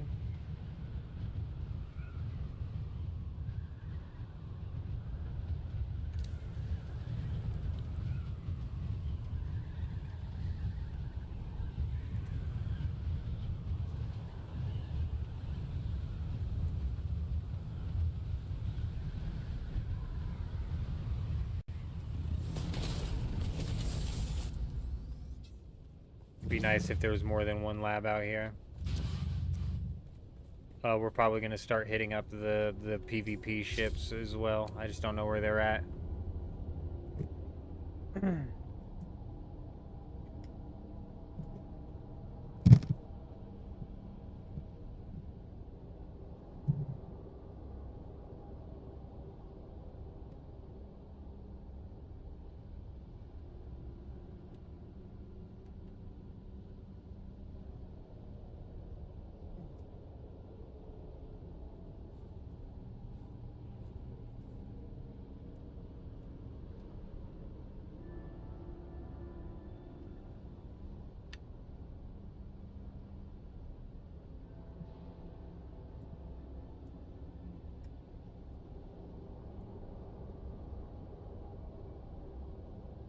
All right, let me know if that mic ends up being too loud or too quiet.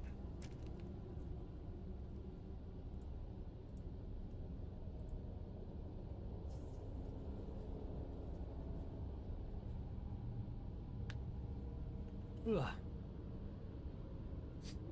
Yeah, we should realistically be able to move everything out very quickly, Juxt. I'm not too worried about that. Also, some good progress might be able to be made right there at the end. Just depending on what's going on.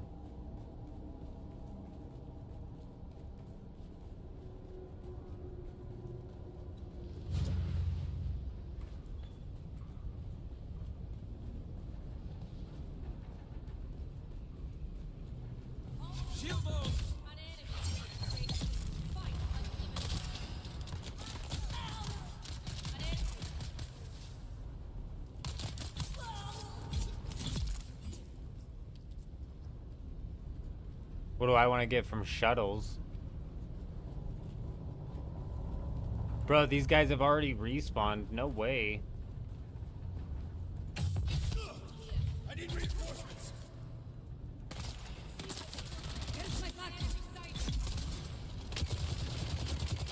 Hey, level 124 in the bag.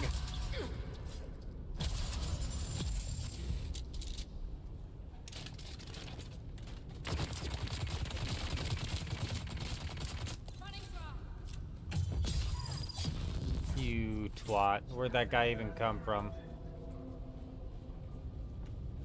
Where'd that guy even come from, dude?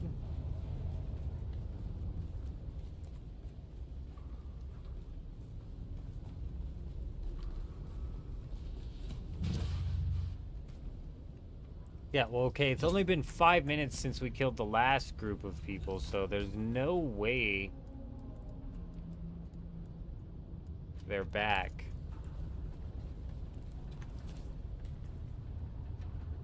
God, this Windows key's pissing me off, dude.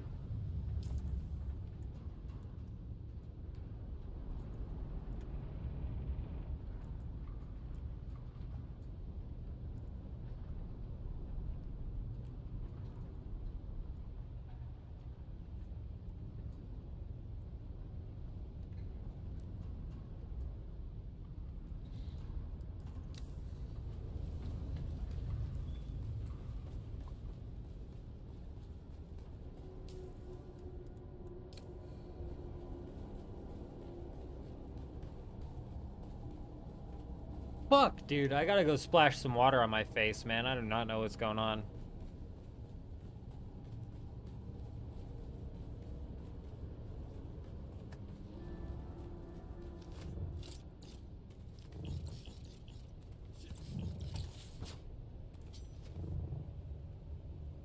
Come on, dude. I swear, when this game first launched, it was so simple to put these on the ground. They would go anywhere. Anywhere you were looking, you were able to place them. And I just can't place them anymore. It just won't let me place them on the fucking ground.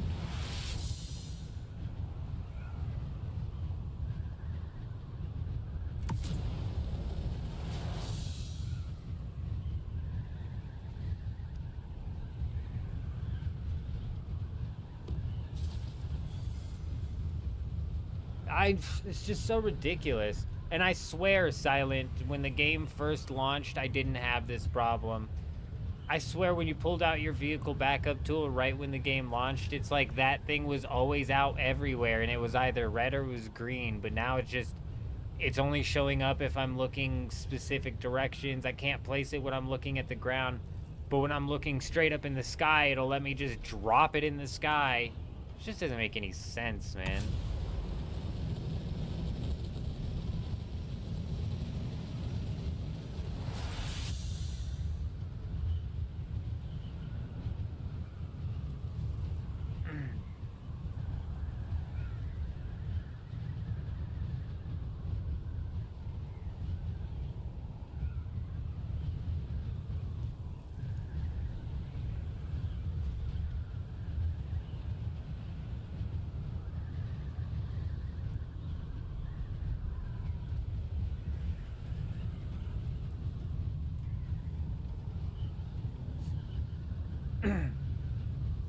We're gonna rework our strategy a bit here.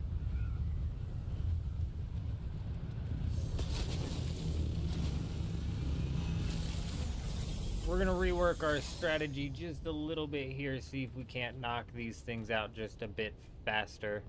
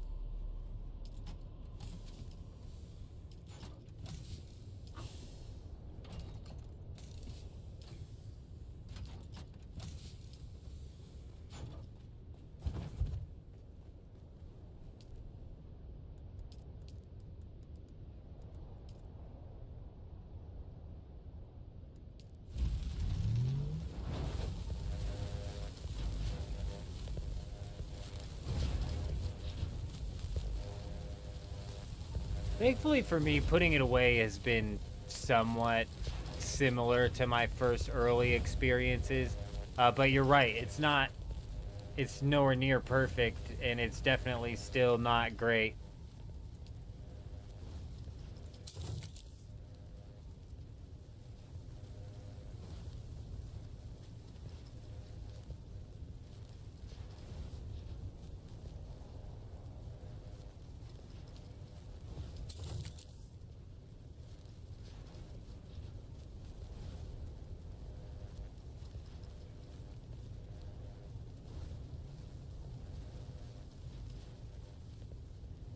Okay, so I can repair the ancient way now that we did learn the schematic. That's good to know.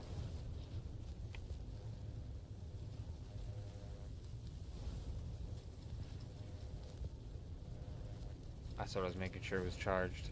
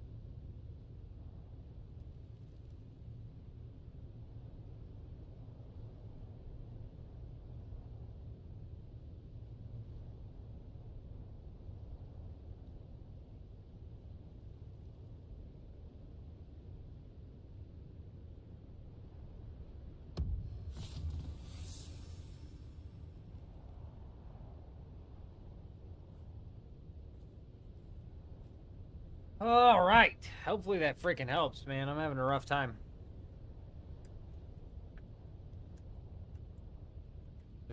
This Windows key is gonna drive me insane.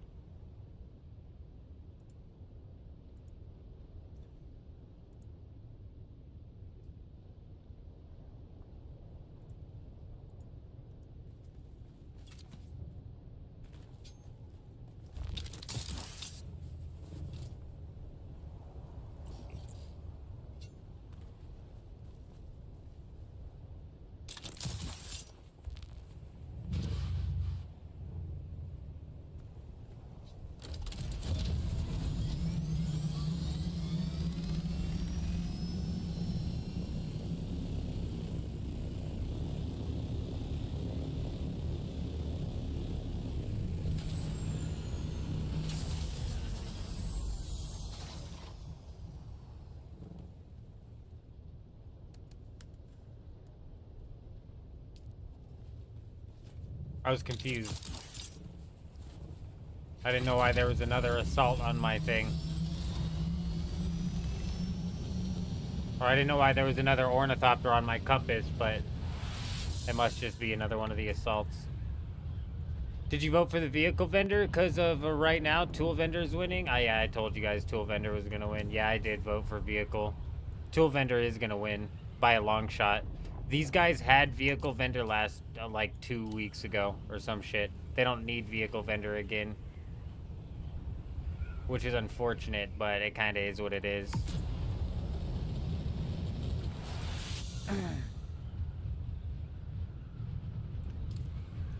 Was expected, was entirely expected.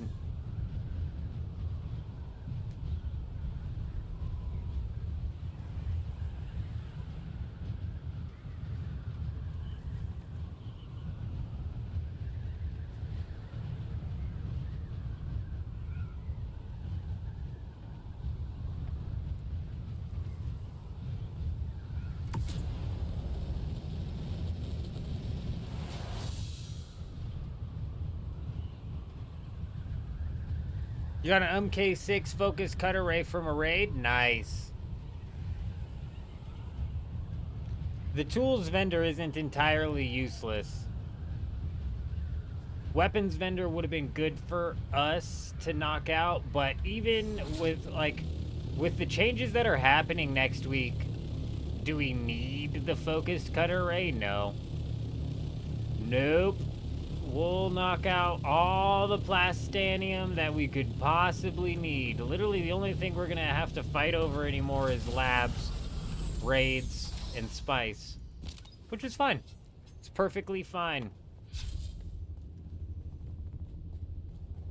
Either the young Sparky, the compact compactor, though Melange is worthless on this server as of this point, which is why actually it might be worth it to pick up some of the cheap Melange while it is still cheap, because you do anticipate these guys knocking this dupe out, but every time they knock a dupe out, another one makes its way back in, so...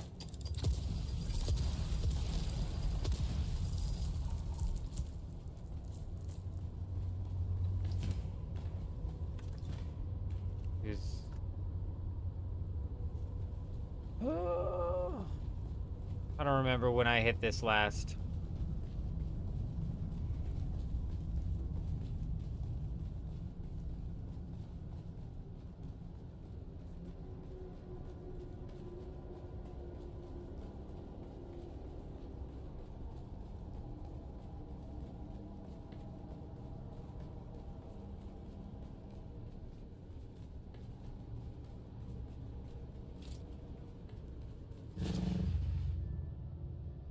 Like, just when I first started playing the game, when I pulled out the vehicle backup tool, I could see the vehicle everywhere. And then it was just up to me to place the vehicle somewhere. Now it doesn't show up.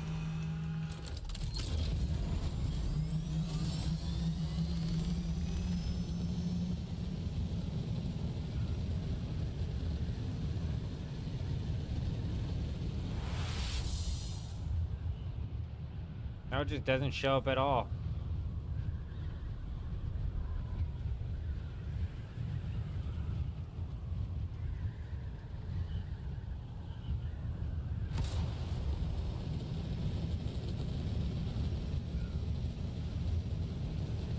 I wonder if the caves on this side also have Atreides. Or if that's where, like, the deserters are gonna be.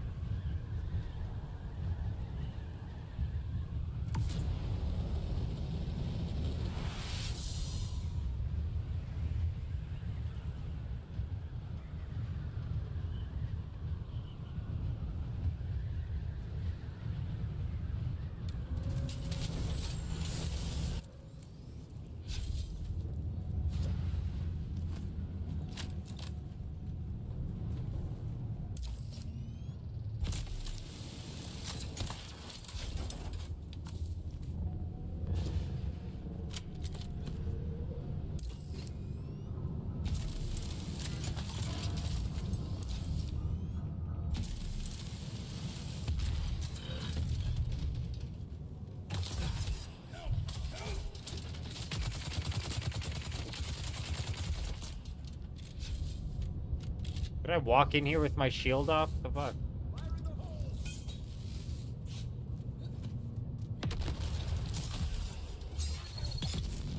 Bro, he's hitting me through my shield? What the hell?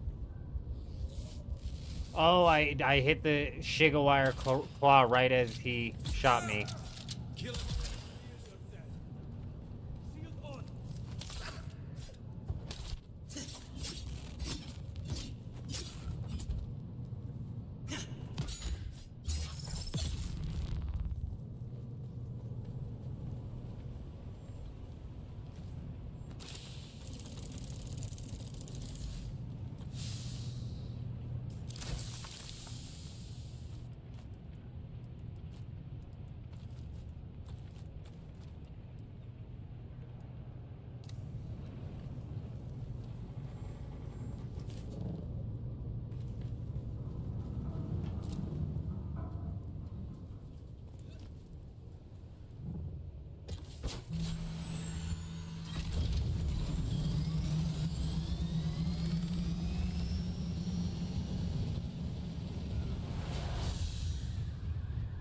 We're gonna have to add him into our rotation, otherwise this is just gonna be painstaking. I am curious though, so let's hit this while we're here.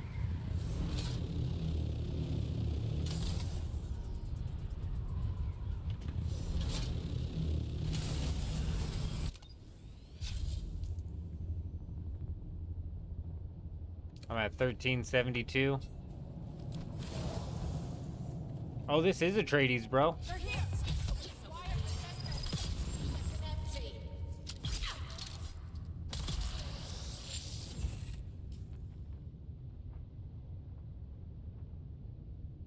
Yeah. How many am I getting per kill? 23. Gross.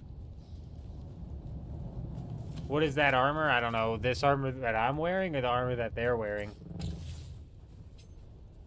Because we've got a mix match of random shit on. Pincushion mixed with random.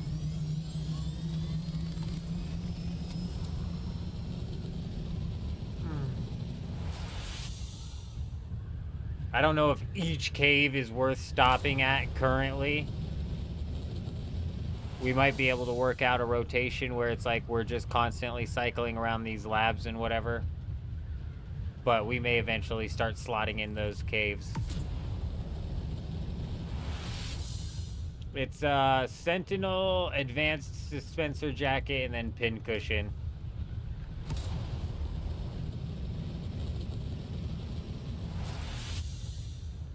But it's kind of just like a random throw together, to be honest.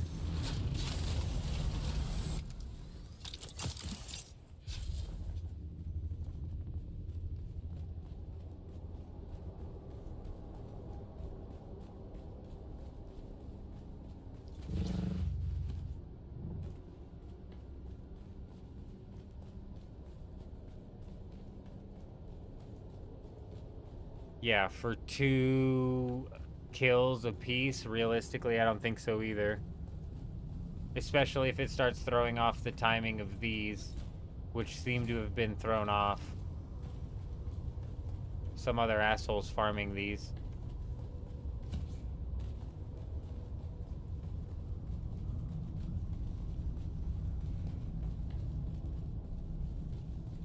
I mean, I've got more items inside of the bank, inside of the unique schematic log that I need to craft to fill this set out. Like I said, this is just random shit.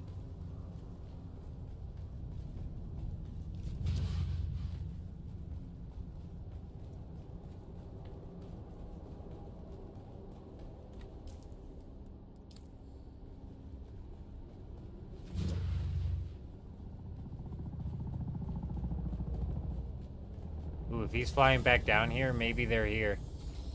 If he's flying back down here, maybe they're about to respawn.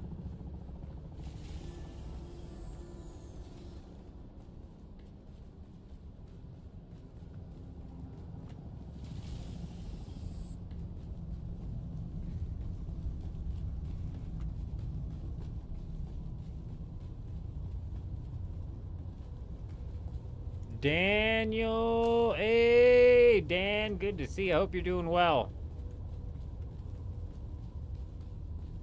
I don't want the chest. This chest I've already looted, and I don't need this chest. We don't need the duraluminum stuff.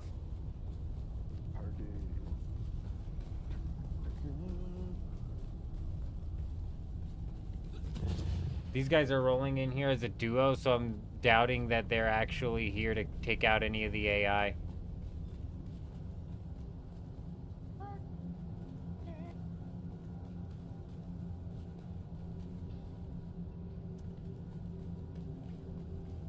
Pretty positive I've already looted this chest, so it's going to be on cooldown anyways.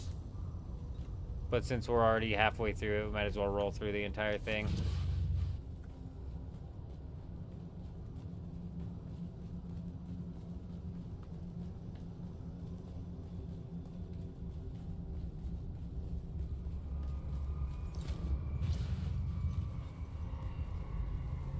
I'm not worried about these people.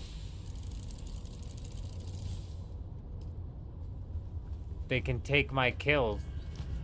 We're farming kills right now. I need to kill Atreides soldiers. That's all we're after.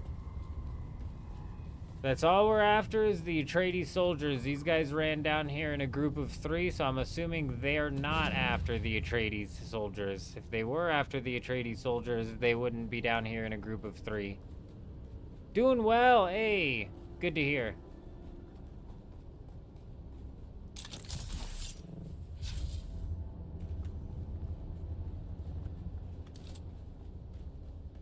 Why Atreides soldiers? Because on the Landsrad this week, the Atreides soldier kills unlocks the Carterizer schematic, and the Carterizer schematic's selling for like 50 million right now.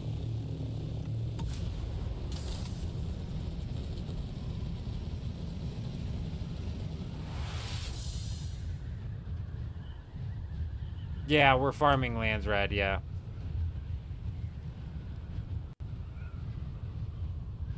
Farming the Landsrad while we're trying to mix up going back and forth to the PvE labs to farm those as well, but those kind of throw this off of rotation, so we might be pulling off of those and strictly focusing on knocking out this Atreides grind.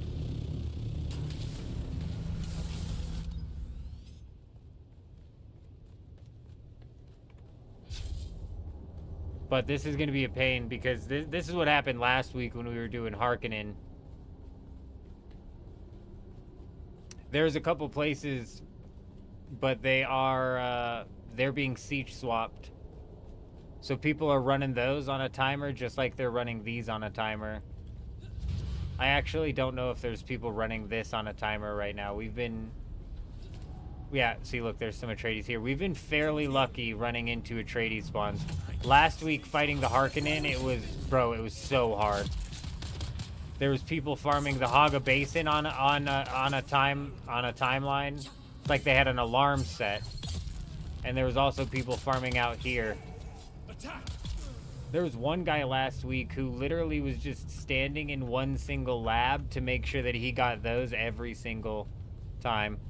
Why is the Carterizer selling for so much? Is it good? It's one of the best daggers. This server is hyperinflated. So any tier 6 unique schematic is probably going to be right around that.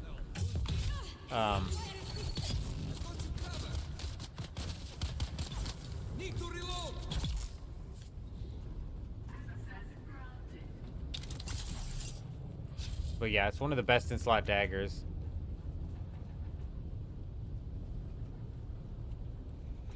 I've tried, but they're doing that same method. So they'll have like 6 sieges prepped that they're swapping in between, and then they'll come back to the first siege, and there's like 5 people doing that, so they're fighting themselves as well. But that's what I meant by their siege swapping. They farm the Atreides spots, and then they go to another siege, and they farm those Atreides spots, and then they go to another siege, and then they farm those. It's probably the most efficient way to do it if you can actually get a rotation going where you have like 5 or 6 sieges that are functioning proper for you.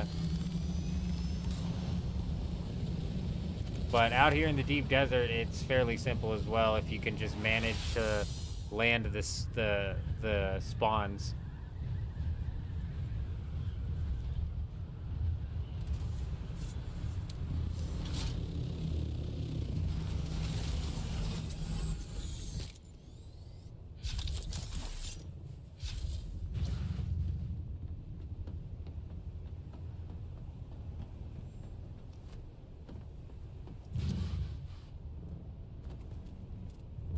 Shields up.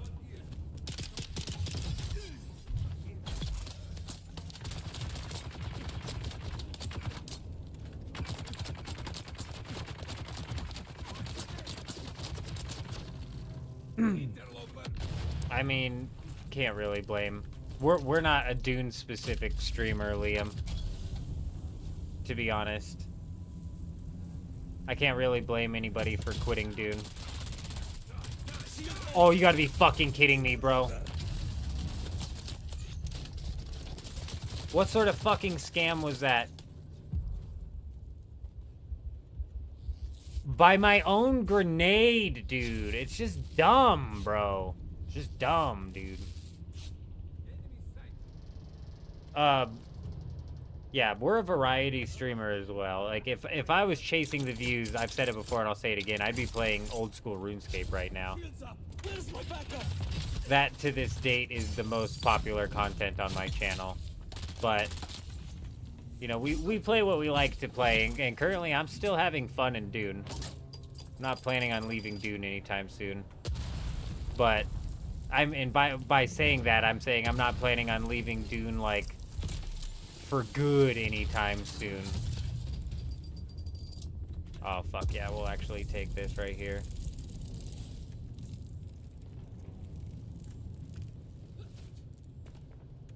I've got a pincushion helmet schematic that I might end up using, but it's nice to have Mendex as well.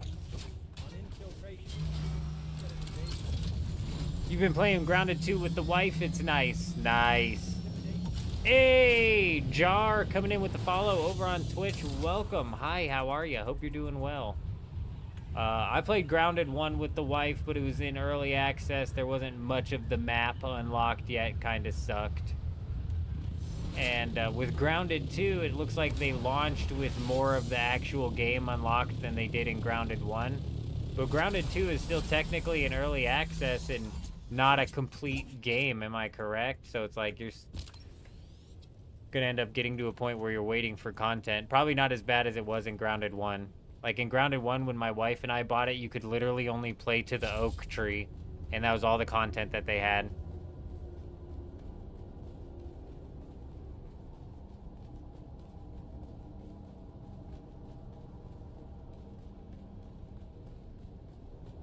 Yeah, I'm not much into stories, though, so I'd probably, if I were gonna play, I would probably just transfer over into 2.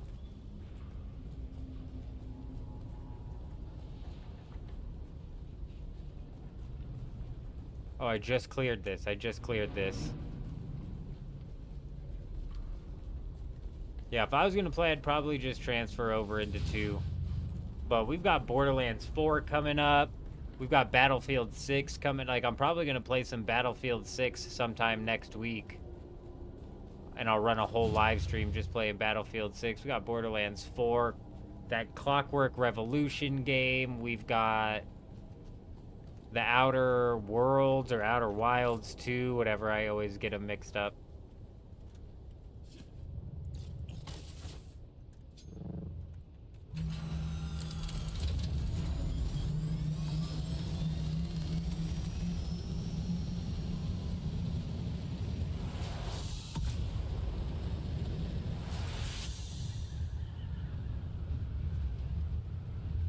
They just speed run the game. Hey, we speed ran the game as well. We speed ran the game as well. And you might be on my side now, but go watch the last live stream or any of the other live streams where I've just completely ranted about this game. This game's got some major flaws, which is why I'm saying I'm not surprised people have just, especially streamers, have just abandoned and flock.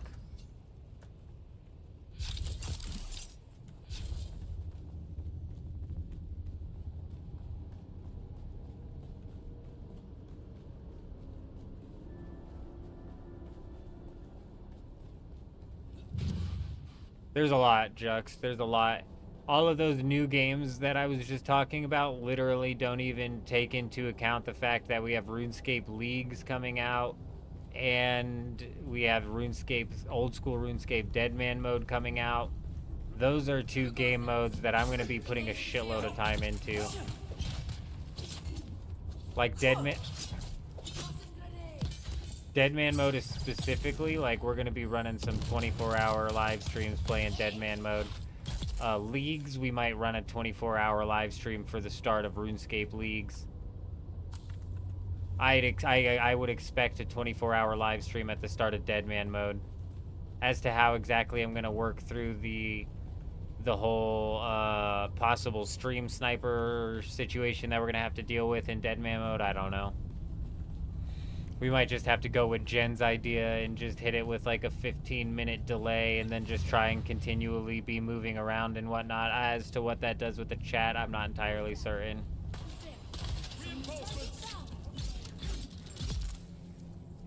Let's go. Here.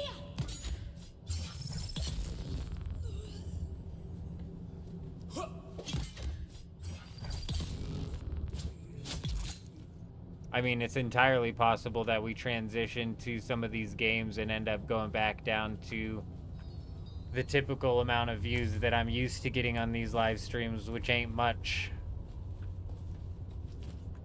So I might not have to worry so much about the stream snipers. We'll see.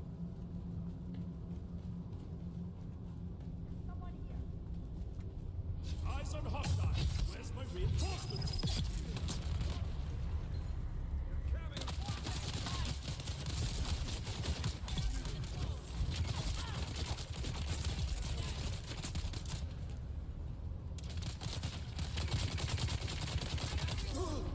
Shields up.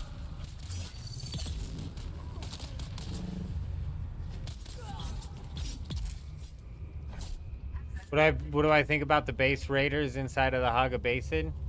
I think the way I look at it is Funcom needs to come out with a system that flags bases as properly abandoned, because the Haga Basin right now runs into this shitty situation where it has piss poor performance because there are dozens upon dozens of bases that are just fully abandoned out there. So the way I look at it is, like, if you're knocking down raids inside of the Haga Basin on bases that are fully abandoned, more power to you. You might start encroaching on the lines of, like, abusing an exploit if you're just taking out bases that happen to run out of power. But like Ross points out every time that I bring this up, is it's not hard, or it's not easy for a base to be so out of touch that it runs out of power. Like, it's very easy to manage your power. So you might be able to make an argument that if a base powers down at all, then it's been abandoned enough that... But honestly, the way I look at it is, if the base is very clearly and obviously abandoned, then more power to you. I would say that if you're raiding it and you need to delete it afterwards so you can clear up the server lag.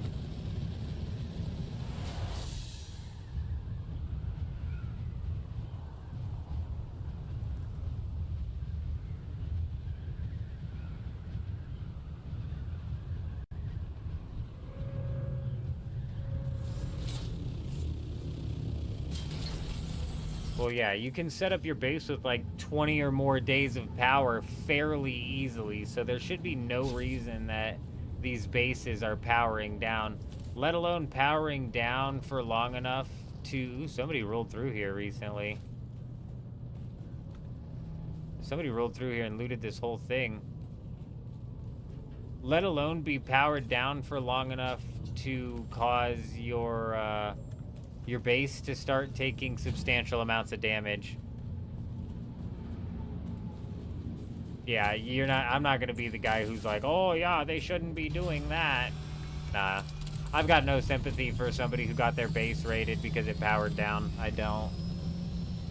I wouldn't be looking for sympathy if my base got raided because it powered down. It would be my fault because it powered down. Spice gens are 31 days, but the directional's like 21 or something like that.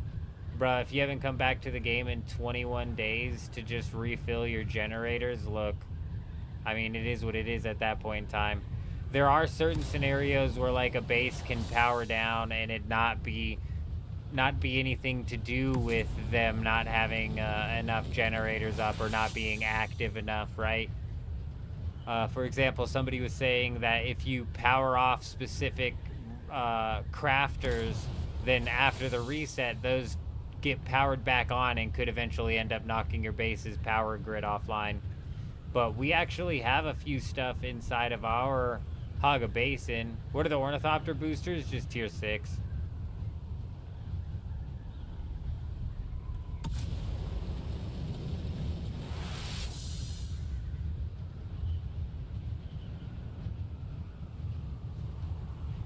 Directional's 31 as well.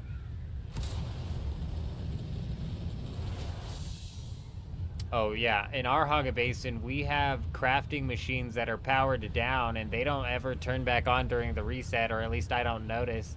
Definitely not enough to end up shutting our power off, so.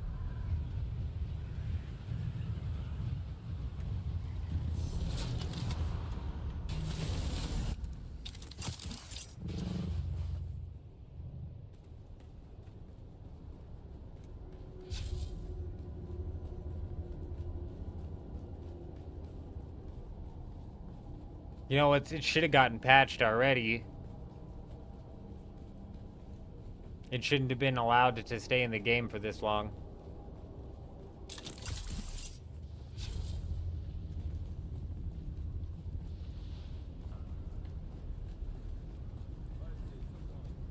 There's someone here. Shield on.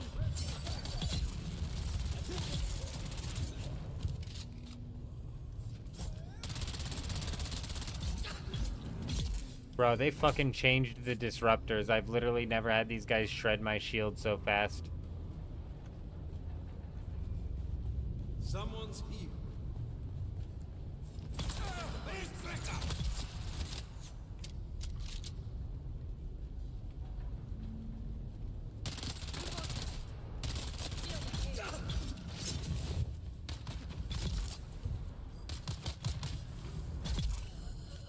Hey, level 125 in the bag.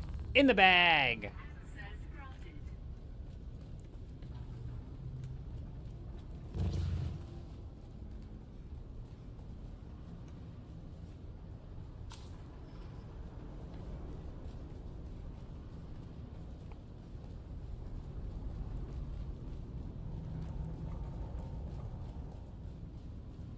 I think there should be a system in the game that flags a base as abandoned after like 3 days of being powered down, and then it makes it to where the base is raidable. That's what I think.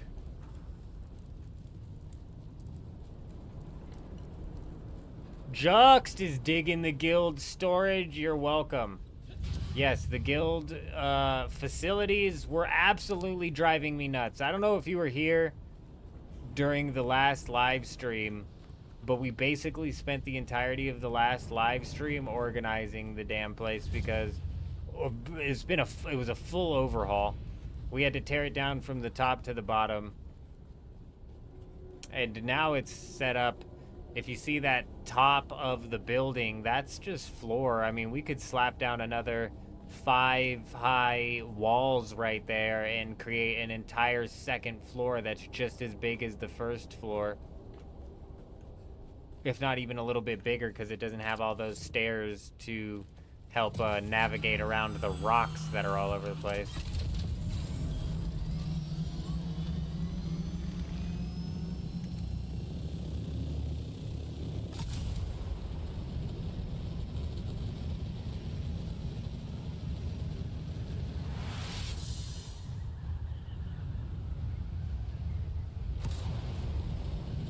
Did I already check this one? Oh look, there's two. There's two sides to this over here. Was the guy at the other side? What the hell?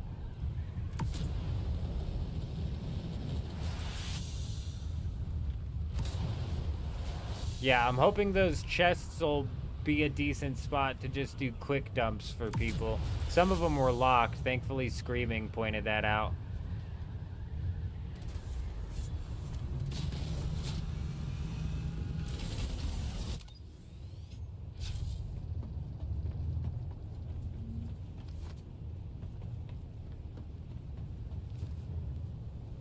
Is there no drop-in on these ones?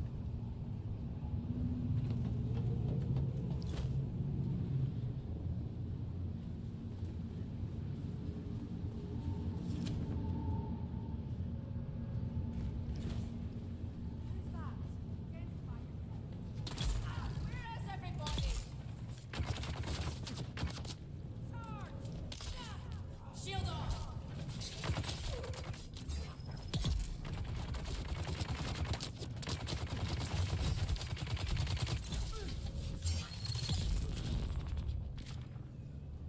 How many points do we have? Are we far away from 10,500? We're not close.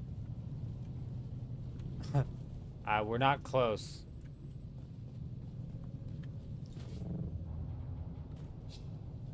We're moving faster than we were last week. There's less people doing it this week than there were last week. Bro, last week everybody was doing this.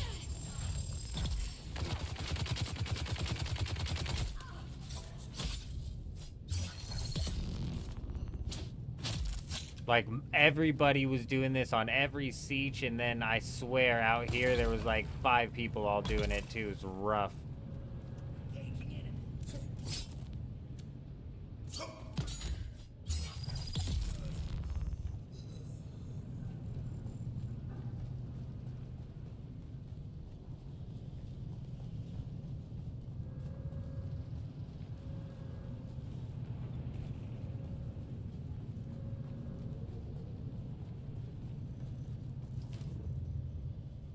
I'll check here in a second, though.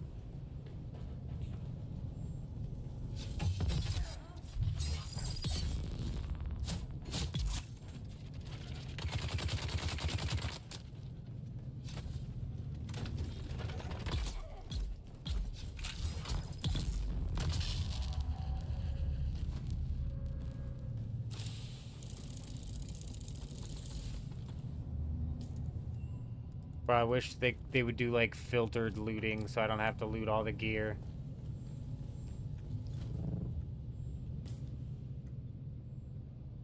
$2,500. So we're about 8,000 away. Not great, but it's not terrible. It could be worse. It could be much, much worse.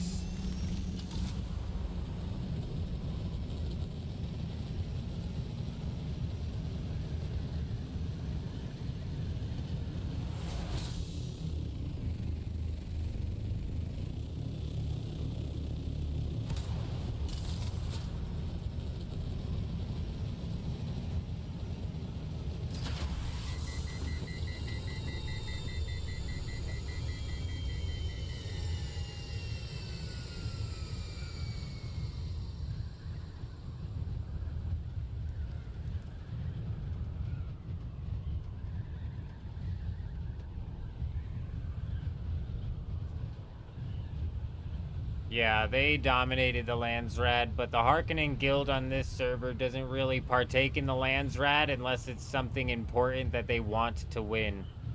So it's dangerous for the way Atreides plays it, because they just win over and over and over again.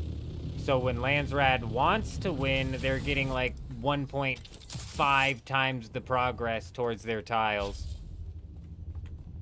So it's a bit of a double-edged sword here. Bittersweet victory.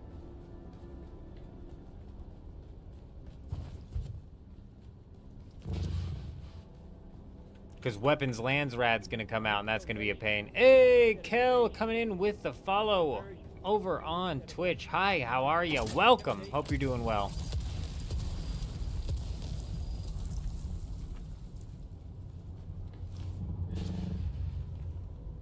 Man, we're off on the timing here again. I don't know which one I hit in what order anymore. Swear Dune is messing with you. Moving out and ship after ship crash around you. Oof. I'm always worried about those ships. Foozy gonna just roll right into me, right into my ornithopter. It's gonna blow me and my ornithopter up.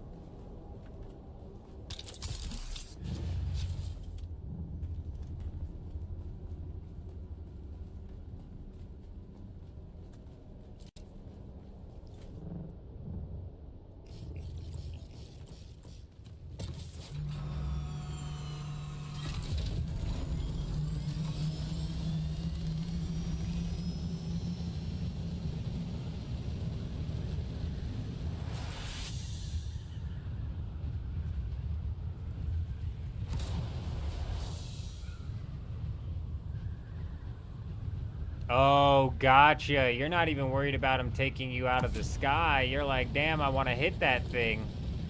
Gotcha.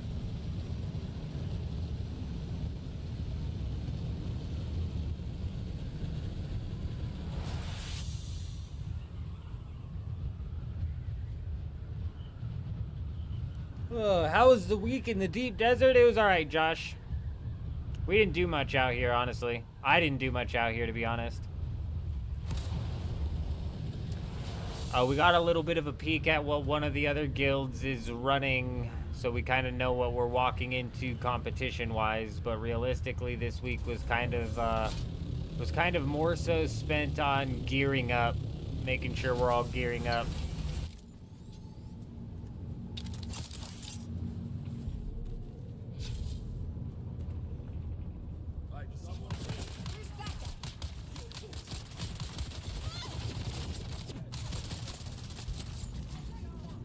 Fucking scammed, bro. Come on.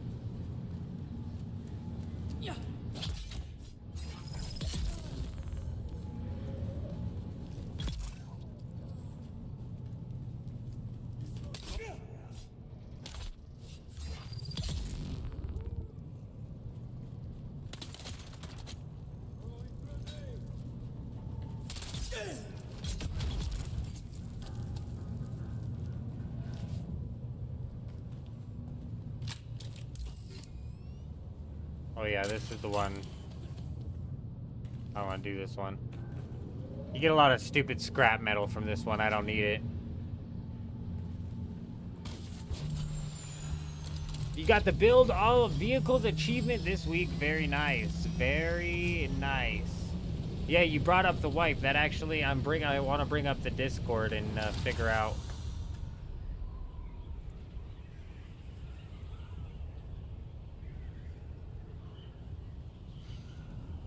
Asia's Coriolis storm starts in 6 hours and ends in 16 hours. So it should be, what, like probably 10 or 12 hours before we know what the next week's deep desert looks like, I'm assuming.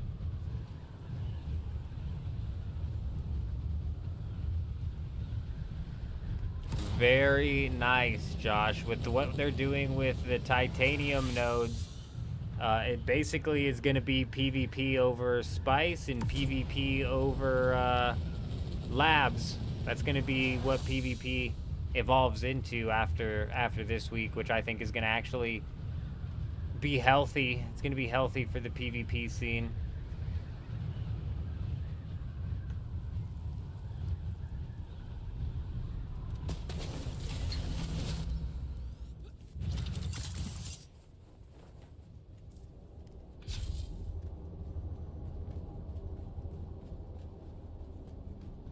shit, dude.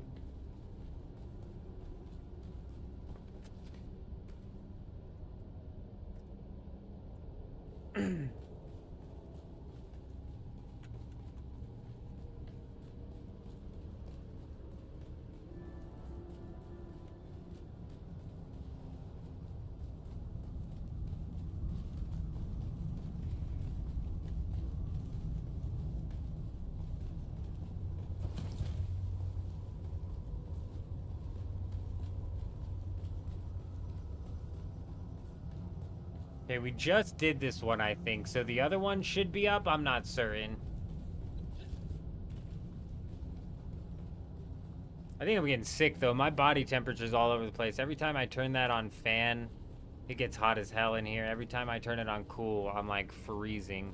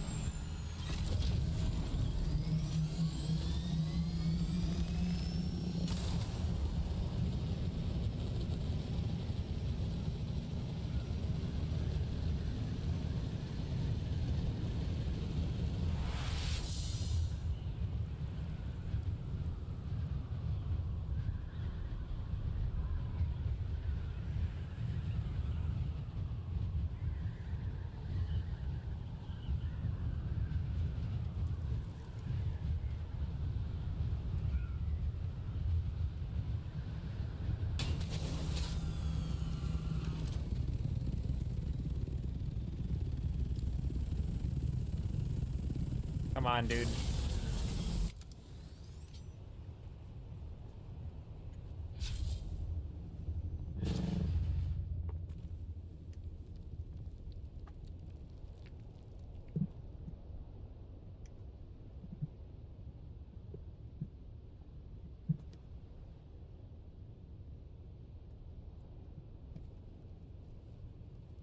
Did I just cut? Nope, the mic's still on. Thought I cut it out.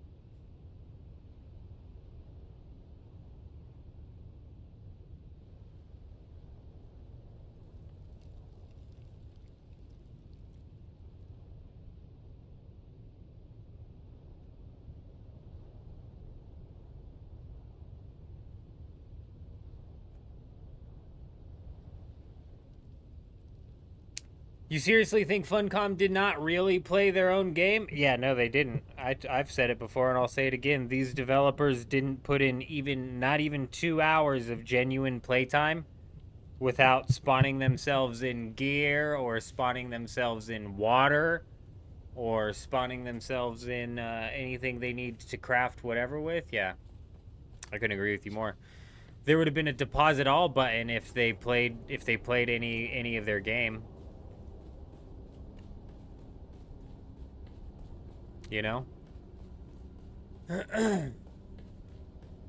There would have been a deposit all button, yet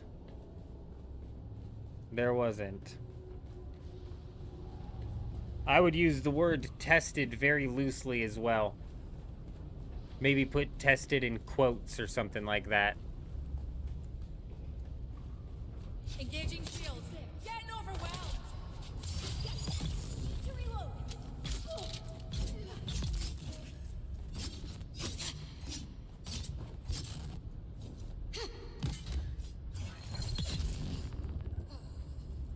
Who's there? There's someone here. Someone here.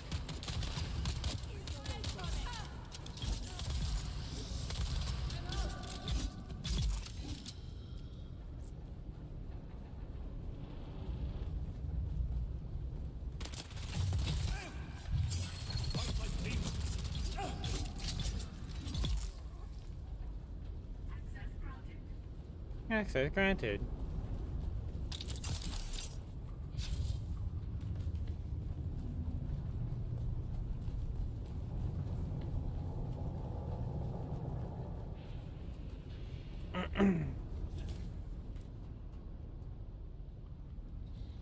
My God, dude. My God.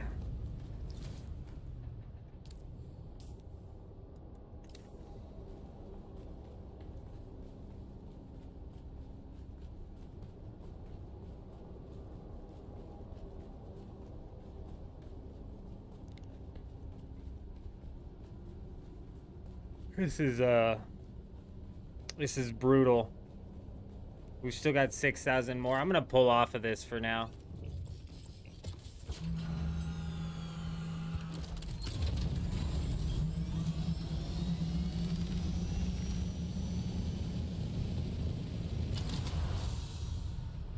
We're gonna fly up north, hit up these labs one more time, get some plastanium.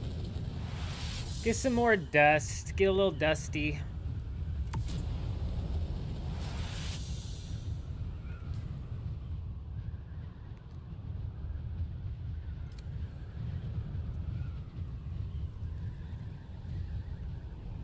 Yeah, it's honestly, it's better than it was last week. Last week was rough.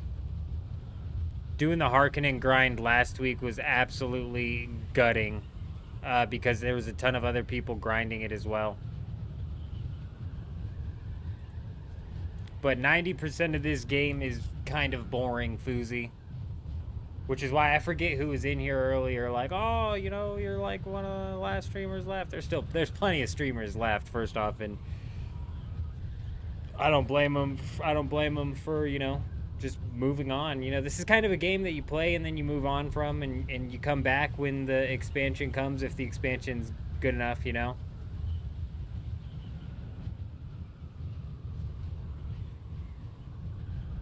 The kill quests need to be sped up in some... They need to do something to speed the kill quests up. You're right. It's way too much of a grind. It doesn't need to be instant, but I mean, like, it's a bit ridiculous of a grind. That or just, like, add more Harkonnen or Atreides troops to these things. It's like, when you go into this lab and there's fucking 6 people, you know what I'm saying? Like, it's like, what the hell are we doing?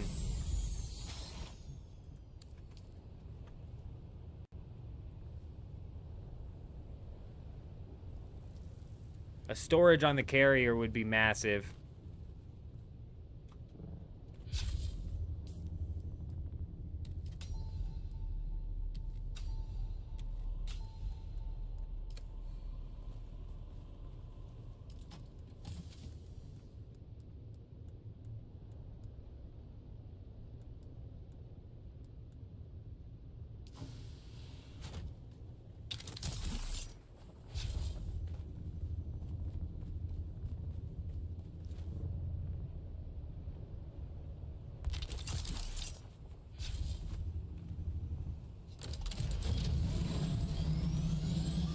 Yeah, the carriers need a, desperately need a storage attached to them.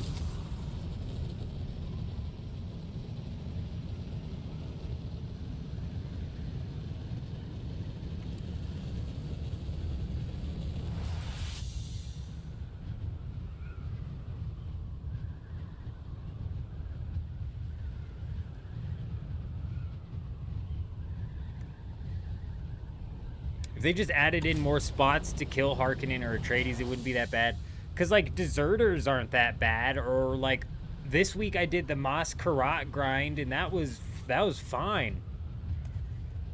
I could go to several spots in anywhere. There was several spots all over the game where I could have gone to take those guys out, you know? There's, like, 2 Atreides spots, or there's 2 Harkonnen spots inside of the Haga Basin, which get siege swap grinded, and then there's a handful of Atreides spots or a handful of Harkonnen spots in the A section of the Deep Desert, which also get farmed on repeat.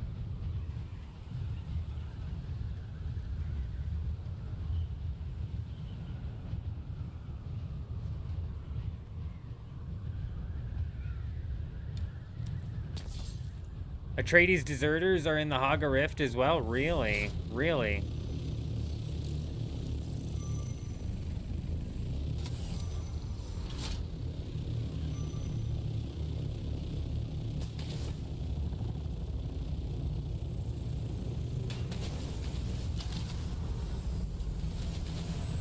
Excuse you. Excuse you.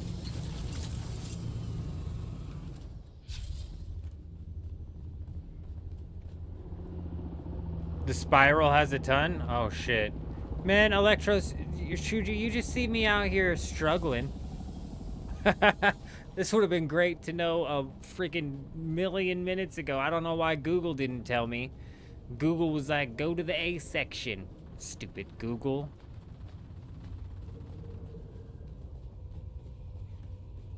Google has no idea what it's talking about.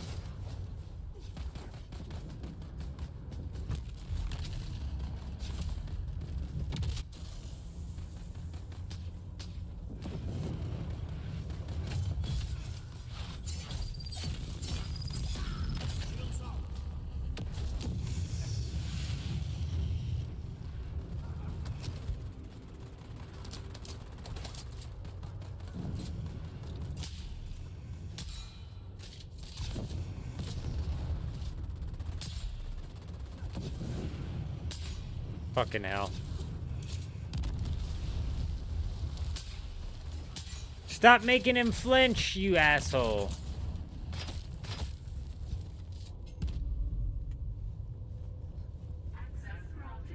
You guys are welcome.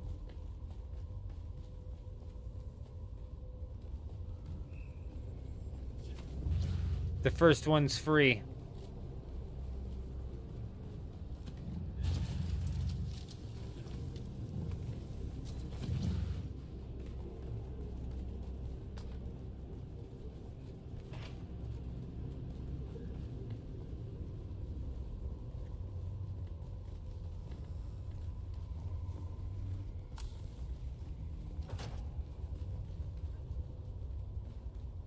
Lanzarad literally says Haga Rift if I mouse over it. Does it? Damn it.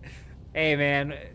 We don't mouse over things and read things around here, alright? We run around like chickens with our heads cut off. Ask J-Wolf.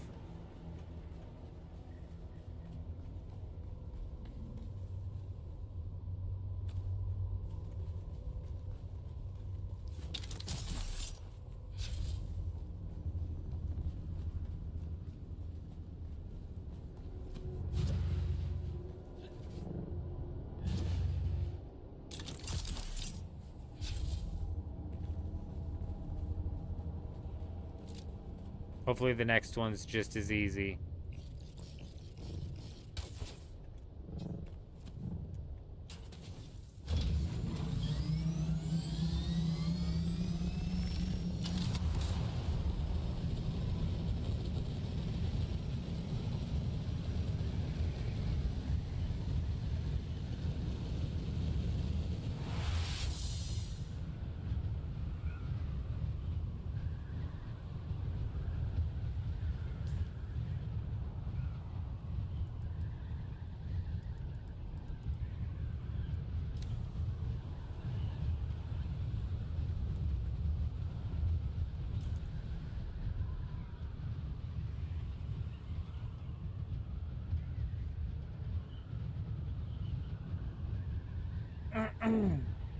I'm not seeing it.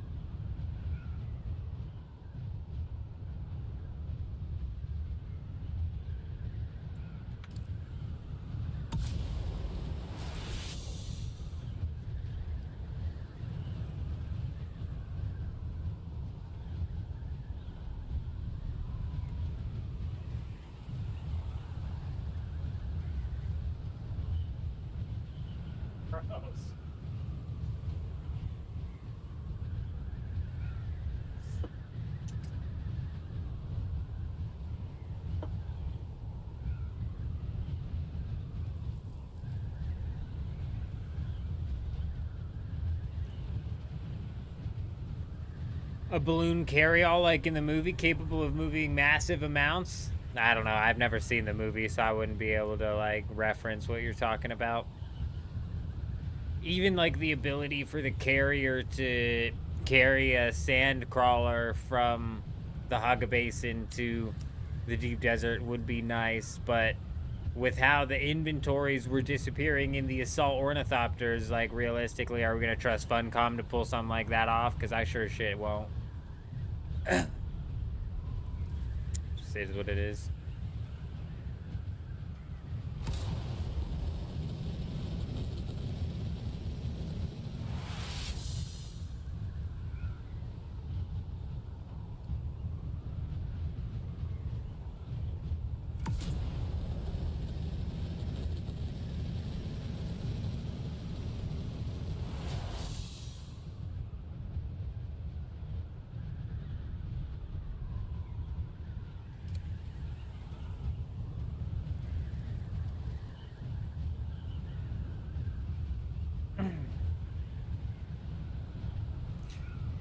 I'm worried that, like, in the Haga Basin, it's gonna be whoop. Hold up.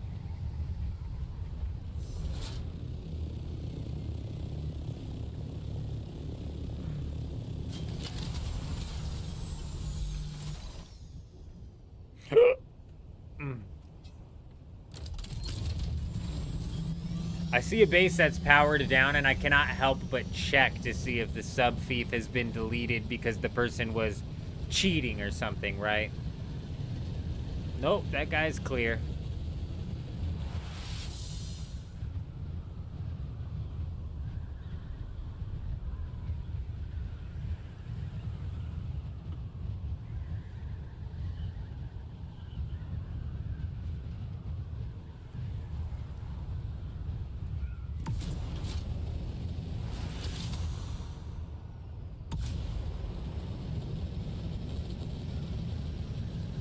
Oh my gosh. Whoa.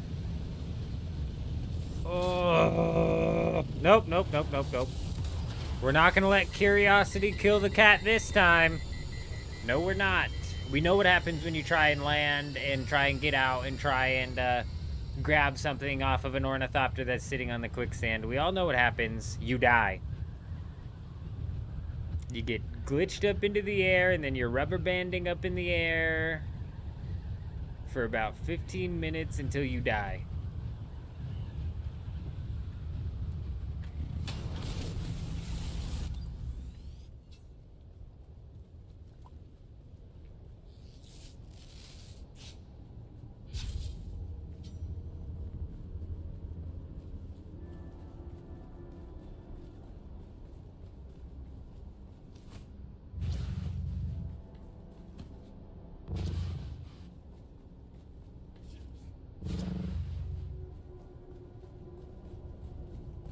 I see someone. Shields up.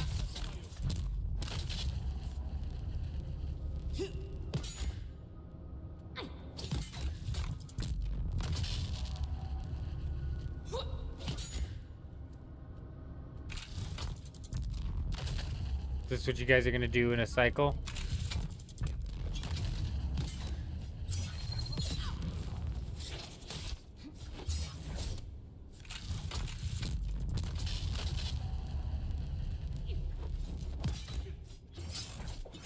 Shield up.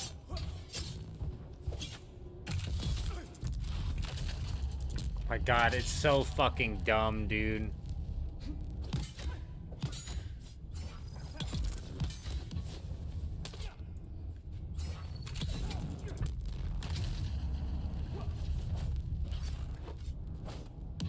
Wouldn't even let me block on that second one.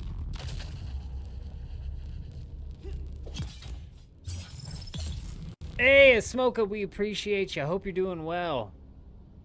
You take it easy out there. You have yourself a good one.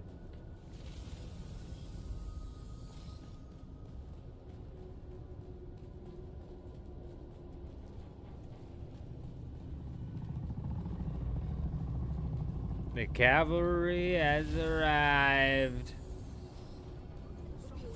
Where's my reinforcements?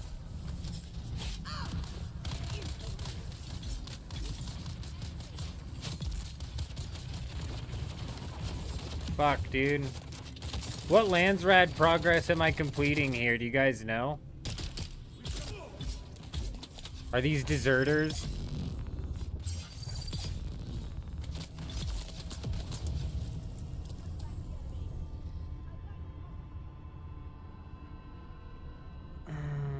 Kill deserters 2660.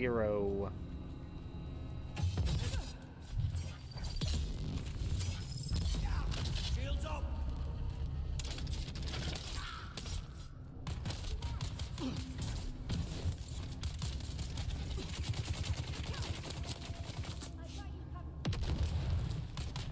Get them.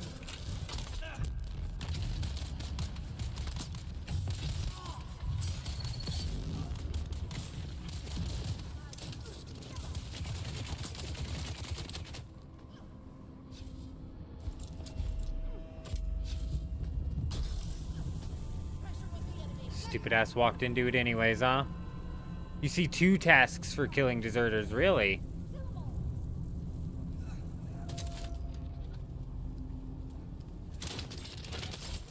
I don't think they're ever area specific.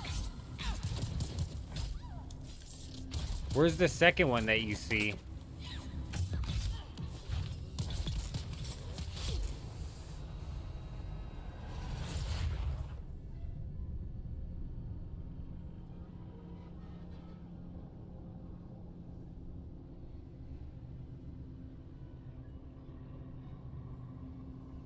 Two 688.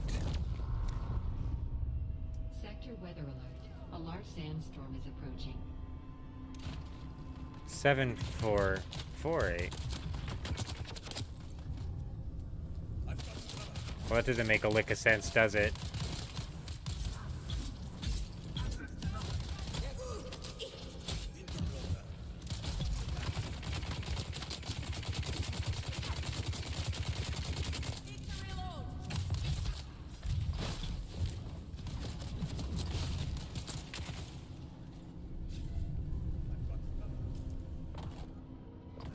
Seven four 776 2772. They are two. Yes, they are counting together.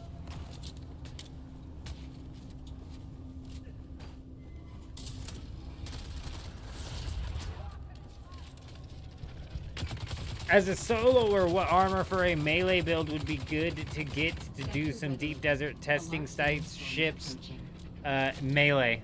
A tier 6 melee weapon, basically, and a tier 5 shield, you should be fine.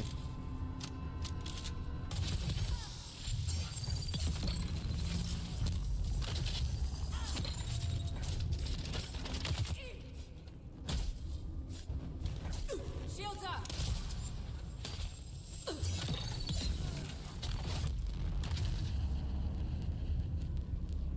You have 392 and 0? That's weird. I'm wondering if I kill deserters inside of the Haga Basin, maybe it doesn't count for both of them, but if you kill them in the deep desert, maybe it does count for both of them. Honestly, I haven't the slightest freaking idea what's going on there, Jux. I'm surprised there are 2 tasks with the same thing.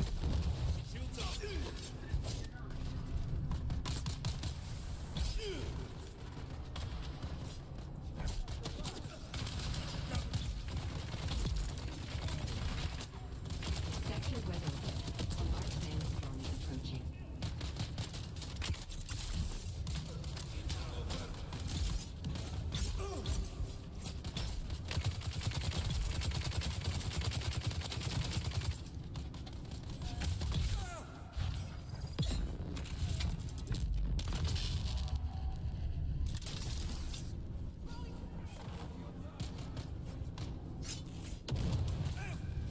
Yes, that's correct. So the top right will count if you kill the deserters in the Haga Basin, and then bottom left will count if you kill them in the deep desert.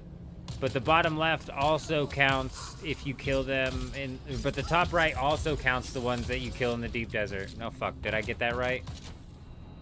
The bottom left also counts the ones in the deep desert. No, wait. Deep desert kills count for both of them. Sector weather alert. A large sandstorm is approaching.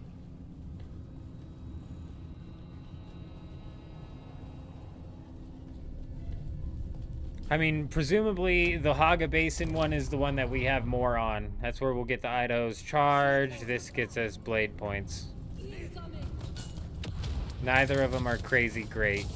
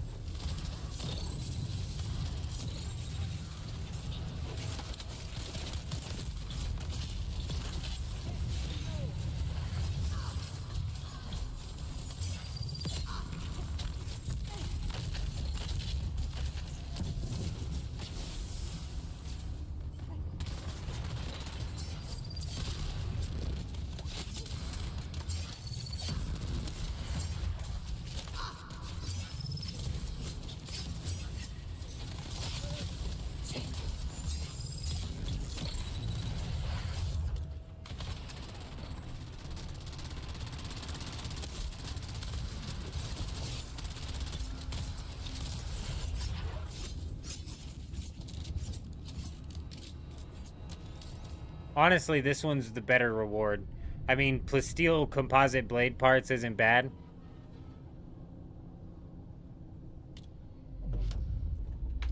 Idaho's charge is nothing to write home about either, though, to be honest.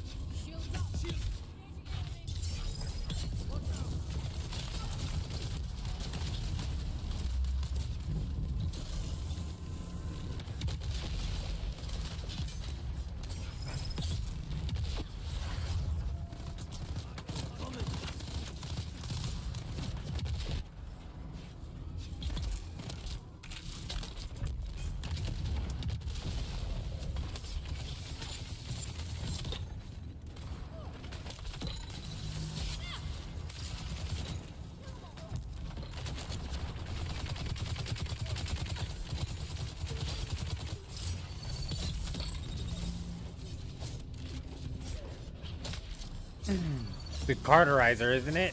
No, not for deserters.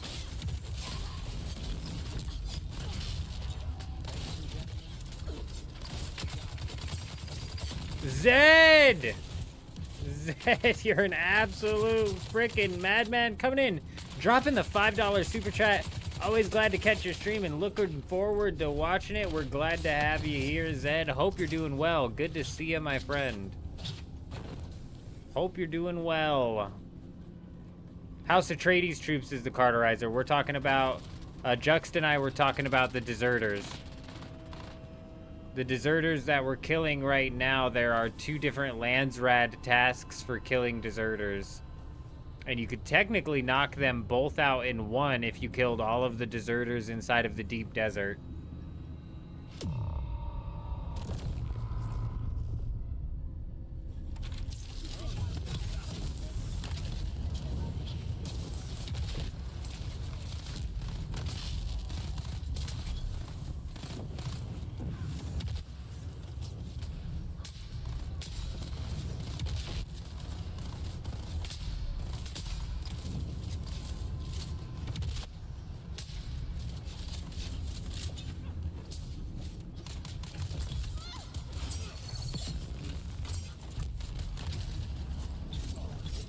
Get him.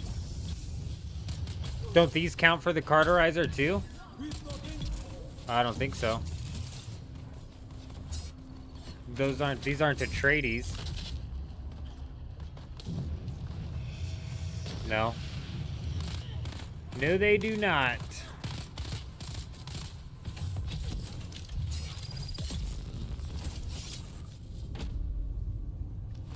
Access granted. What did they do to my lady's voice? It's like one of the one things I had left in this game. My posh, slow-speaking, fancy-sounding British lady who would say, access granted. Now it's access granted. Excuse me. Revert it back immediately. Immediately. Also, make her say, Joffrey, here's your tea, Joffrey. Make her say that too, please. Yeah, I have 2,884 from all of the Atreides that I've been killing. Oh, is that higher than where we left off?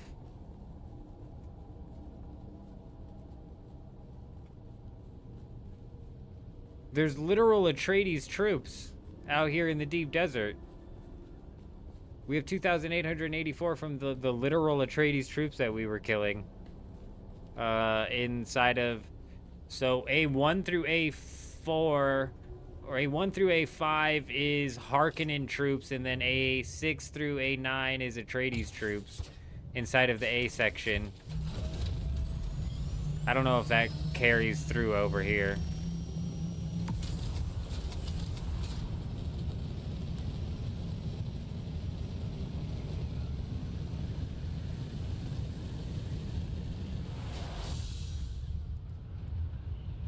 I could be wrong. Maybe I missed it and missed this counting up. I don't think so, though.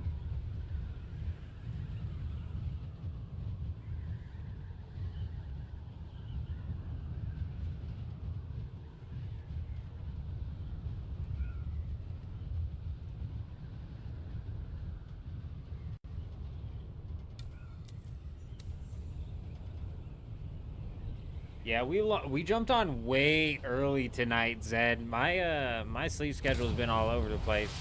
We jumped on way early tonight.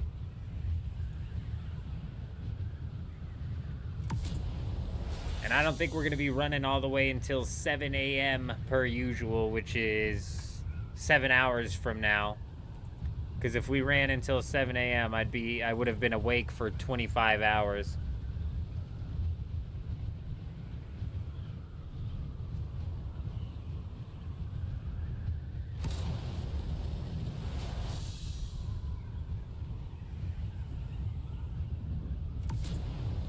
Man, I'm gonna swing back by this so I can show you. They're literal Atreides troops. They've got the Atreides gear and everything. Like the Atreides swatches. They've got the Atreides masks on. It might also count the deserters. That's entirely possible.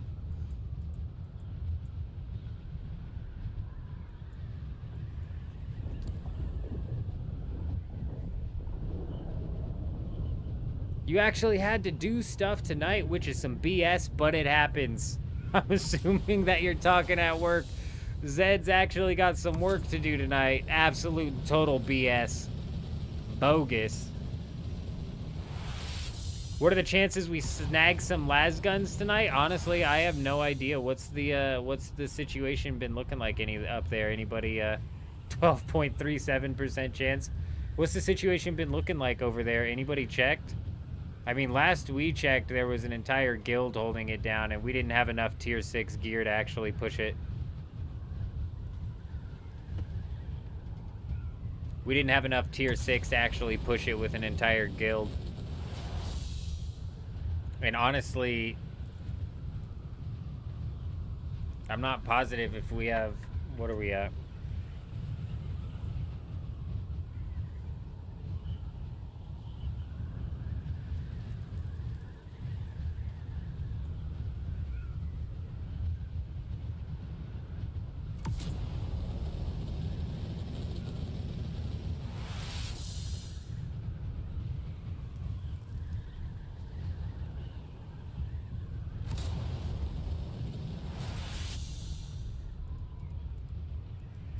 There's a decent amount of people on.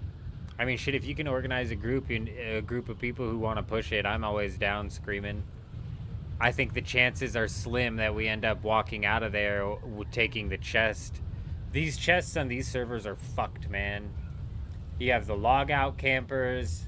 You've got entire guilds holding down labs. The guild holding down a lab is less frustrating than a logout camper.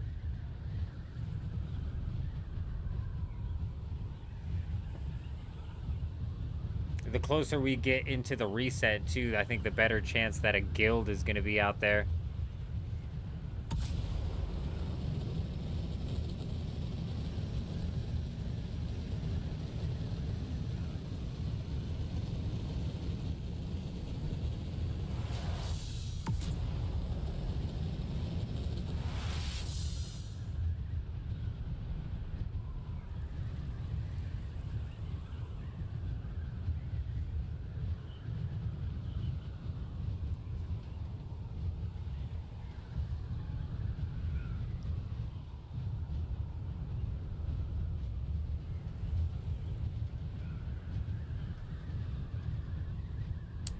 Zed, yes.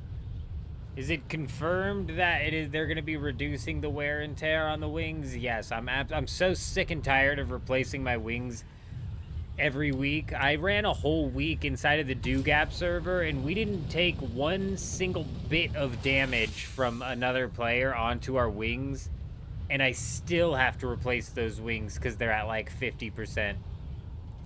It's crazy, dude.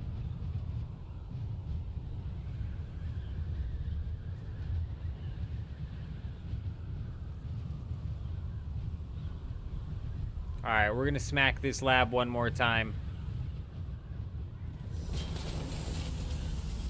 So I can show you these Atreides troops, and then I'm gonna go check out the...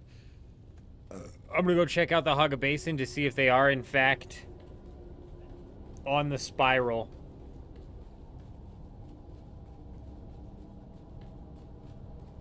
Because deserters might count as well.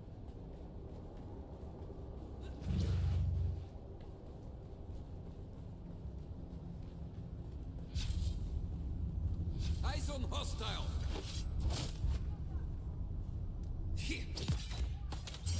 Yeah, this guy's got like actual Atreides gear on. It's easier to tell with the guys with the capes.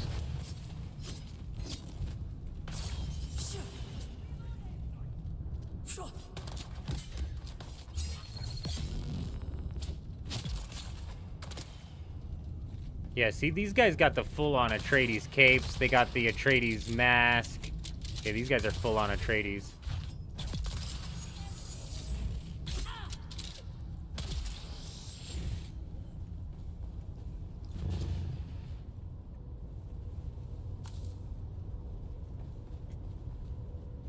But yeah, Zed, that'll definitely be nice to not lose so much durability on your wings just as you're flying around, especially considering your wings are like one of the most important things on your ornithopter, so to just be losing durability on those for practically no reason is a bit annoying. Fire back up. Hold on.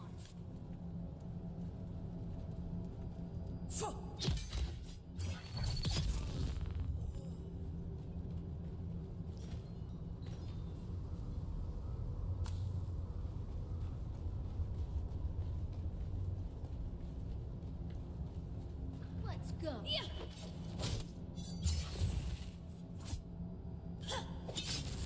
Bro, I blocked. I hit block. I ate, bro.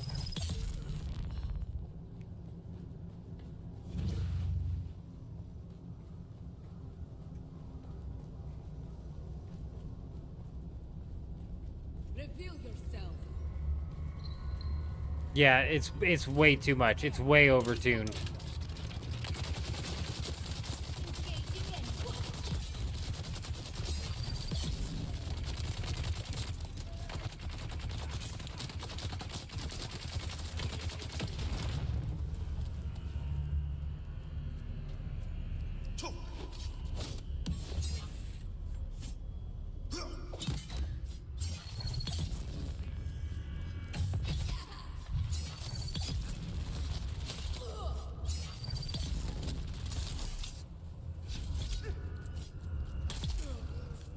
You're done.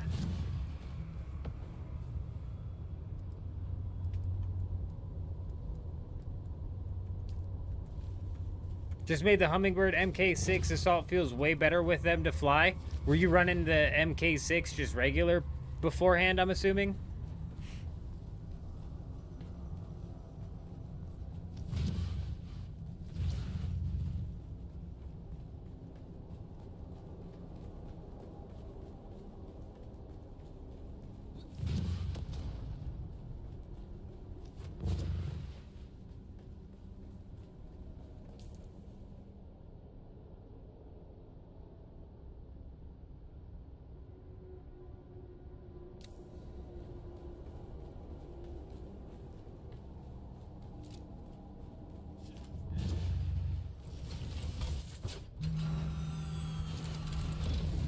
You're here farming the lands, Red. You're too slow, my friend. Ha ha!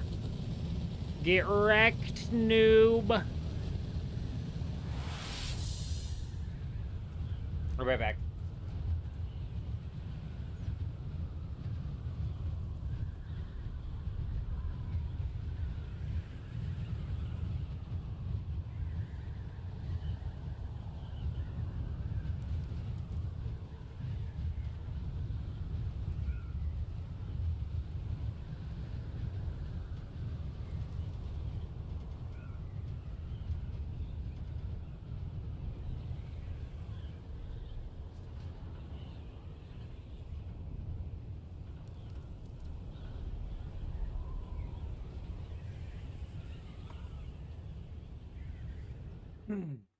Good, good, good. That's all good to hear, actually.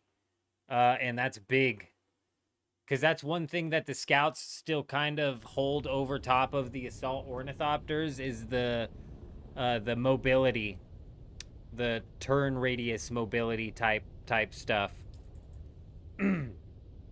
So if it just so happens to turn out that the hummingbird wings help with that in any way, shape, or form to kind of like lessen that gap, it's going to be really, really big, especially after the 12th. So, fucking huge, bro. And honestly, like, it sucks that the tier 6 materials are coming in to the south side because it's going to give us one less island to kind of like feud over with guilds. But honestly, it's so good for getting us just all the plastanium that we need, so it just can be like full focus on just fighting. You know, just getting out there and fighting, bro. Just get out there and fight because, like, whatever, dude. We've got the materials for days.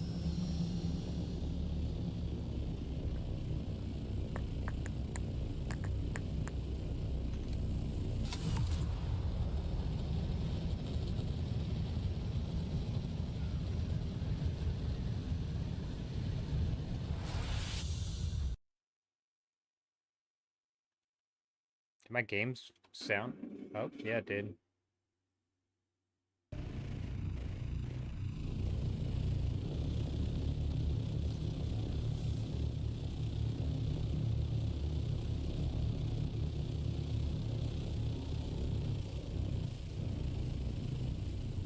What the fuck, dude? My CPU just tweaked out there for a second, bro.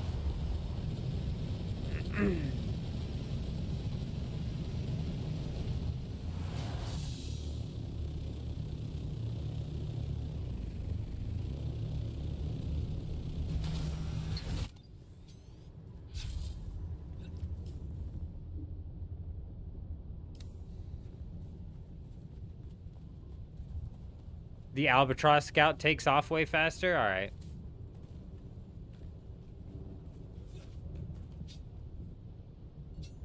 Man, if the enemies over here are farmed out, I am inclined to believe that they are, in fact, Atreides. And this is what people are going to be farming. There's probably a decent amount of them that spawn here as well. I wonder if they're also in the stairway, which is basically this same layout, but on the other side. Yeah, if these are cleared, bro, this has got to count.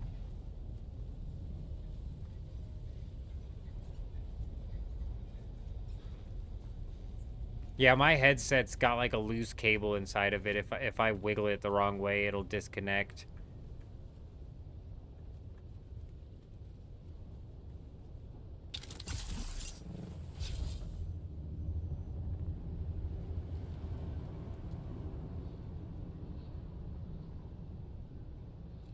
Reveal yourself. Someone.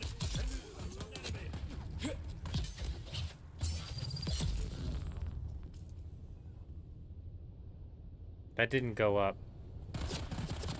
So the stairway does not count.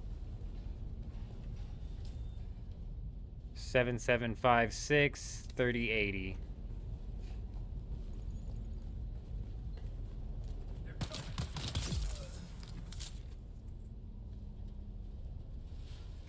Okay. So the bottom left counts inside of the Haga Basin. The top right only counts in the deep desert, but kills inside of the deep desert count for the Haga Basin as well.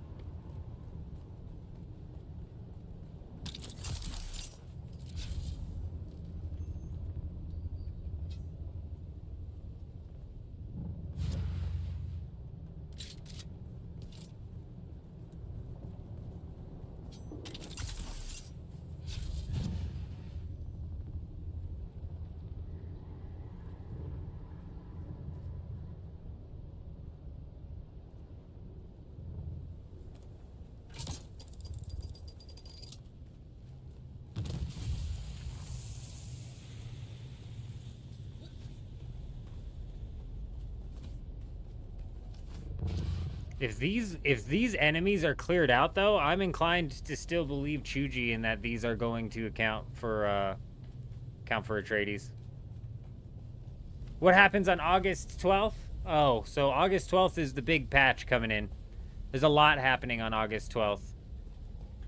There's so many things changing with the game on August 12th, from bugs with abilities to certain abilities being nerfed a little bit, such as Suspensor Blast. And then you got the Crippling Strike, which has a bug which is double taking your stamina. That's being changed. Ornithopter.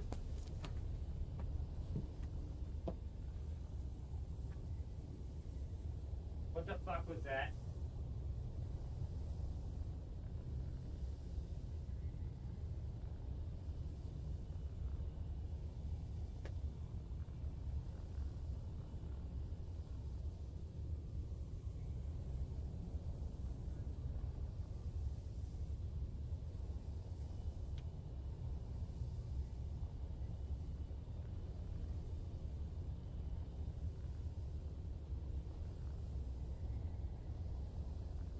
Smorley, I'm like 80% convinced a spider just landed on me.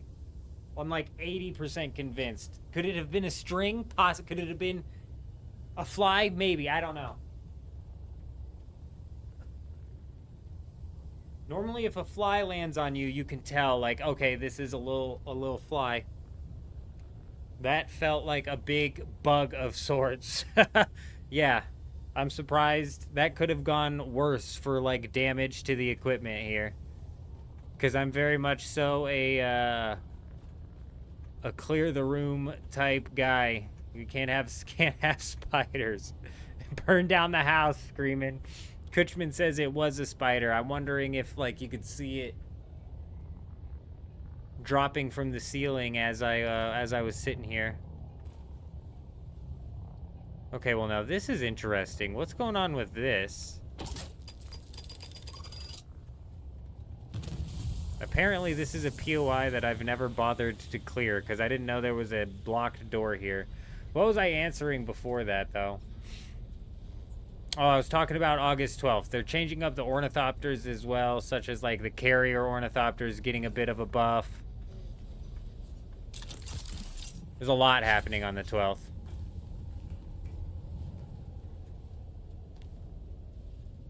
Oh my gosh, Kutch. That's not even funny. That is just terrible.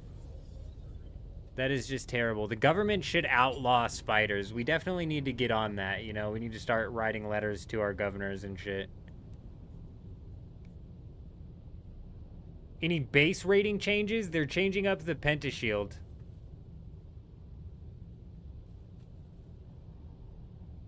Yeah, a spider in the drink is traumatizing, and you'll be checking your drink for, like, the next year. Or at least I would. Maybe even, like, for life now.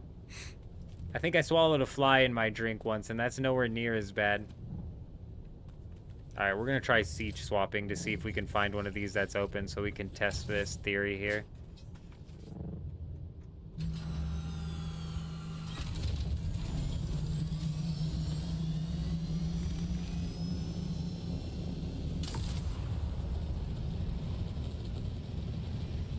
Yeah, that's kind of like when you start up the shower, strip down, jump in the shower, and then you look over to the right or behind you, and boom, it's a spider inside of the shower. And you're like, okay, I'll spray his ass with water. Well, guess what? Spiders are smarter than that.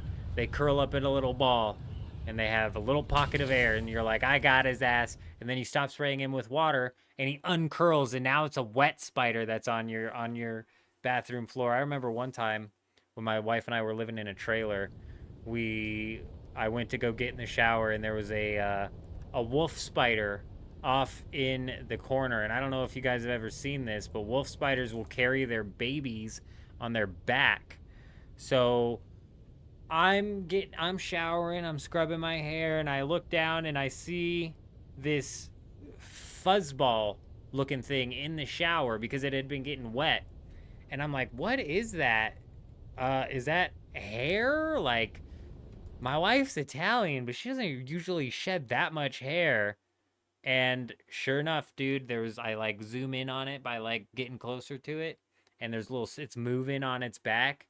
Oh my God, it was a giant ass wolf spider with babies on its back.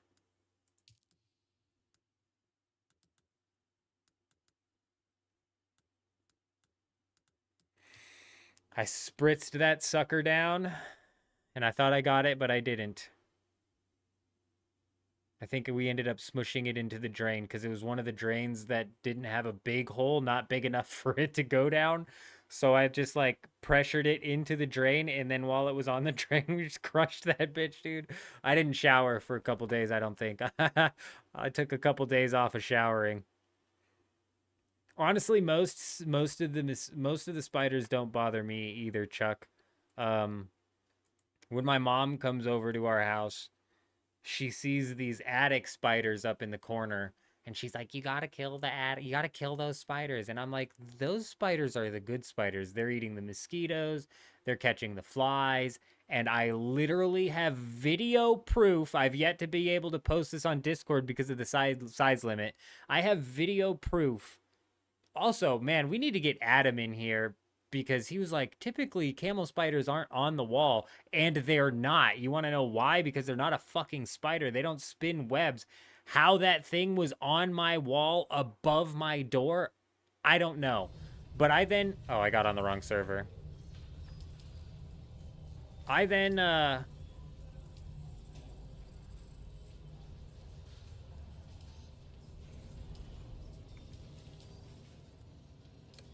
Poor as hell on this server. I caught video footage of this corner attic spider, this little tiny daddy long leg looking spider, completely take down this camel spider. Just wrecked the camel spider. Adam is here.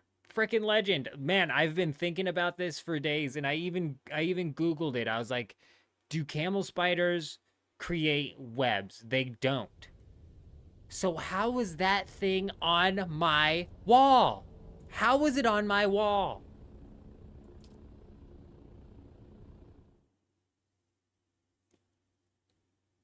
Here in Estonia, you only have small spiders? Damn. Consider yourself lucky because out where I'm at, we have a spider that's not technically a spider. It's a fracking scorpion with a bite on it that's like strong as hell. Magic Kutch, like I've been theorizing it. I've been theorizing it over and over and over again, and I just don't know. So these aren't massive camel spiders. They can get pretty freaking big, but they also start off small. These aren't like your Afghanistan size camel spiders. And so that was like one thing where I was like, maybe because of the size, it's able to somewhat scale walls. I don't know. But then I also was thinking, I have cats, and the cats absolutely love attacking the camel spiders. And when they do attack the camel spider, I swear to you, this thing turns around and bites them, and then they go, ah! And when they go, ah, they fling this bitch in the air, and it just goes flying. There's been several times these cats are taking down one of these camel spiders, and I'm just like, I'm looking in the kitchen from behind my wall like this. I'm like, because if I get too far out, dude, they're going to throw that thing on top of me, and I cannot have a camel spider thrown on top of me. If you guys haven't seen one of these things, it's fucking mutant. They're not even, these shouldn't even be real, bro.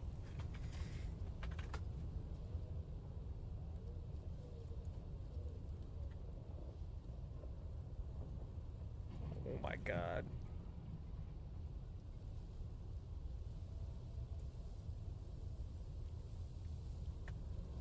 Give me a second.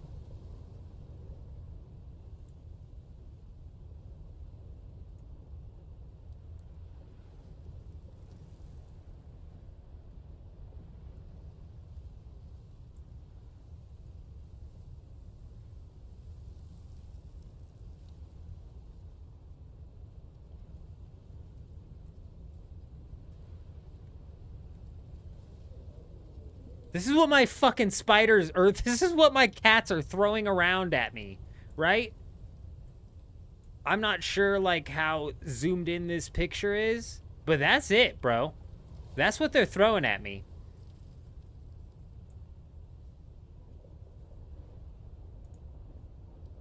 Fucked up, dude.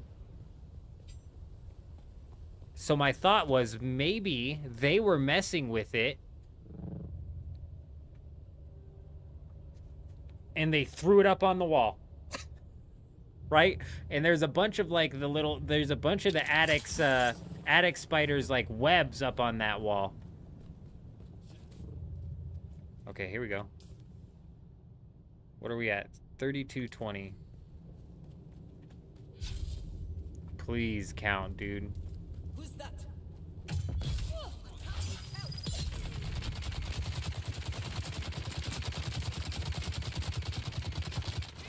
It didn't count.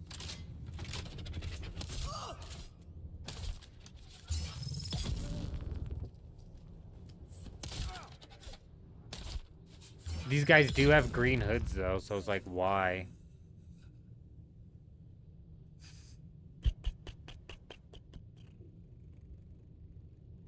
Okay, well now that's weird. We have both of these lined up exactly right. Weird.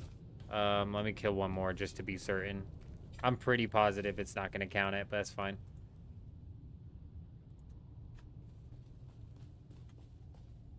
I'm telling you, they're not, most spiders are scared of you. From my experience, the camel spiders where I'm at are aggressive. They will attack your ass. I tried looking closer at one time, and I swear to you, it turned at me, it lifted both of its front paws up, and it said, take one more step and I'll eat your ass. And I said, no, no, no, please don't eat my ass. I don't want to have my ass eaten, please. Please, spider sir, spare me. Someone here.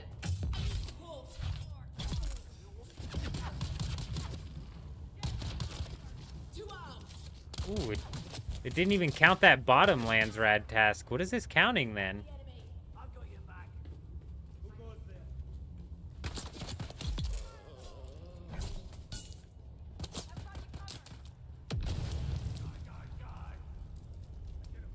Their favorite food is other spiders. The camel spiders, really? Orb weaver spiders are messed up, Ross. Especially if you're talking about like the big, bright colored ones that have longer legs than any spider ever realistically needs. Yeah. My brother-in-law had a wedding at a place where they had an exhibit. Oh, no wonder they're out where I'm at then. I'm actually not surprised. There's tarantulas out here.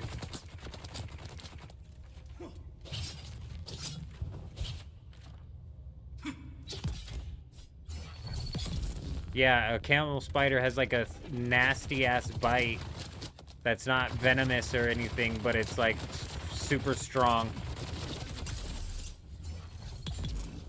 So yeah, I'm not surprised they're actually able to take down tarantulas. That's disgusting, bro. God, that freaks me out, dude.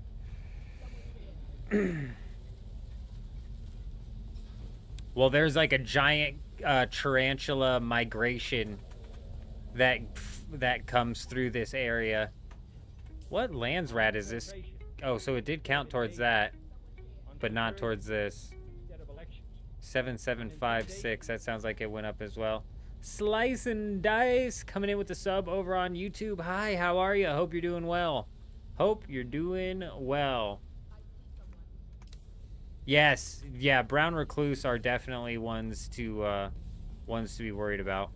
Those can show up around here too, but I don't know. I feel like I get overly anxious about the brown recluse.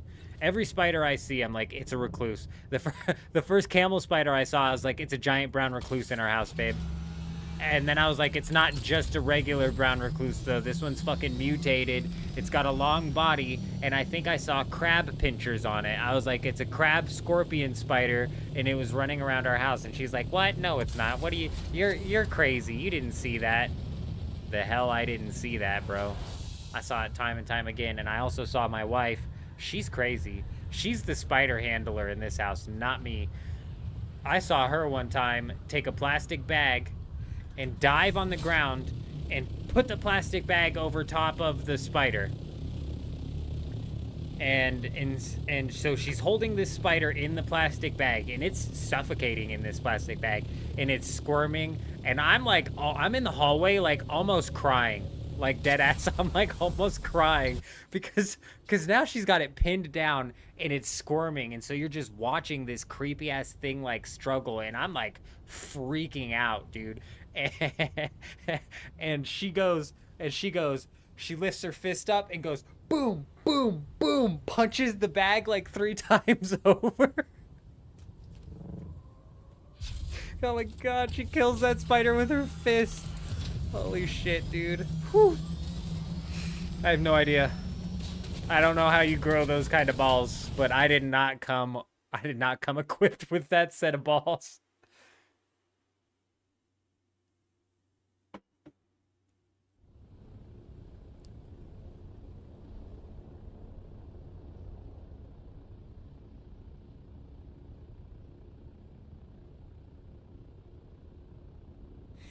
Bro, I hate spiders. I hate them. Oh, back to the exhibit, dude. We went at the wedding. There was an exhibit, and there was like, they were like, oh yeah, we're gonna let everybody walk through the little butterfly exhibit that we have going on, and the spider exhibit that we have going on, and we're all like, cool, cool, cool, cool, cool. We go into this spider exhibit, you guys, and they don't let you come out the same way you go in because they have to keep these things actually locked in. I was not made aware what an orb weaver spider looks like before I went in, and I'm telling you, there was so many in this little area. I was having a massive panic attack. I was like, I was freaking out. I'm holding my kid like right in front of me because I'm like, we need to watch every single step that we take because there are giant black and yellow orb weaver spiders with like 8-inch long legs everywhere, dude. Everywhere. And if one of those gets on me, I'm telling you, it's just we're gonna be wrecking an exhibit that day because I am gonna be running out, hands flailing, bro. I'm giving myself goosebumps just talking about it.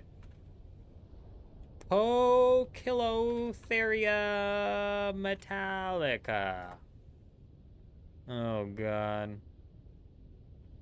See, these tarantulas are nasty, bro. The ones we have out here are just, I can't even tell if that's a tarantula. Yeah, it is. The ones we have out here are just like your regular.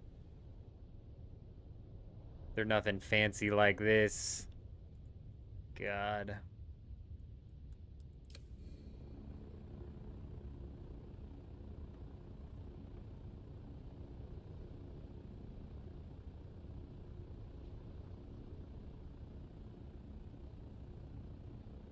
It's messed up when a spider's too big to use a square of toilet paper for. It's messed up when a spider's so big that I want to actually leave the house. Especially when my cats are sitting there swatting at this thing and they're now making it fly. I've got a flying scorpion spider crab flying around the house. That's the only way that I can picture it got up on the wall unless they're able to climb walls. Let me see.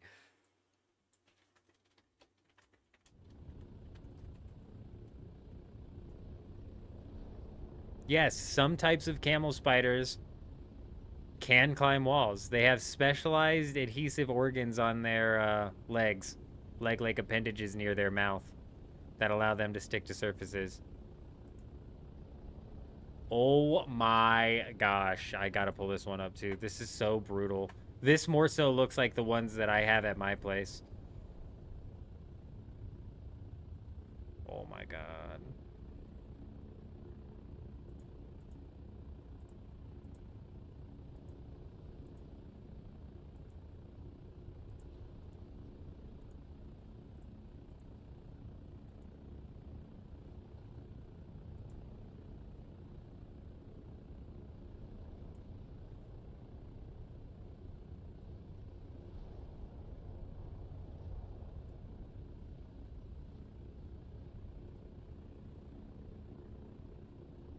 That's like what I got at my spot. Not quite massive. Like if you could tell, let me try and get that zoomed in for you guys here. Like you can tell the rocks on the ground next to this thing are pretty tiny. Like those are tiny rocks. So this is like realistically a pretty small spider. Bro, but tell me that doesn't look like a mutated ass scorpion spider, and then these things up front I thought were crab claws. I was like, babe, it was a giant spider with a long body and crab claws in the front. And I think that's what I Google searched to figure out what it was. I was like mutant scorpion crab spider. And it came up a camel spider with that exact picture. And I was like, oh my god, it knew exactly what I meant by searching mutated camel or mutated crab spider. Scorpion is probably what gave it away though. Their jaws are massive and they pack a punch. They pack a big, massive punch. 6 inches would be maybe the biggest that I've seen out here. Probably more realistically like 4, and then like 2 to 4 inches is probably average. 6 was maybe like the first one I saw. I remember the first couple I saw were fucking huge. Terrifyingly big. And yeah, their jaws are big. Apparently that's what they bite. They don't have venom. They just have like a super powerful bite. And that's how, I'm assuming that's how they take down tarantulas. Oh! Could just making a joke that just flew right directly over my head. Classic. Classic me not understanding a joke.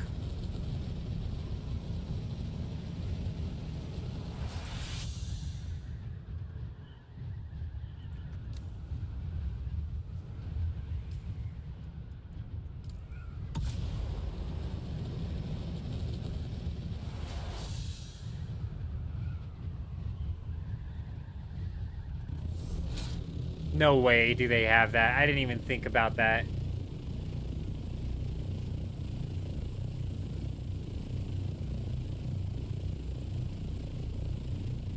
Oh, no shot. This guy got bit in Afghanistan, though. Them are big. Bro, there's a YouTube video of a lady getting bit by a camel spider. Is she fucking mad? Oh, dude. Wait, no, that's not it.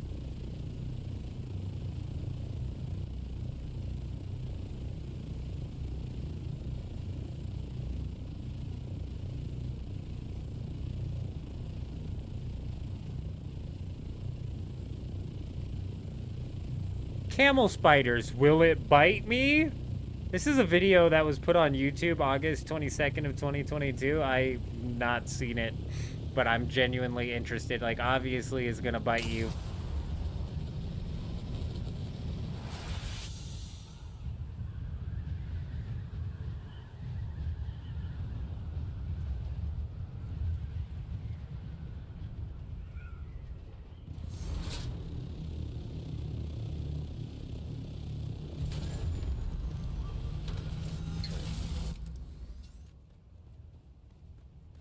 They just crush their prey. That's freaking nasty, man.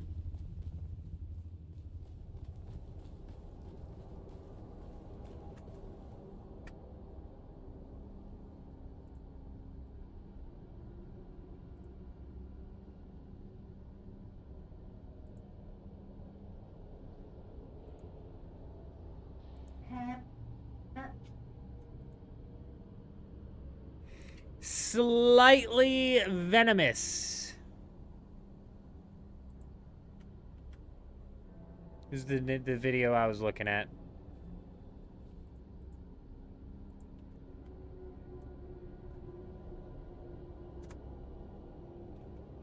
Just in case you guys are curious. I don't know if it's a good video. I don't know if she actually lets the thing bite her. That was the one I was looking at where I was like, oh, I would like to see if this lady gets bit by the camel spider. Because she's got more balls than me. You want to know what my question is? How exactly can I prevent myself at all costs from ever seeing a camel spider again?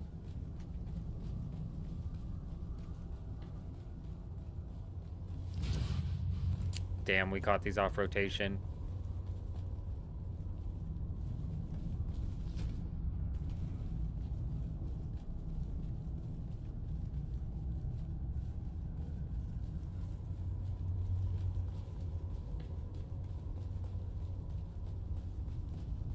I couldn't imagine being in a foreign land and then just dicking with wildlife.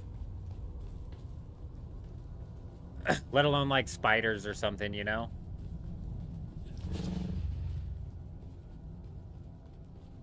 Something that could be venomous, like, yeah, definitely not up my alley, bro. No shot am I gonna go mess around with something that might be venomous.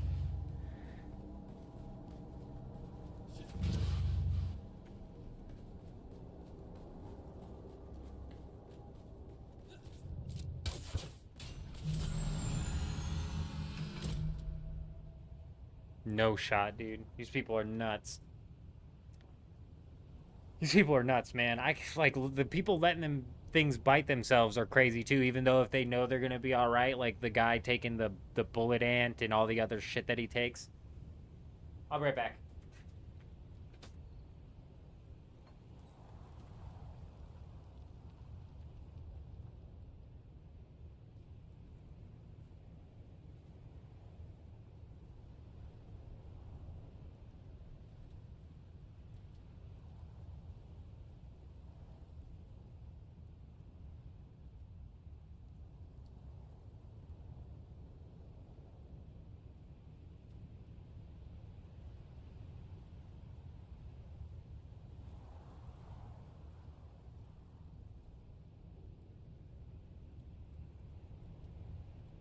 When you were in Tennessee a few years ago, some animal stole your food from a plate when you were getting a beer? Oh my god.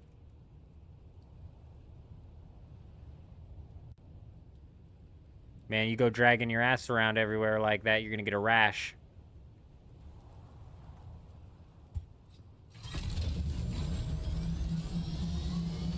Catch a ride. Oh.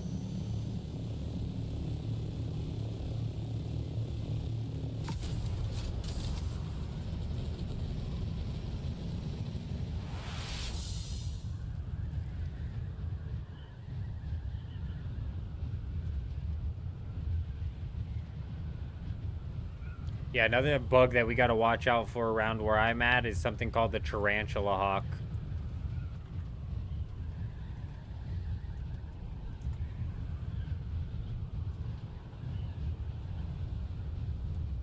And apparently getting stung by a tarantula hawk feels like getting shot.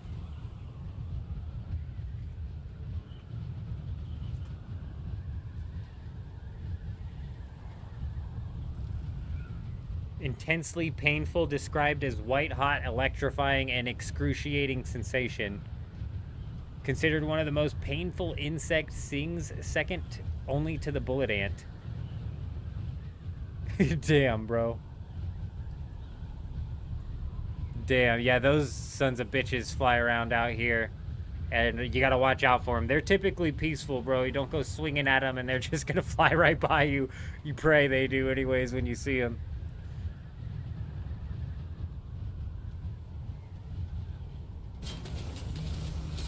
Hey, nice, Vanderloo. Huge. Absolutely massive.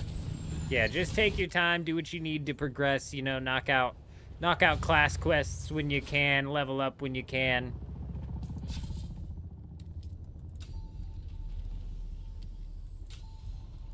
Good to hear that we got you rolling. Did you pick up that one ornithopter out of the chest, Vanderloo? Because there's an ornithopter up in that chest. In one of the chests in the base. But there's also the buggy you should have access to, which should help you get aluminum should you need to make another ornithopter. But at least one ornithopter will help you knock out some of the research you need and all of that. Yada yada.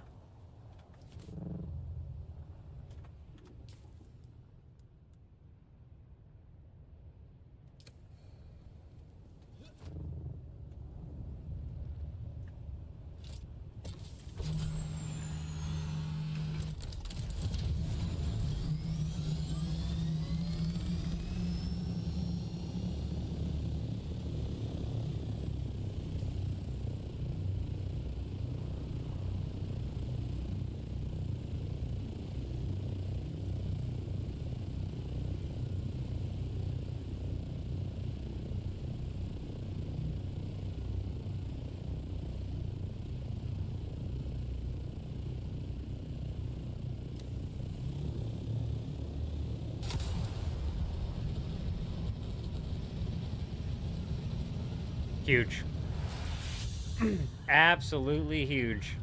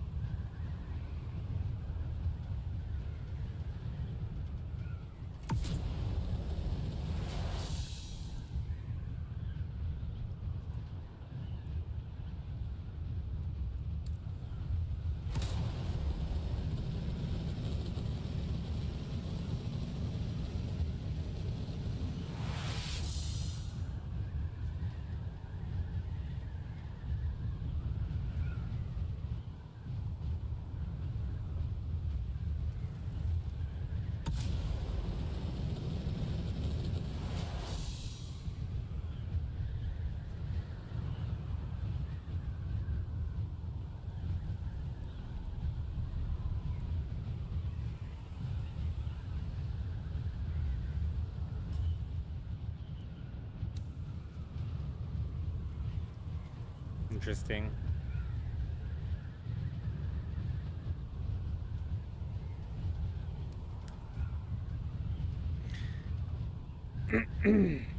Very interesting.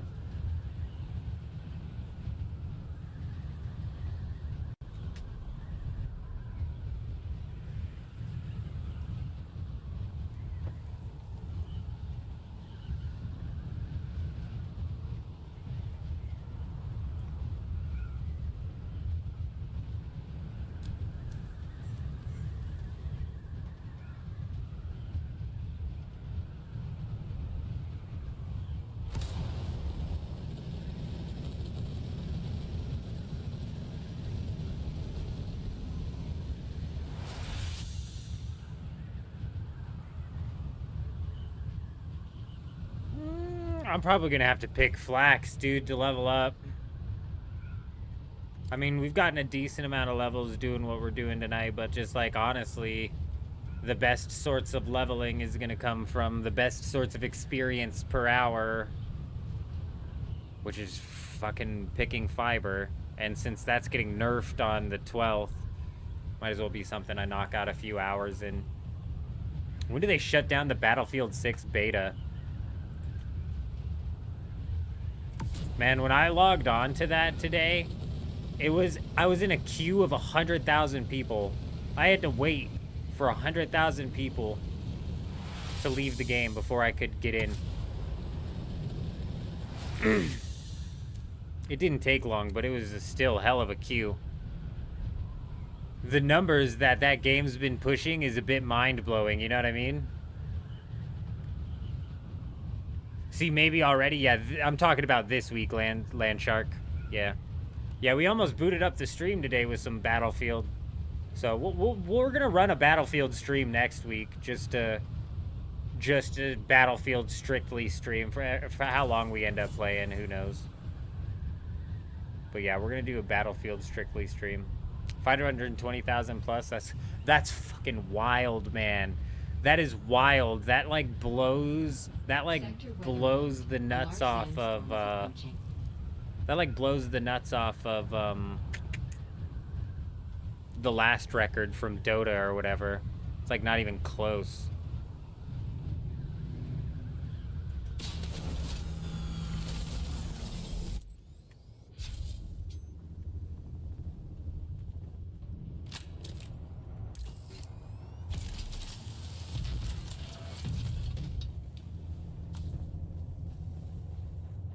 What do you think the odds are?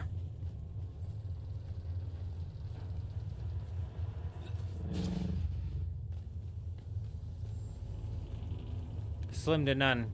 This place looks cleared.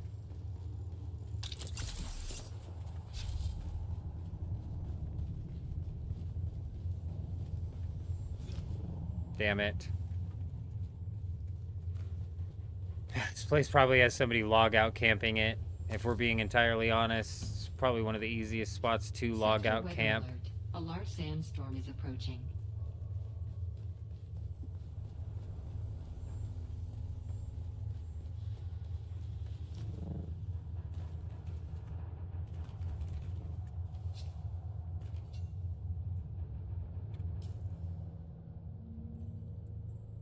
Way down there. How high does it go? All the way up here? Okay. Good to know.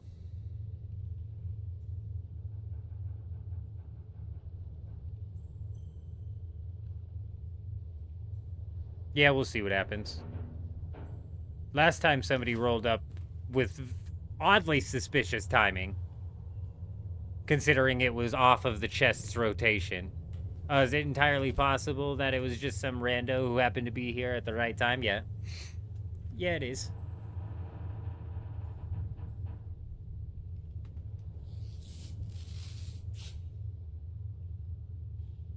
That is possible.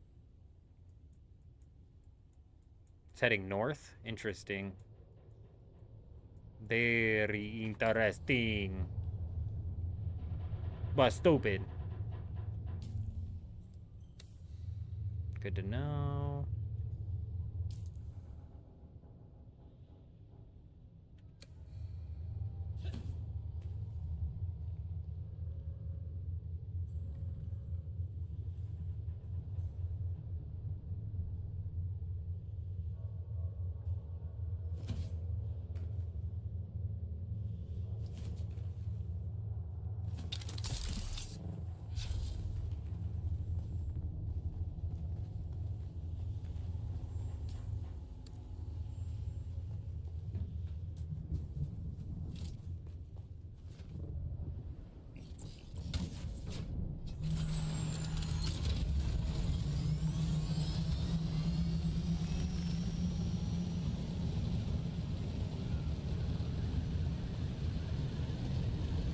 Are we doing what it looks like we're doing? You better fucking believe we are. Are we gonna get away with it? I don't think so. I don't think so. Not with how on my nuts this server has been. Are we gonna give it a shot? Oh, you better believe it. Oh, you better believe it.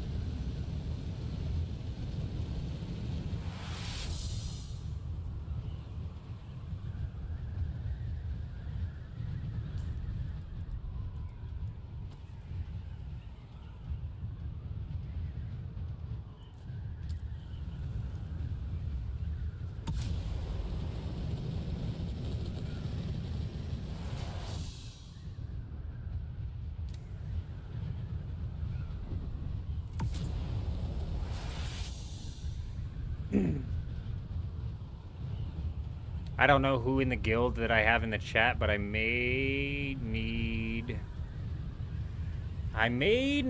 some help transporting shit out should anything happen to happen out here.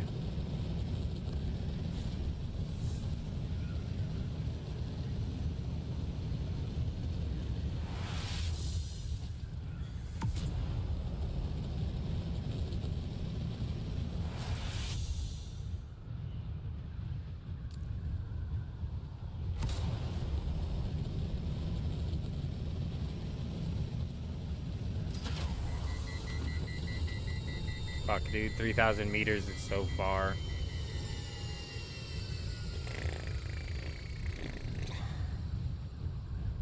Timing might be off on this one. I'm not even positive if this thing is still out here.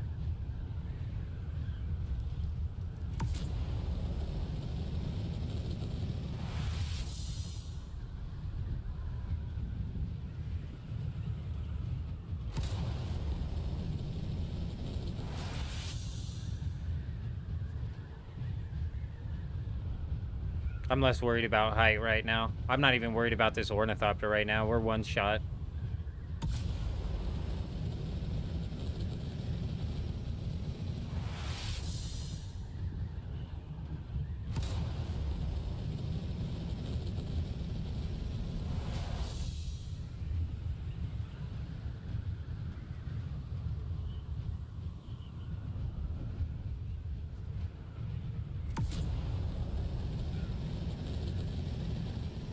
base I was wanting to hit isn't even here anymore.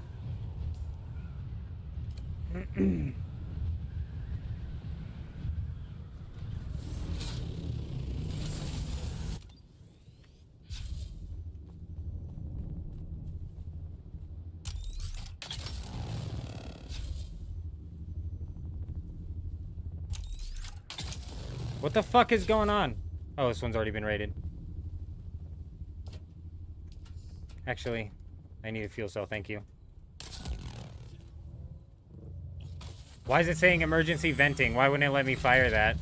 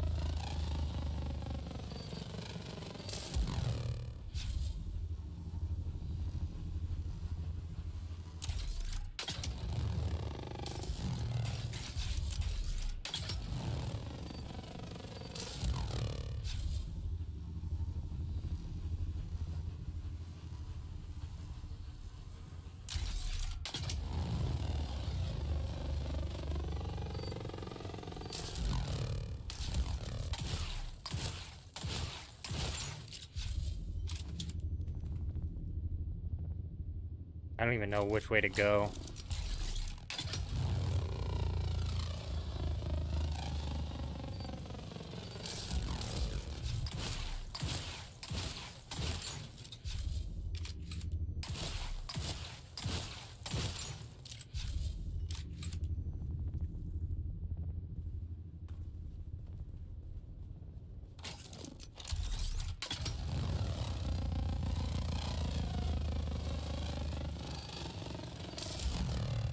Fuck, did that even damage this thing? That's a foundation anyways.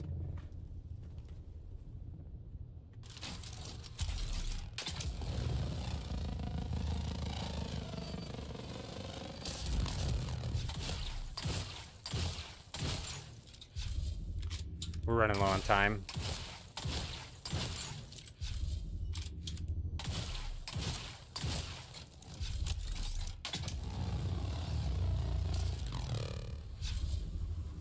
Oh, you cheeky son of a bitch.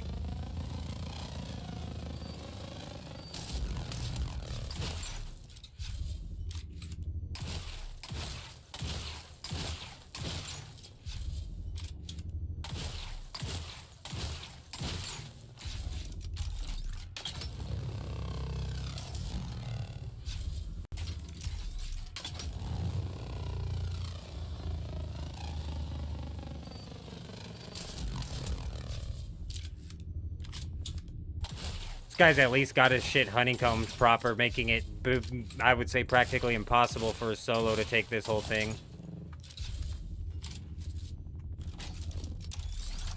Doesn't help that I'm picking every single wrong wall to hit.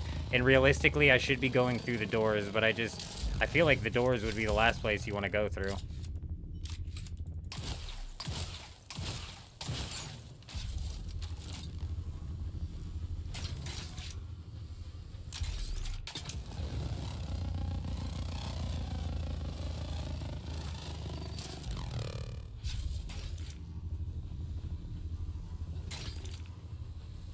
God, the honeycombing is real.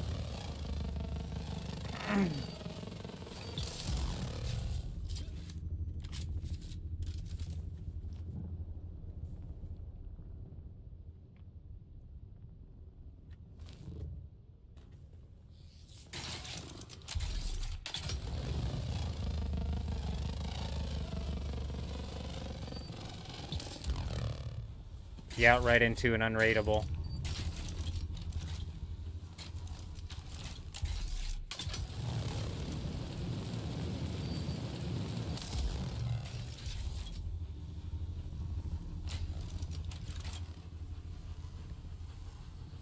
This seems like somebody else's base, though. There goes the shield. Nope, it was all his. What's interesting is it's not fully unraidable if I'd have just attacked it from that side. This place is bigger than I thought it would be. All this honeycombing seemed to be a distraction, to be honest.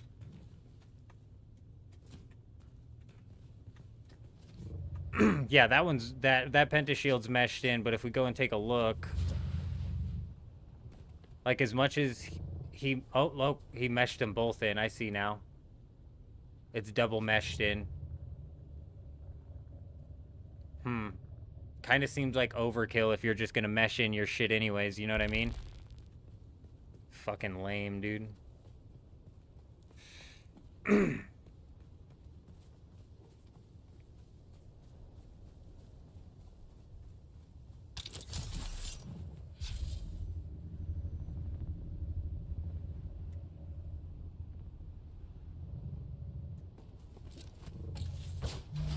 That's alright. The base I was looking to hit anyways while we were on our way out here was a G6.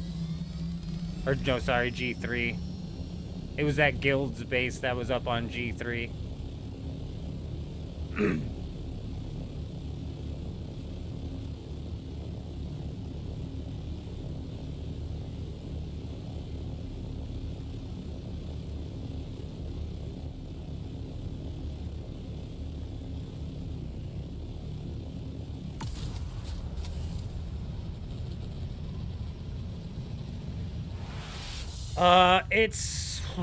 It's not hacks. It's definitely an exploit. What they're doing is they're using invisible walls in that mesh them that themselves mesh into the rock. And if it's not invisible walls, sometimes you can just lay a wall inside of a rock. And once the wall's inside of the rock, they can then put the corner of that that thing inside as well, which just essentially saves it entirely. Next week, though, starting August 12th, those will be able to take damage on the front end of them, but they'll still have a ridiculous amount of health. So realistically, raids are something that we're gonna have to go at in groups. Like when we raid, we're gonna have to scout and probably raid in groups. Even if that base wasn't pentashielded, I wasn't gonna get to the sub fief. I had to break so many walls, and so what we'll need to do is we'll need to have somebody in each raid team who is set up with this source of power ability, which is gonna allow people to just continuously fire off these things, and then anybody who can also like set themselves up with this trooper ability to increase the damage by 35%, you'd be setting yourself up pretty good as well. It's definitely not an easy setup. I'm sure once people... You gotta have the right land. You gotta have the right cave. You gotta have the right land in order to actually be able to get that setup functioning properly.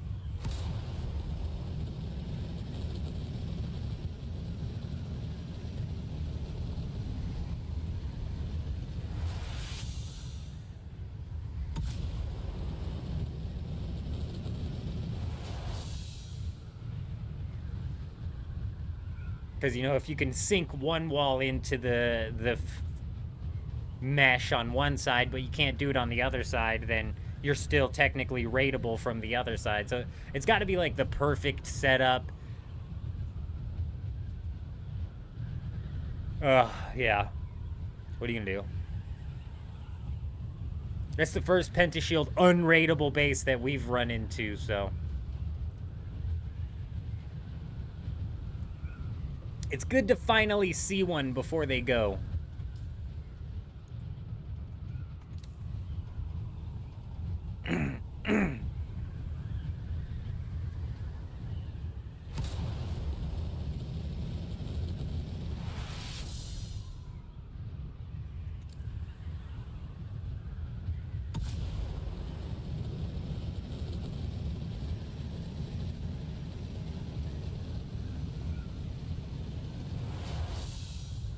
Third time the charm, maybe?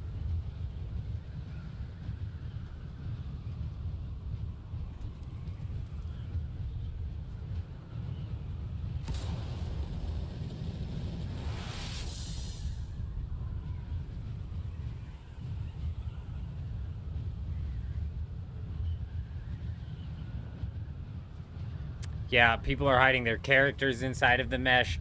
Over on Dugap, I never ran into a pentashield base that was properly meshed into the wall, but I did run into somebody who managed to somehow get their subfief shoved into the wall. And their subfief was completely undamageable. You could not damage their subfief.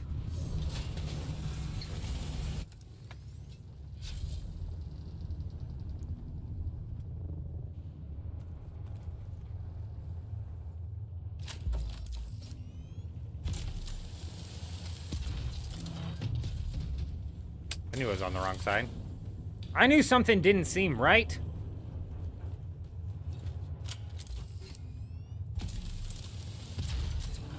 You know what else doesn't seem right? The AI is still gone here, which makes me think this must have just gotten hit recently. Unfortunate.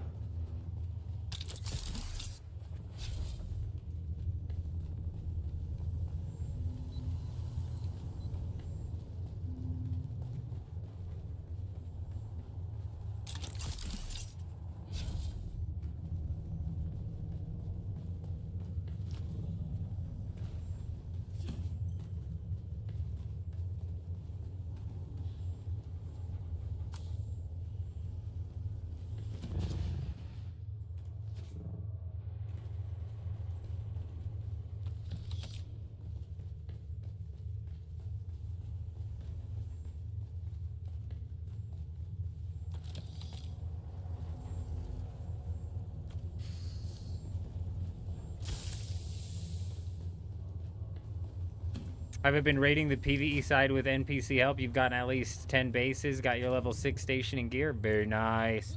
You know, personally, I haven't found... So by the time I decided to go, like, look for bases to knock down with that method, all of the ones that were easily knocked down with that method were basically taken out. Everybody's taken full advantage on the Harmony server to take those ones out.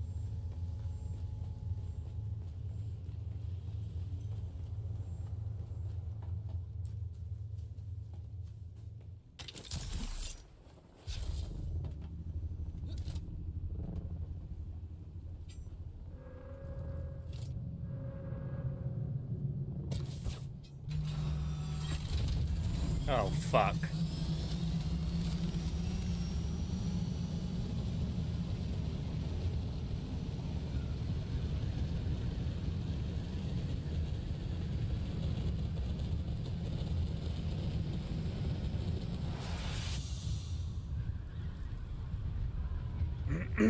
I was gonna say, watch it be my perfect timing that somebody's just sitting up on top of that thing waiting for me to come out with their ancient way or some shit like that. And right as I pull up my ornithopter, I see that guy load in. See that guy render in. Brutal. Hey, James coming in, dropping the sub over on YouTube. Hi, how are you? I hope you're doing well. Welcome. Yeah, like I was saying, though, by the time I started searching, they had all been pretty well knocked down. However, there are some extra ways and extra things you can do to kind of train the mobs and kite the mobs further than you would normally be able to kite them. So there's been a couple people in the guild who have actually gone ham with that and knocked down a few really good bases. But for me, it's like it's a lot of effort. And I just haven't found a base where I'm like, yeah, that's worth the effort.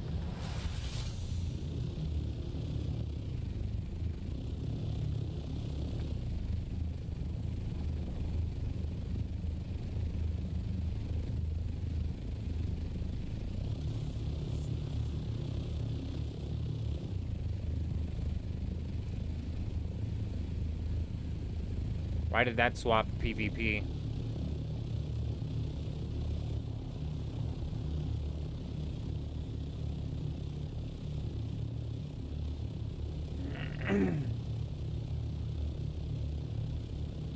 Wow. Oh, that was that tier 6 triple shot that was in the Lands Rat a couple weeks ago, I'm assuming. That's a pretty powerful sniper. 275 mil is absolutely freaking ridiculous, though.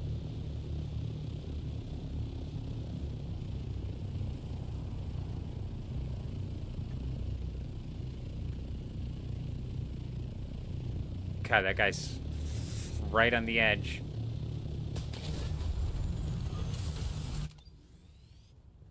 Damn, that thing's about to pop, dude. Everything in here is about to pop.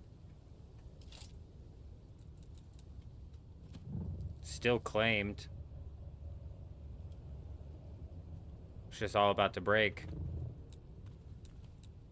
Damn, the thief's even bad. This is critical. Shit, dude. I mean, it's just a small one, so I mean, what realistically could be in there, but...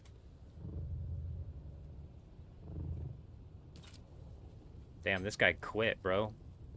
This guy just gave up. Yeah, it's the MK6 5 fingers. Yeah. The one that shoots 3 bullets and is poisonous. It's a really good sniper. It really is. I don't know if it's going to work so great in the current meta that's happening in the game.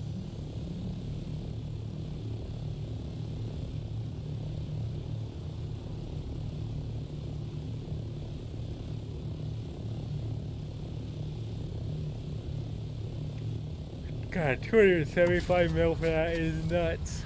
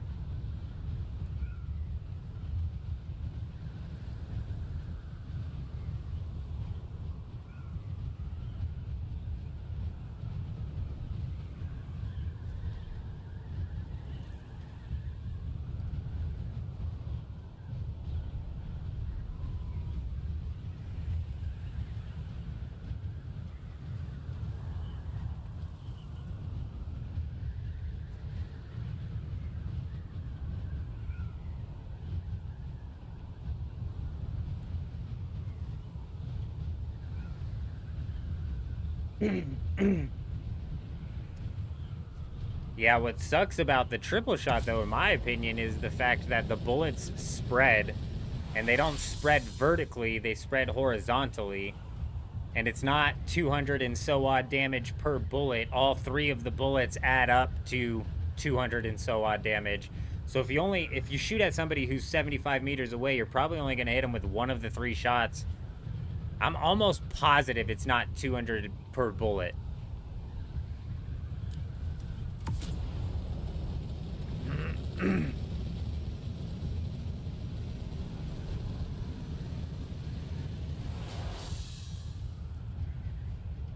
It definitely functions more like a shotgun. It's a really good weapon up close. So I've Sky on the Dune Gap, or on the Do-Gap server. Somebody from the Fermentally Unstable Guild used it against me, and I think maybe one of the best use case scenarios for it. And that was when I was sitting there ambition shotgunning him, making him use his stamina to dodge out of it. He basically just waited for me to shoot with the ambition, which dropped my shield, and he's got about 3 seconds until that shotgun is going to actually drill through his shield and hit him.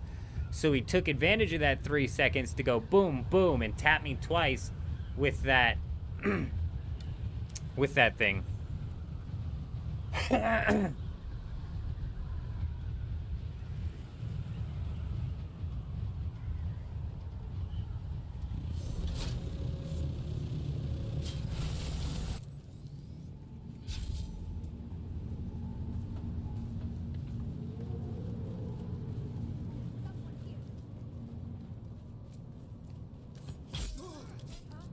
I require assistance.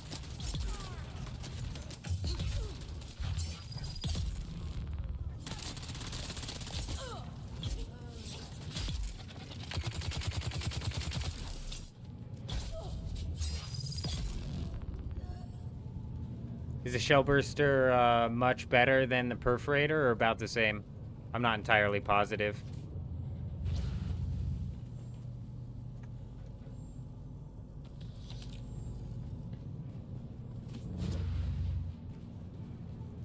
Just bought a bunch of melange. Oh my god, on this server, Kutch, it's all the way down to 3.9 thousand. Yeah, so if anybody in this guild has extra money that they want to spend on melange, I would do it now. I mean, obviously don't stack up on, like, don't spend all of your money on melange. You might be better off saving it to try and land a schematic or something. But, the dupe will get patched, and then melange will go back up in price. Oh, you're on Rafana? Gotcha. Damn, bro.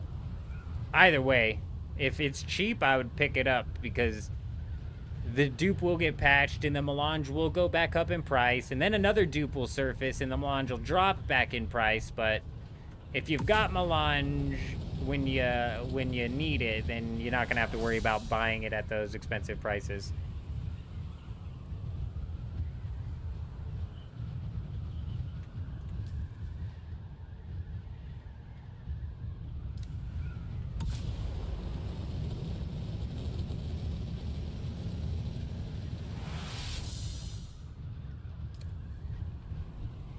Shit. This guy might have just cleared this. Oh, you're on Harmony Siege, Rafana. Got you.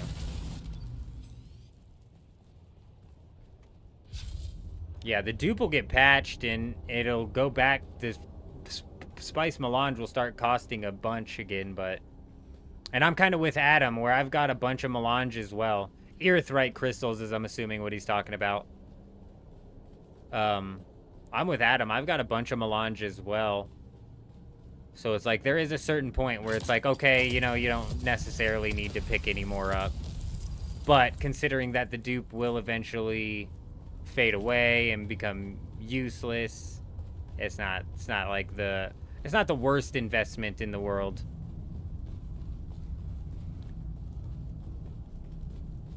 I think this asshole just took it.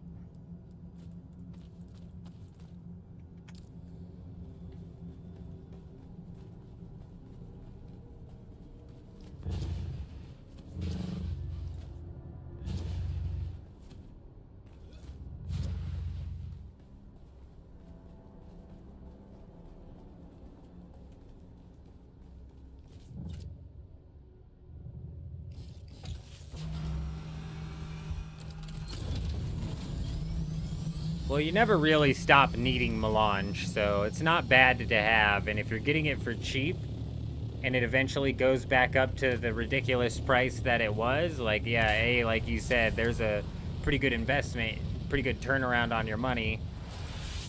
But also, you know, if you end up needing the melange when it's all of a sudden back up to 25,000 a pop, you got it, so...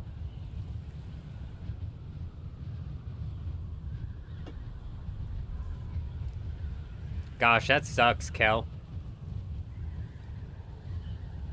Hey man, I believe this will be the first favor I ask you. Could you repair your wings for me? Zed is sick of looking at the broken-ass wings. You know, I might as well repair them now before we forget and end up fully breaking them. Where are they at? 26%, man. Man, we ride these things down way too low. I mean, they're getting all... can't repair my wings with my building tool. I mean, they're getting all tore up. You can like actually see them visibly. We've been hit by one rocket today. One rocket at all throughout the entire lifespan of this ornithopter. And it's already blitzed through a quarter of the wing's health just from flying around. It's ridiculous.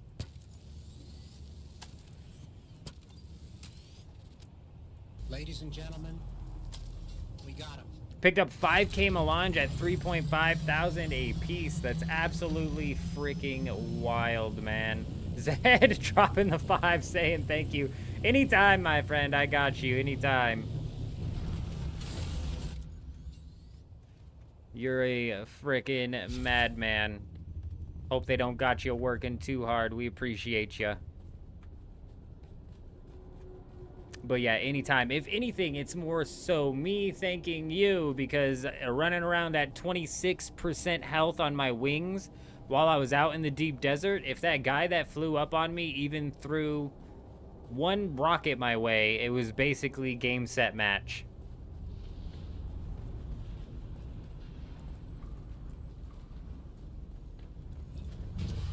Yeah, no, I've done the same thing. I'll probably actually put out a Discord announcement as well and holler at people in the guild, let them know that it might be worth investing some of their money if they have it into melange before the dupe ends up getting patched and the melange ends up being expensive. Because, I mean, if we're all at a point where we're sitting on, like, 2,000 melange, I mean, then shit, we're all, like, set to craft our own tier 6,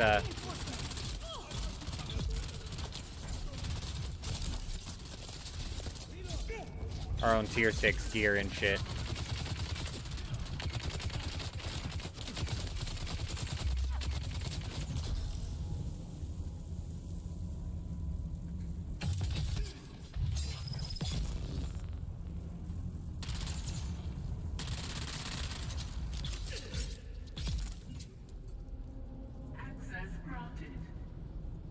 It just happened within the past couple hours? Alright. That's good to know. I'm gonna make a trip out there here in a second.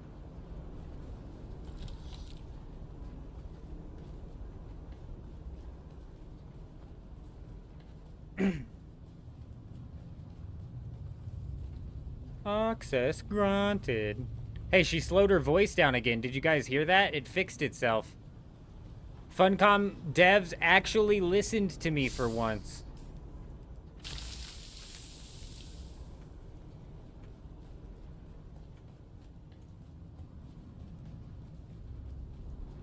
It was 3K last night as well. The dupers are up late, but sales are low. I'm telling you, Chuji, they just need to start... Just bite the bullet and dupe the Plastanium. Dickheads. Make that cheap for us. I mean, next week we're going to be able to farm it in mass, so, I mean, having in mass Plastanium not going to be a problem, which is a relief because we're probably going to lose a lot in the deep desert next week. But I wouldn't mind some cheap Plastanium. Chuji's like, nah, they better not because that's my money maker right there. That's my money.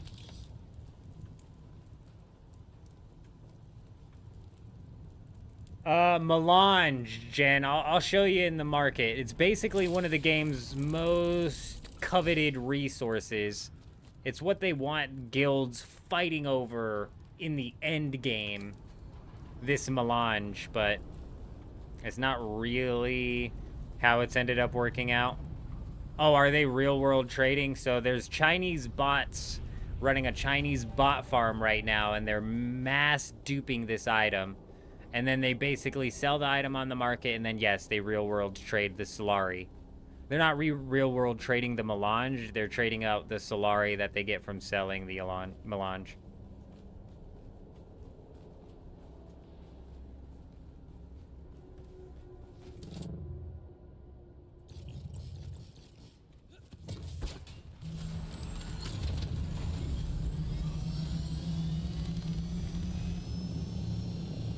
No. This is a full-on bot farm.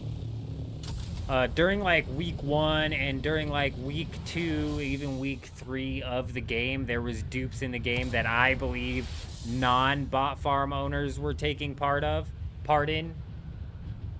And that led to a lot of bans, man. Like, a lot of people got banned. That's why we were able to raid those Haga Basin bases from the banned players. But this specific dupe that's come out, I'm almost positive there's no real players taking advantage of it, so I don't think there's going to be any bases of people with a bunch of stuff that end up losing their sub-fief anytime soon, because it's literally just like a Chinese bot farm that is running in mass and selling in mass and then probably just trading off their Solari to the mule. Jen knows how it works. Just like in RuneScape, get the money to the mule, people buy the money, the mule trades them the money. Not always the mule, sometimes it shifts hands 3 or 4 times as they try and clean it.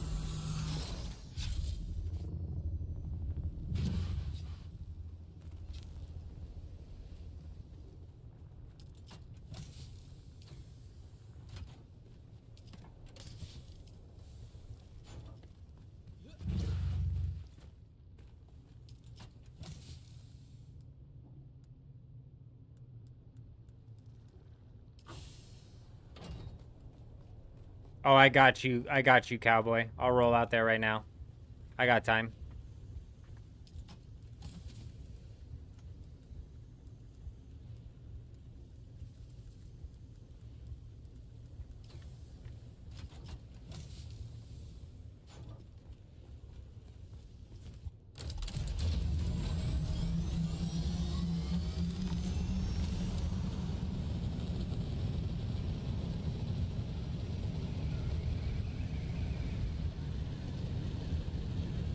I got you. I got you. I got you.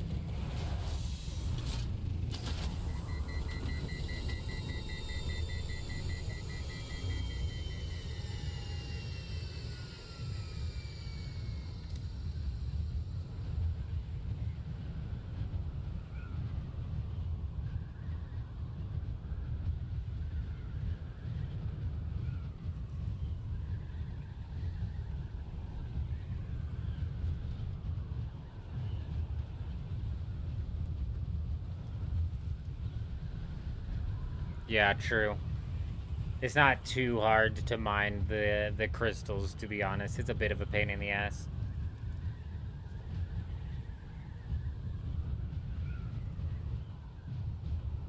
Yeah, melange is cobalt paste is a pain in the ass, man.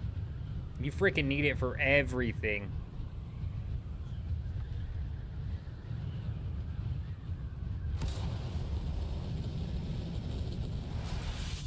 I'm about 11,000 meters out, cowboy.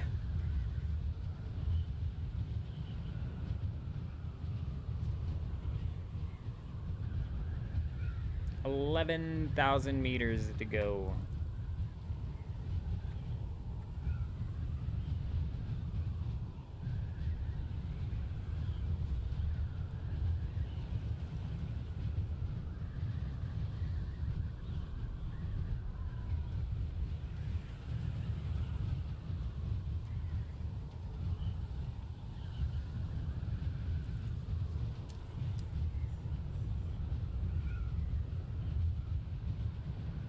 Oh yeah, Kutch, you definitely need a carrier to take the buggy inside of the rift. I drove the buggy down there one time with J Wolf, man, and every time I would look over to read the chat, I would run into some sort of rock. I was all over the place. Not fun driving a buggy down there.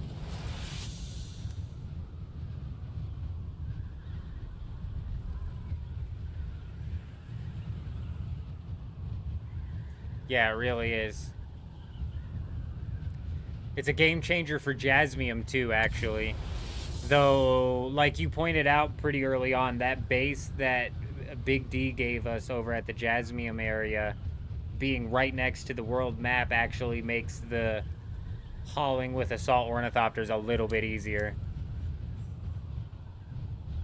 Man, it must have been just because I was looking away from the screen. I was like very much so distracted driving, man. We ran over some cats and dogs that day. It was brutal.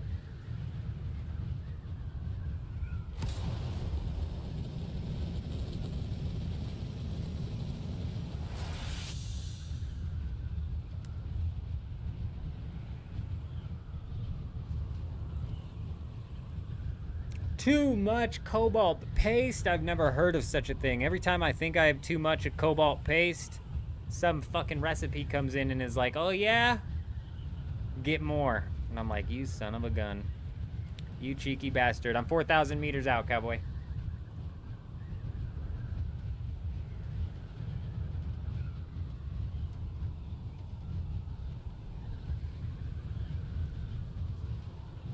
The carrier is work because you can't just auto run that thing. If you could auto run the carrier, it'd be so good.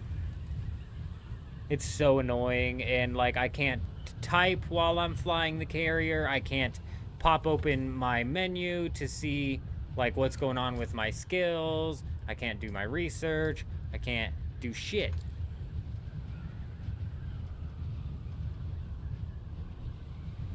Oh my gosh, and the weight of the cobalt paste, you're so right.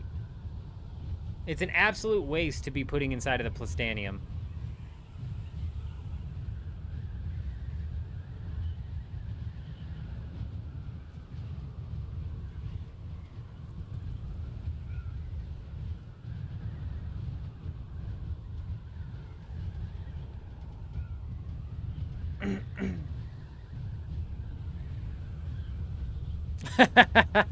Jake creation, the heaviest objects in the universe from light to heavy, sun, black hole, cobalt paste. With how heavy the game makes cobalt paste, I reckon to believe you on that one.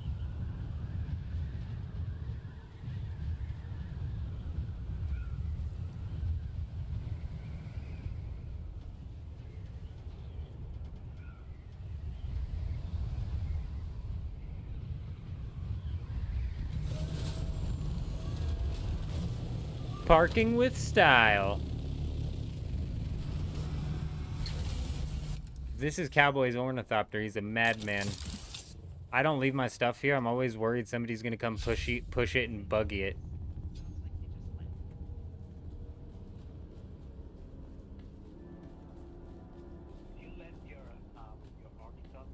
I'm coming.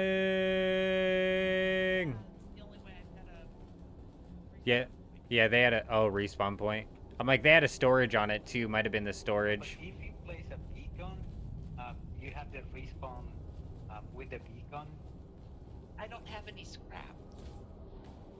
Oh, he's here. Hello. Let's go kick some butt. Hello. I don't have a respawn beacon. Oh, okay. Your So, your ornithopter is going to be the beacon. Nah, you should be fine. But You should be fine. Okay. Somebody could come and Just push it worried about into the leaving my, sand and then thumper it, but that'd be a pretty dick move. I haven't seen anybody doing that on this server yet. do But- what now? I'm sorry. Somebody could roll up. Oh man, I'm coming in through my headset. Give me a second. Fucking hate this, dude. Oh, Stupid. he said that somebody can push your ornithopter with another one to the sand, then place a thumper to call the worm. Humper. Yeah. Yeah. Yeah. I didn't think of that. I haven't seen anybody doing that on this server yet, but they definitely could if they felt like it. Yeah, I definitely get it, and I feel safer with an actual respawn beacon, but I haven't seen any scrap metal anywhere, so oh well. Let's go. Yeah, scrap metal is few and far between out here.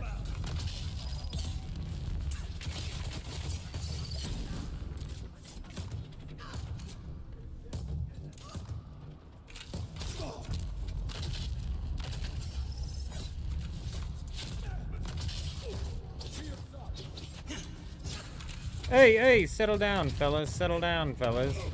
You guys have gone a little rough on me, haven't ya? Why do they... How do they decide who to attack? Oh, look, they're just ignoring me again to go after this person. Get off of them!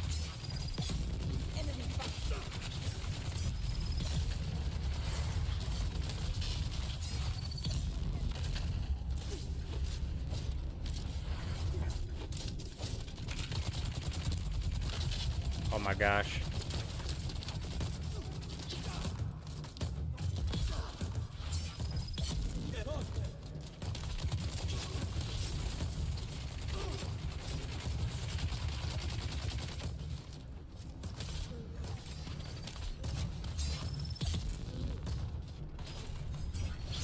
Man, that turret actually puts in some work, doesn't it?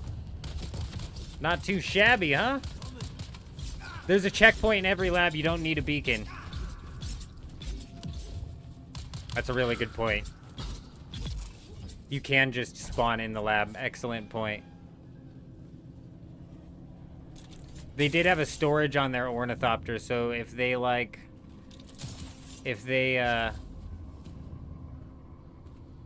had shit in their storage, they wouldn't have been able to pick up the ornithopter anyways. But that's a good point.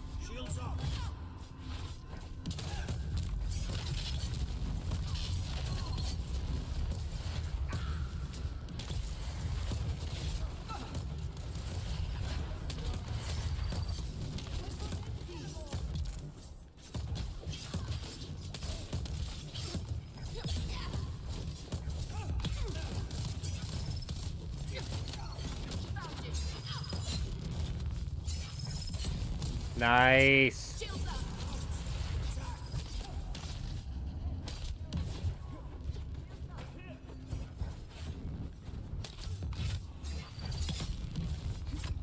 Man, I hate when you go to attack an AI and then you end up just smacking your teammate in the butt and it doesn't count towards damaging the AI.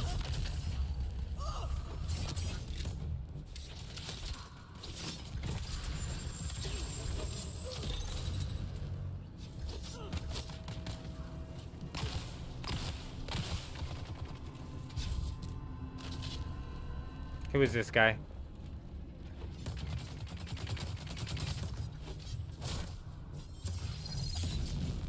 We have somebody else in here as well. Somebody else in here helping us out. Very nice, very nice. I'm not certain if this chest has reset for us, but it would be nice if it did. That'd be huge.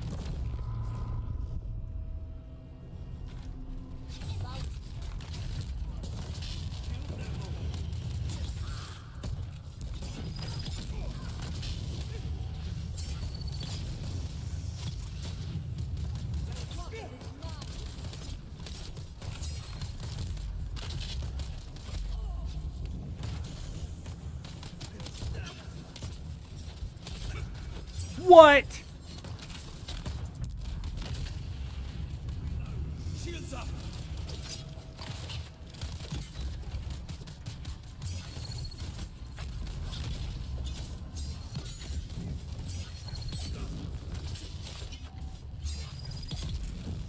Got him.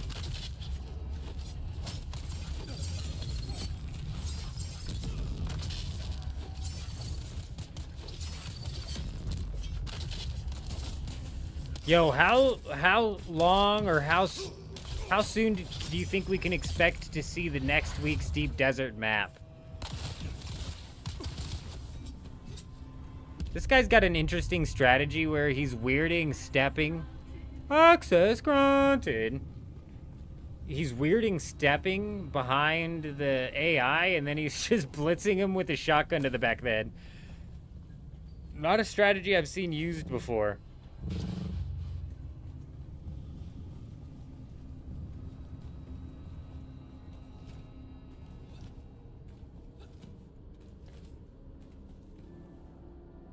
Fucking three, bro. 3 spice-infused plastanium dust.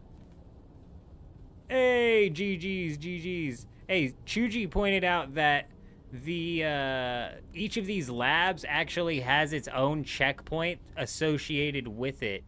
So technically you don't need a respawn beacon or your ornithopter out there, just so you know. So if your storage is ever empty and you're worried about somebody possibly thumpering it, I would grab it. Because you can respawn at the lab. There is a checkpoint in each lab.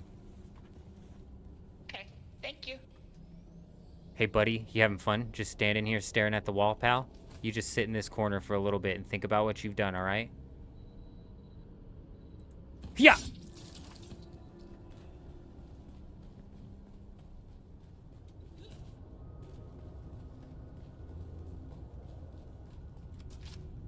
$9 p.m. Eastern? Tomorrow? Well, today now. 9 p.m. Why 9 p.m.? The Asian servers reset before 9 p.m. Eastern.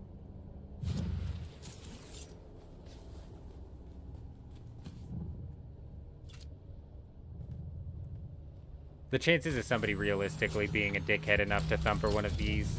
I mean, like, that's something the Fermentally Unstable Guild would do, you know what I'm saying?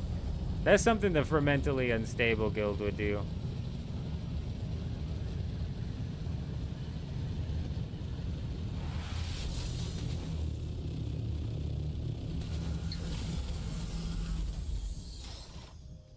Hey, not a problem, cowboy. Not a problem.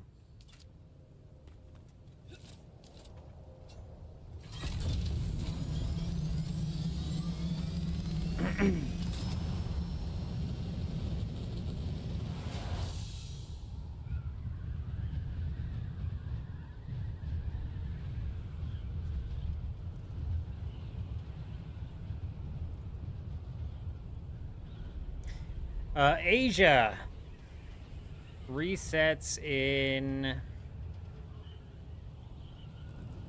14 hours. So Asia's Coriolis storm begins in 4 hours and it resets in 14 hours, which would be 5 p.m. Eastern, and very much so close to J-Rob's 6 p.m. guess.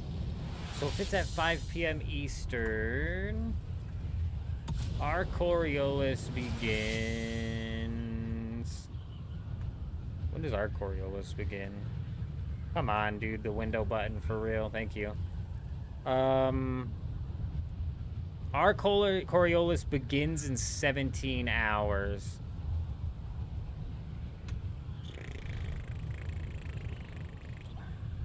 I'm just trying to figure out exactly when we're gonna get the map so I can, it doesn't even matter, though. There's no reason for us to scatter. We're still scattering, bro. We're still scattering to claim nodes. It's the fucking game plan, because we don't know exactly what's going on with this patch. Also, we're gonna have like an hour and a half of downtime, I think, as well, heading into the Coriolis, or heading out of the Coriolis, one of the two. And I'm just saying hour and a half. It might be more than that. I'm not positive. I think they've had different times each time.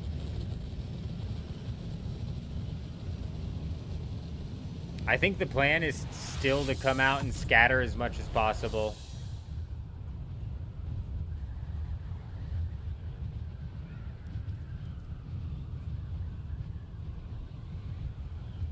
You know? Because even if it's like, say for example that there's...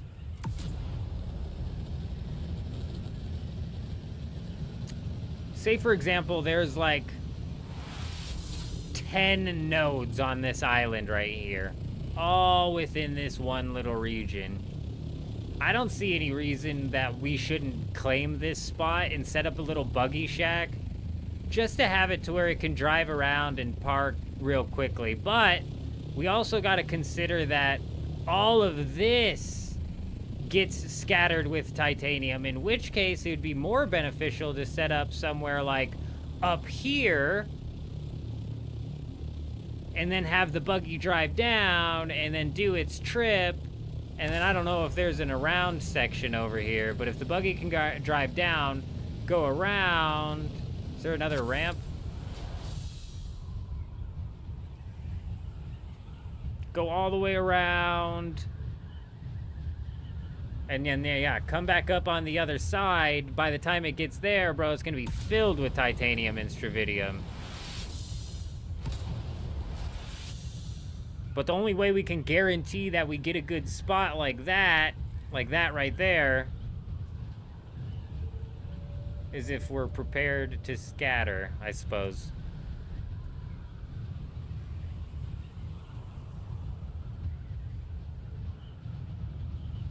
Like, honestly, I wouldn't even be against that, because if it's spread literally everywhere, fuck it. You know, like, we're not getting in anybody's way boxing ours off. Or even boxing it off in the sense of, like, we were talking, I think it was you who came up with the idea of, like a garden area. I don't think that's the word that you used for it. What was the word that you used for it? Like a garden area, I suppose. It's not blocked off from the public, but it's fenced off from buggies. So that way buggies can't come up and steal our shit, but like somebody in the public could. Jay, literally, if they make nodes unbuildable and then they slap as many nodes as they're planning on slapping into the deep desert, there's going to be awkward shit going on. I think instead of making nodes unbuildable, they're just putting out a shitload.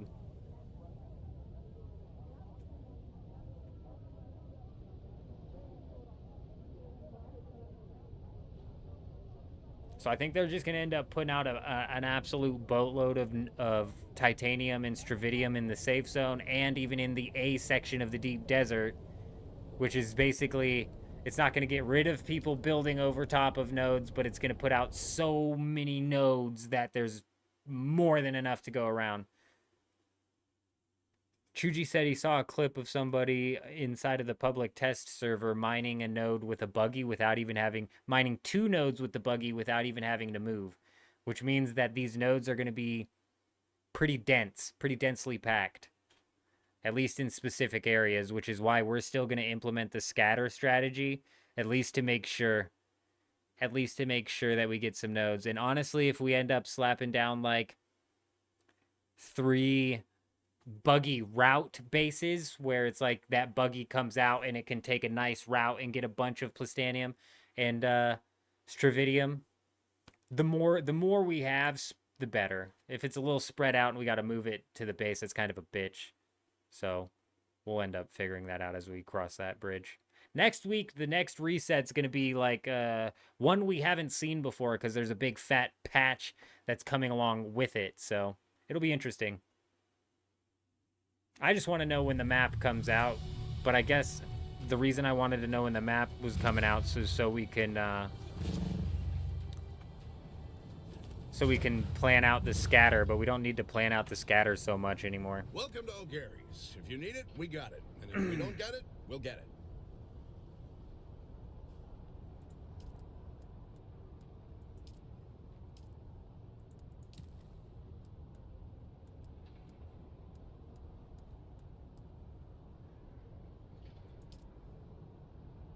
I need a reputation level of 4. I can't even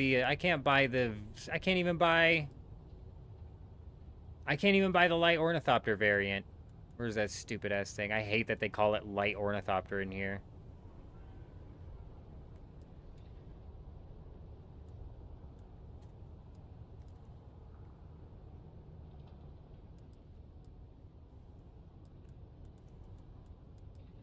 Oh, it's gonna be all the way down at the bottom, right?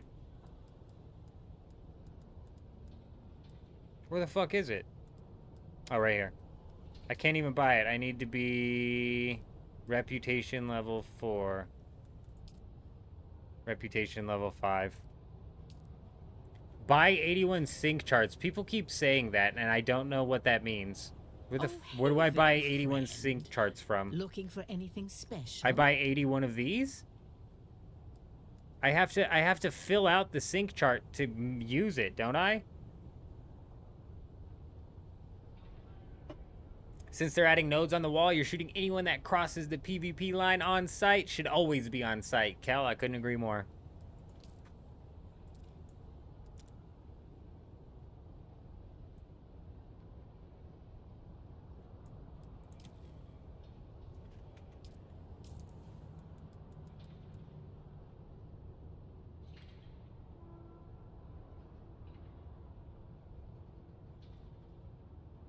How many fucking areas do you think I survey?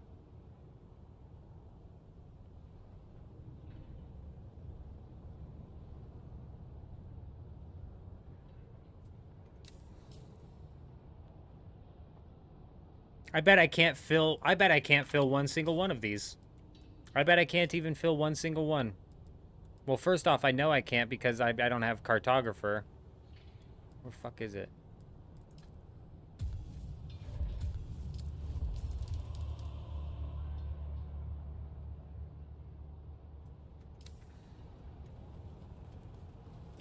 "81 surveyed areas? Are you telling me you survey 81 areas every single week?" Oh, so I have to... Someone else will. Who fills it up? I just ask somebody in the deep desert and I trade them and then I tip them? I basically immediately want to drop everything I just bought from that right now.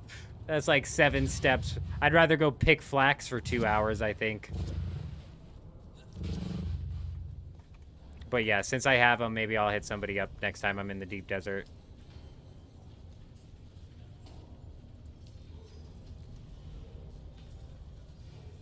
I'm not sold on this weapon.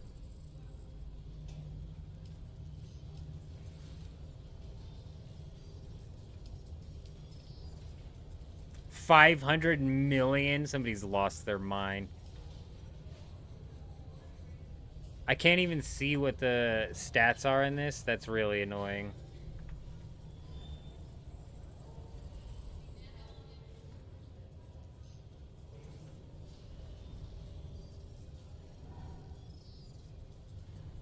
Holy shit.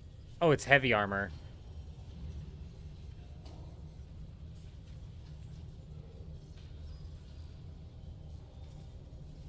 Oh my god. That gives you some really thick-ass armor.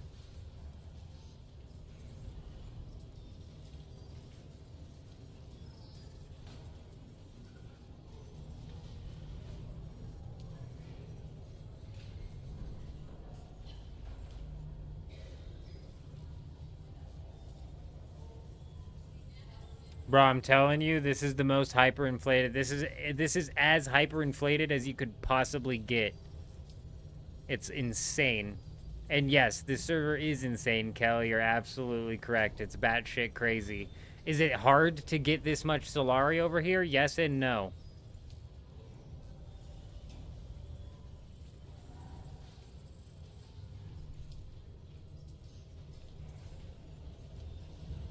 Like, for example, I got...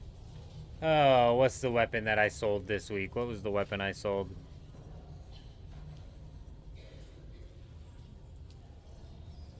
I sold the perforator. Fuck, I forget what I sold this thing for. I think I sold the perforator for like 50 mil. So it's hyperinflated. Yes, it's hard to get the money, but it's not impossible to get the money because the perforator just came from a Landsrad. So we knocked out the Landsrad reward, boom. And it turned out that while we were knocking out the Landsrad rewards, we were also earning sand trout leathers, which we used to unlock the pincushion helmet. So technically, I think I'm just going to end up researching the pincushion helmet and using it. But technically, we could sell the pincushion helmet and maybe end up pulling out like 27 mil. I've had it on the market for 30 mil. That didn't sell. It did not sell. Power harness. This is something that you can... This is a Landsrad task, isn't it? Yeah. I think power harness is in this week's as well.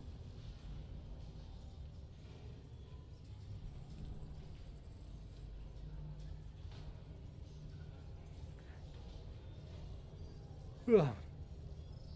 This server's hyperinflated. But we made money off of the perforator. We made money off of selling the sand trout leathers. Because if we take a look at that...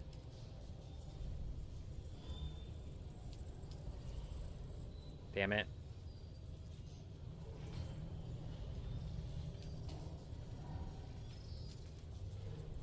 These are selling for 52,000 a piece right now. So basically... Anonymous, you better stop it. You better stop it. My wife would come in here and say, you stop filling his head up right now. He doesn't need to get an ego. He'll start acting like Maldavius here if you give him too much of an ego. I'm just playing. I'll never get that far. We appreciate you, though, Anonymous. Hope you're doing well. Good to see ya.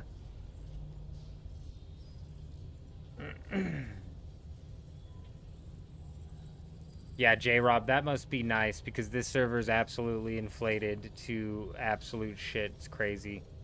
You can get lucky and pick up an Ancient Way for 110 mil over here.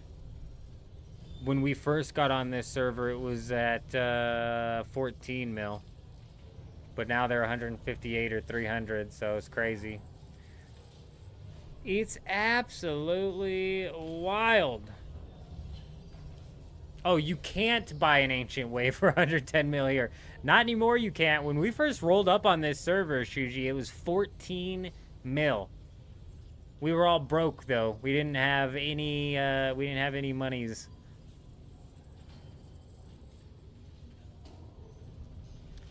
Yeah, I feel like a lot of servers are going through exactly what you're talking about, J-Rob. They're losing players left, right, and center. Whether or not they're losing players to...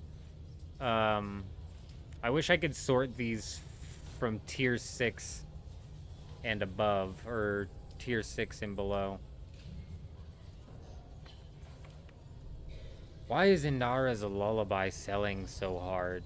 You know, medium range combat is actually possibly meta. How do you get Indara's Lullaby? It's on this one. Here it is. Deliver Omni static compactors? Hell no, bro. You'd only have to deliver like 9 of these things.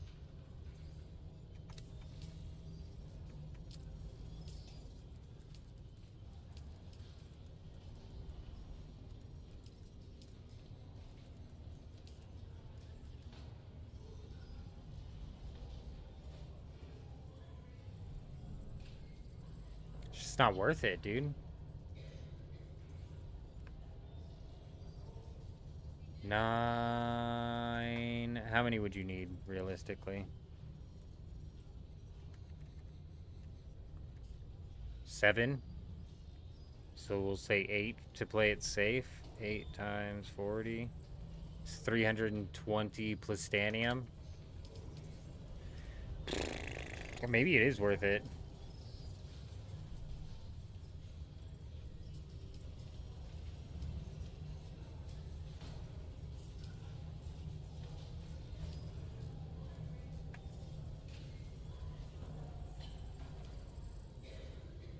$17.2 million worth of plastanium you would need to use in order to get the Indara's Lullaby, which is... Let's double check.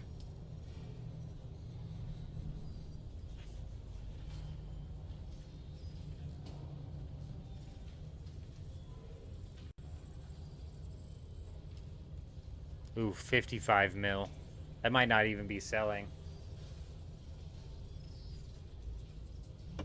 There's a... No, you're right. The market over here is active, which definitely helps.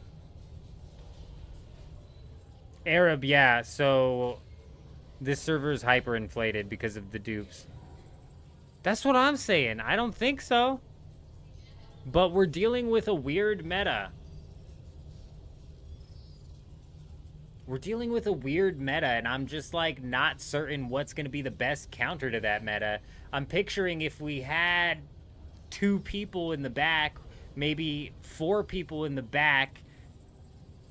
Say we're going up against another guild of 8 players, right?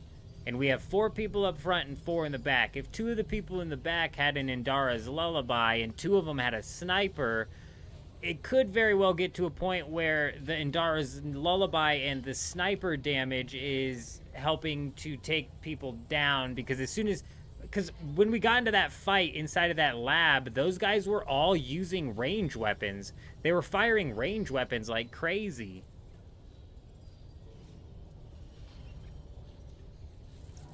Somebody get this rat out of here. And that means that their shields were dropped. So if we even had 1 or 2 people in the back, we would be able to maybe take advantage of them when their shields are dropped. So the Indara's Lullaby might actually work perfect for that, because I think, if I'm not mistaken, it's a burst rifle. But I'm right there with you. I don't think anybody's buying that. I'm not convinced.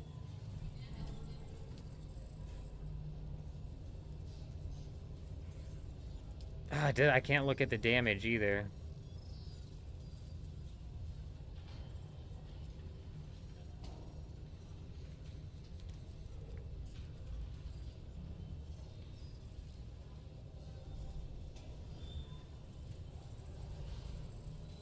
Well, that's what's happening here as well, Deca. I'm not so much gravity mine.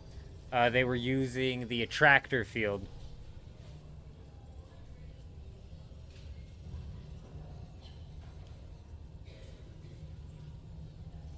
I mean, whose reckoning's gonna come, Jake? The Chinese bot farm? Because they lose accounts every day, and they just buy another $3 account and then dupe another 500,000 fucking melange.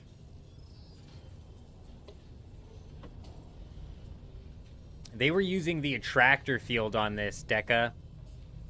It was a tractor field paired with a dart for every man. Paired with, I'm pretty positive, the charge-up disruptor pistol. They were like, we didn't have any of those, but I'm pretty sure I saw a couple of them charging it up.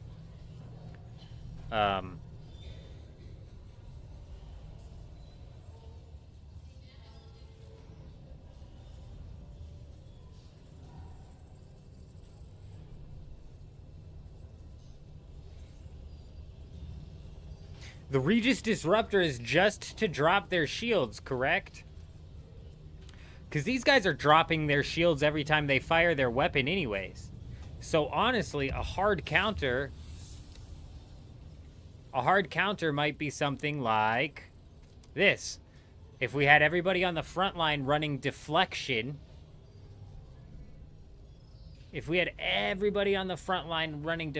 and then people on the back line had cope and or a heavy sniper that was going to lay down some poison damage, or possibly Indara's lullaby, and so the people up front are all holding deflection. As they get shot at, the people shooting at them have their shields drop, and then the people in the back with the cope and the long-range weapons take advantage of that shield drop to start knocking people down. And then the people who are in deflection can come out of deflection if we manage to knock one or two people. You know what I'm saying? So you might be able to skip using the Regis Disruptor because these guys were quick to fire their weapons. They were very quick to fire their weapons, which means that their armor was dropped. Which is why when we rolled into that fight, if I'd have hung out in the back and sniped, or if somebody would have hung out in the back and sniped, like, it would have definitely, it had definitely possibly led to possibly taking down some health at least. The problem with melee when you've got a whole group of people around you is the targeting is all fucked.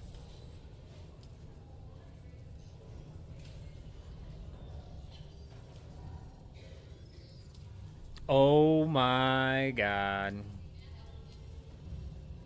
Okay, at 3,000 apiece, you guys, I can't not.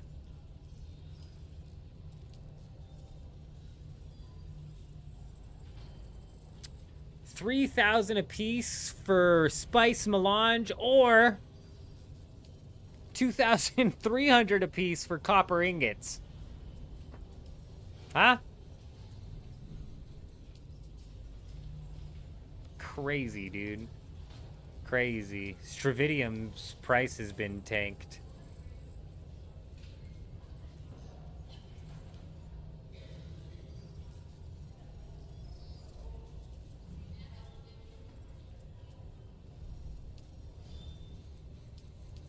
Damn, spice-infused plastanium's going lower and lower as well, too. This might be being duped right now.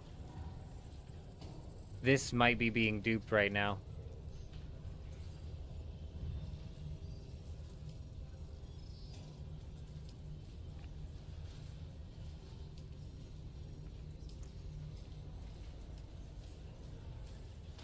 You gotta be fucking out of your mind. The prices people ask, it's like they didn't even do any market research before they just put this up in the market like somebody's gonna buy it, bro.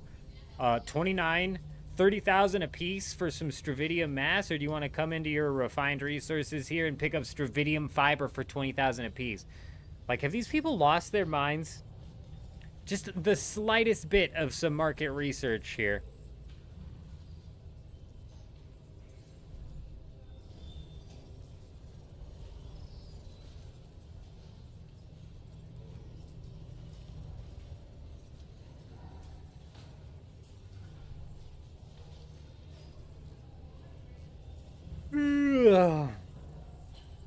What's the one-shot build using shotgun?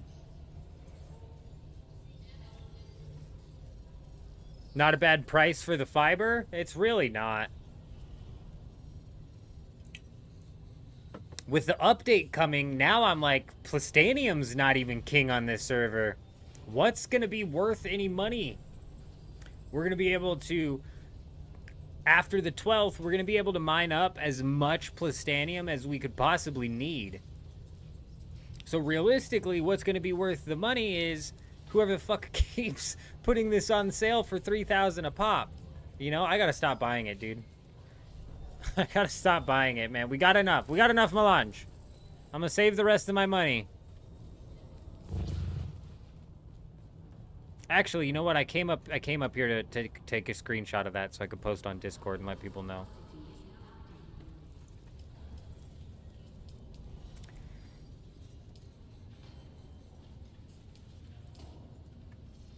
And it just keeps coming back up, dude. This just keeps coming back up.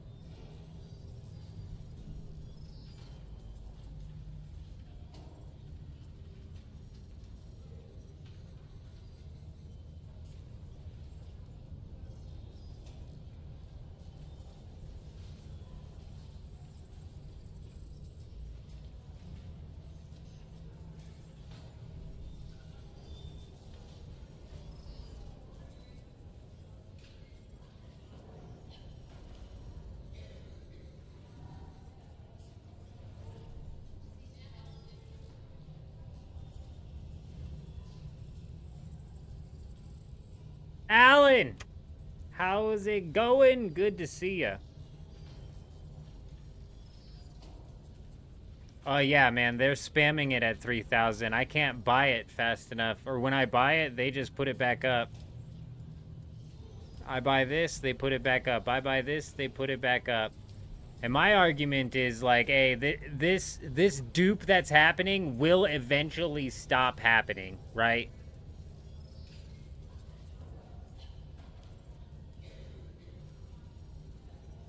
So, I mean, not a bad idea to take advantage of it while it's popping off so hard. Same with like, I would keep an eye on them. I would keep an eye on the price of this right here as well. The spiced plastanium.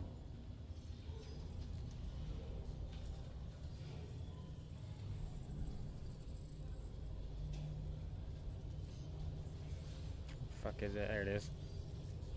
Like this dropping down to 38,000 and a whole stack of 500 of it is sus as shit, bro. Is it entirely possible that that guild or whatever is just selling off their stuff? Sure, but I mean, how many orders did I buy? At what price? How many orders did we buy? At 6,000 is my buying price. Every time it hits 6,000, I picked a couple up. At 3,000, we picked up 4. So 2,000 melange at 3,000. But every time it hits 6,000, I can't help but pick some up. On your server, it's 1,200 for melange. Man, before this dupe started ravaging this server, it was literally at 25,000 per melange. Also, I'm gonna have to do this. Atreides quest in order to purchase any of these. I cannot purchase the Atreides thing from the black market unless I can't even purchase the Harkonnen stuff from the black market unless I'm that equivalent level in Atreides. What now?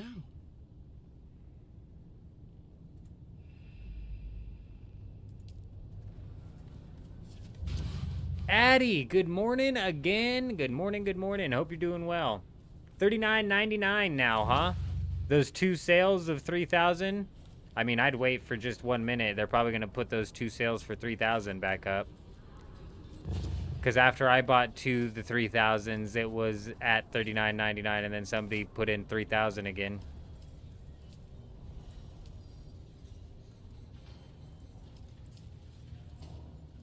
Sure is, and they're selling at $375. $375 instead of $500. Why would I do that, Arab? I've got 10,000 spice melange.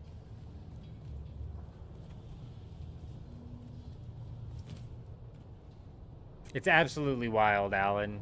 It's a bit brutal, especially considering that they're moving Plastanium into the safe zone next week.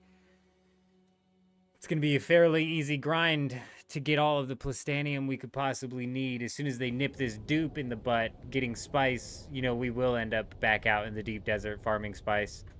But realistically, what the deep desert's gonna be now is just going out there and causing some mayhem.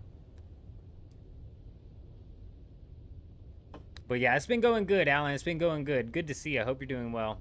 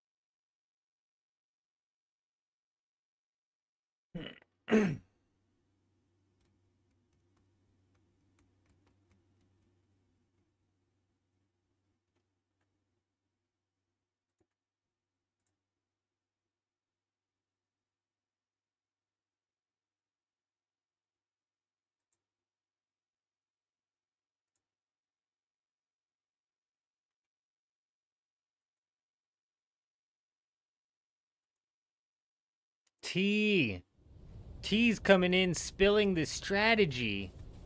What is my thoughts? I think the Assault Ornithopter is going to be meta.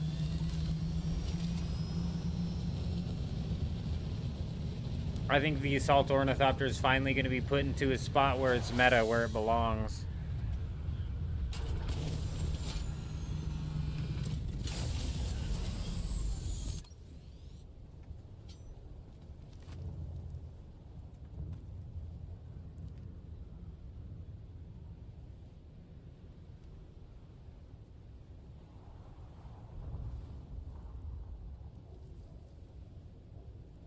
Yeah, we're forced to roll with the punches, Alan. It is not the decision I would make, you know, making it entirely safe. I'm not realistically going to complain. It's just more so makes it to where the PvP is less impactful in the sense of you losing stuff.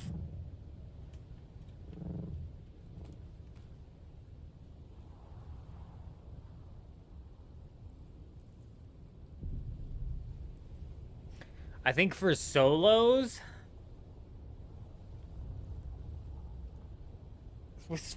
you're probably right. You're probably right. That way, if everything falls apart, I'm just picturing myself on a do-gap server shoving my nose into a 1v4 guild fight. You know, if all goes to hell during that fight, I can literally bail out to an island and pocket the Ornithopter, and I don't have to worry about losing that. If everything goes to hell while I'm in an Ornithopter, we're screwed. While I'm in an assault, we're screwed. I can find some land and try and land it somewhere where they won't be able to push it and thumper it out, but I cannot pocket this thing. So, it's cooked.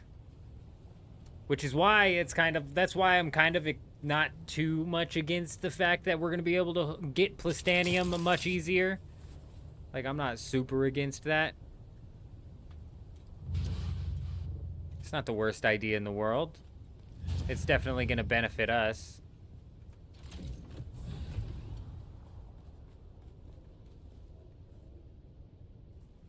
Ah, that's brutal, Alan. I'm not certain what sort of ping you would get hit with over here, but I'm sure it probably wouldn't be fantastic for you. One thing I do know is that Harmony is actually on NA East, which might help out a bit with the ping, but honestly, I don't know.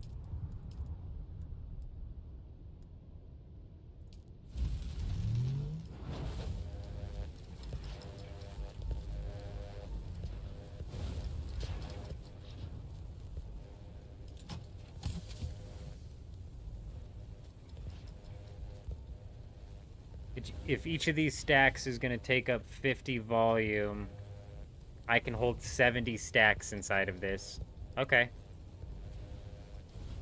I can hold 70 stacks of rockets inside of this, and it should not overfill. So if I have 70 stacks at 250, and then we can manage to get 70 stacks at 250 of the other one, plus everything that the guild's been able to knock out, bro, we're more than cooking. I have to look at the advanced one to see what that'll take.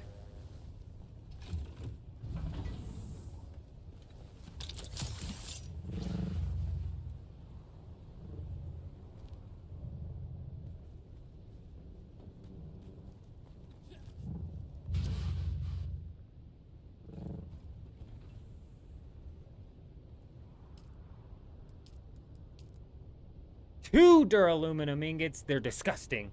They're sick.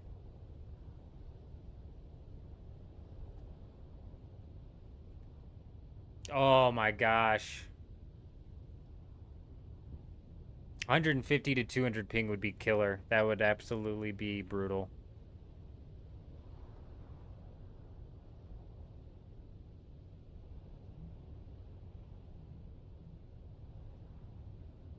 What I think is going to actually push the Assault Ornithopter into the meta, T, is the fact that it's going to be now gaining boost while it glides. It will gain boost speed while it glides, which means that A, you're going to be able to climb faster than a Scout Ornithopter, but B, you're going to be able to glide faster than a Scout Ornithopter with rockets now. And you're also going to possibly be able to keep up with a Scout Ornithopter with storage, but you should most definitely have an easier time keeping up with Assault Ornithopters with storage, because you're going to be able to boost while you glide. Actually, you know what? Because they're going to be able to boost while they glide as well, so they might still end up gapping you. I didn't think about that. Shit. Ugh. The whole point of this is to, my whole hopes with this Assault Ornithopter meta swap is that they will be able to prevent other players from closing the gap as easily. And at the same time that they will, just be better than the Scouts.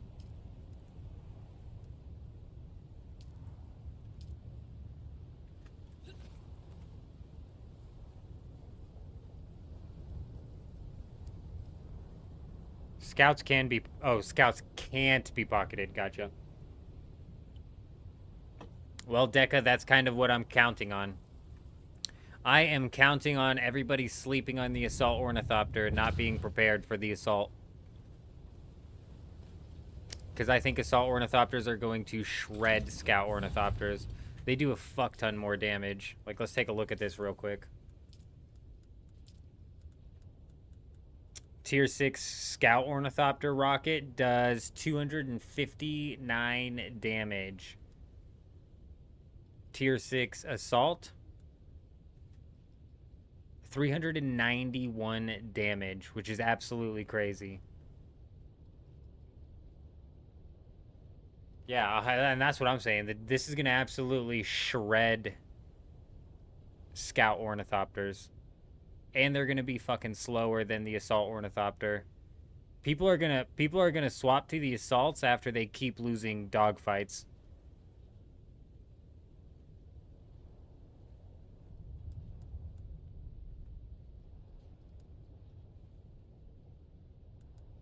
I mean, they don't, it's not quite half the speed, but you're right, the rate of fire is a bit slower.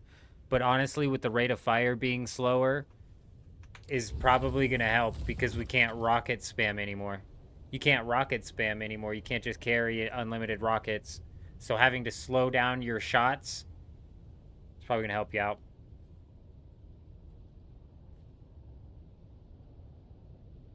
Just bought the Regis Spice container for 30 million since we won't be voting on vehicle. Are there any, are you still there? Are there any...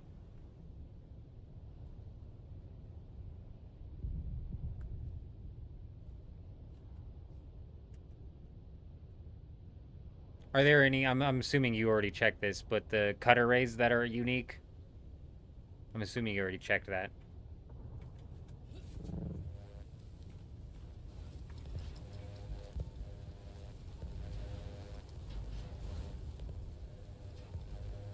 Been watching the palace getting built up in weeks. That took me a month. So is harsh, man. Real world. Tyke to join a big guild. So ho, that part of a game delivers more content. Alan, I tried, man. I tried. Yeah, the schematics. Is that not a schematic? Yeah, the buggy cutter race schematic.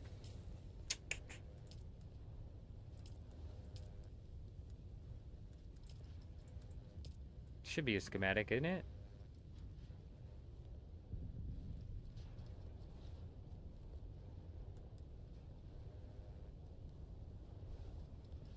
I do mean the buggy one, yeah. They were 50 million plus.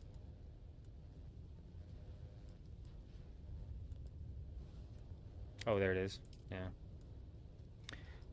Yup.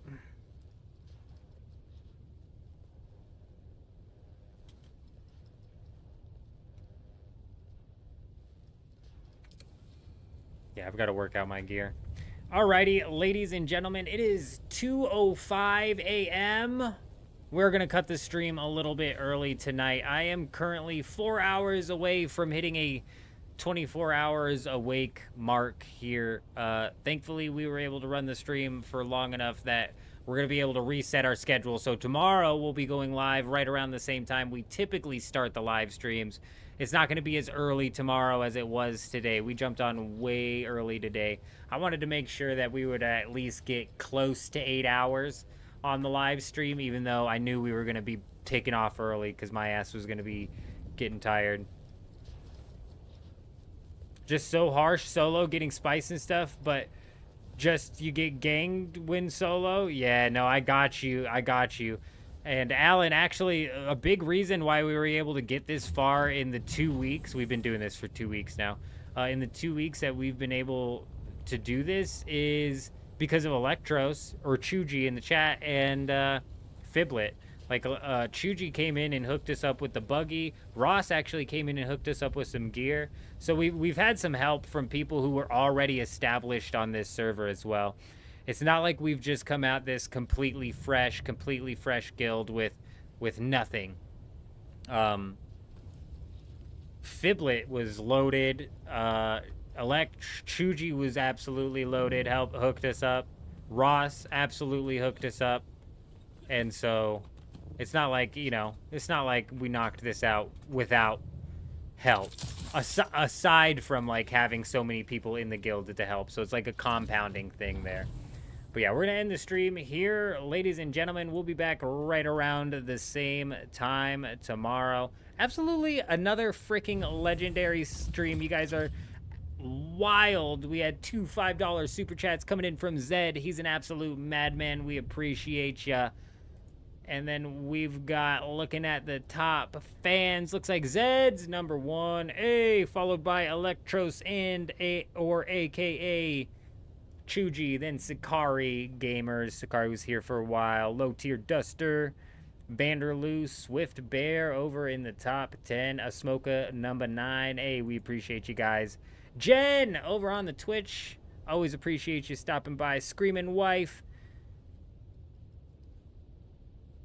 We do appreciate you stopping by. You made me think about my wife when she's screaming, so I was like, eh. But yeah, of course we appreciate you stopping by. Chuck, Kel, Cowboy, Jake Creation was here for a little bit, drops a funny joke, and then bails. We absolutely appreciate you guys. We're gonna keep grinding it out, obviously. So, like I said, keep an eye out. We'll be live tomorrow right around the same time. But other than that, I hope you guys all have an amazing day. I'm out.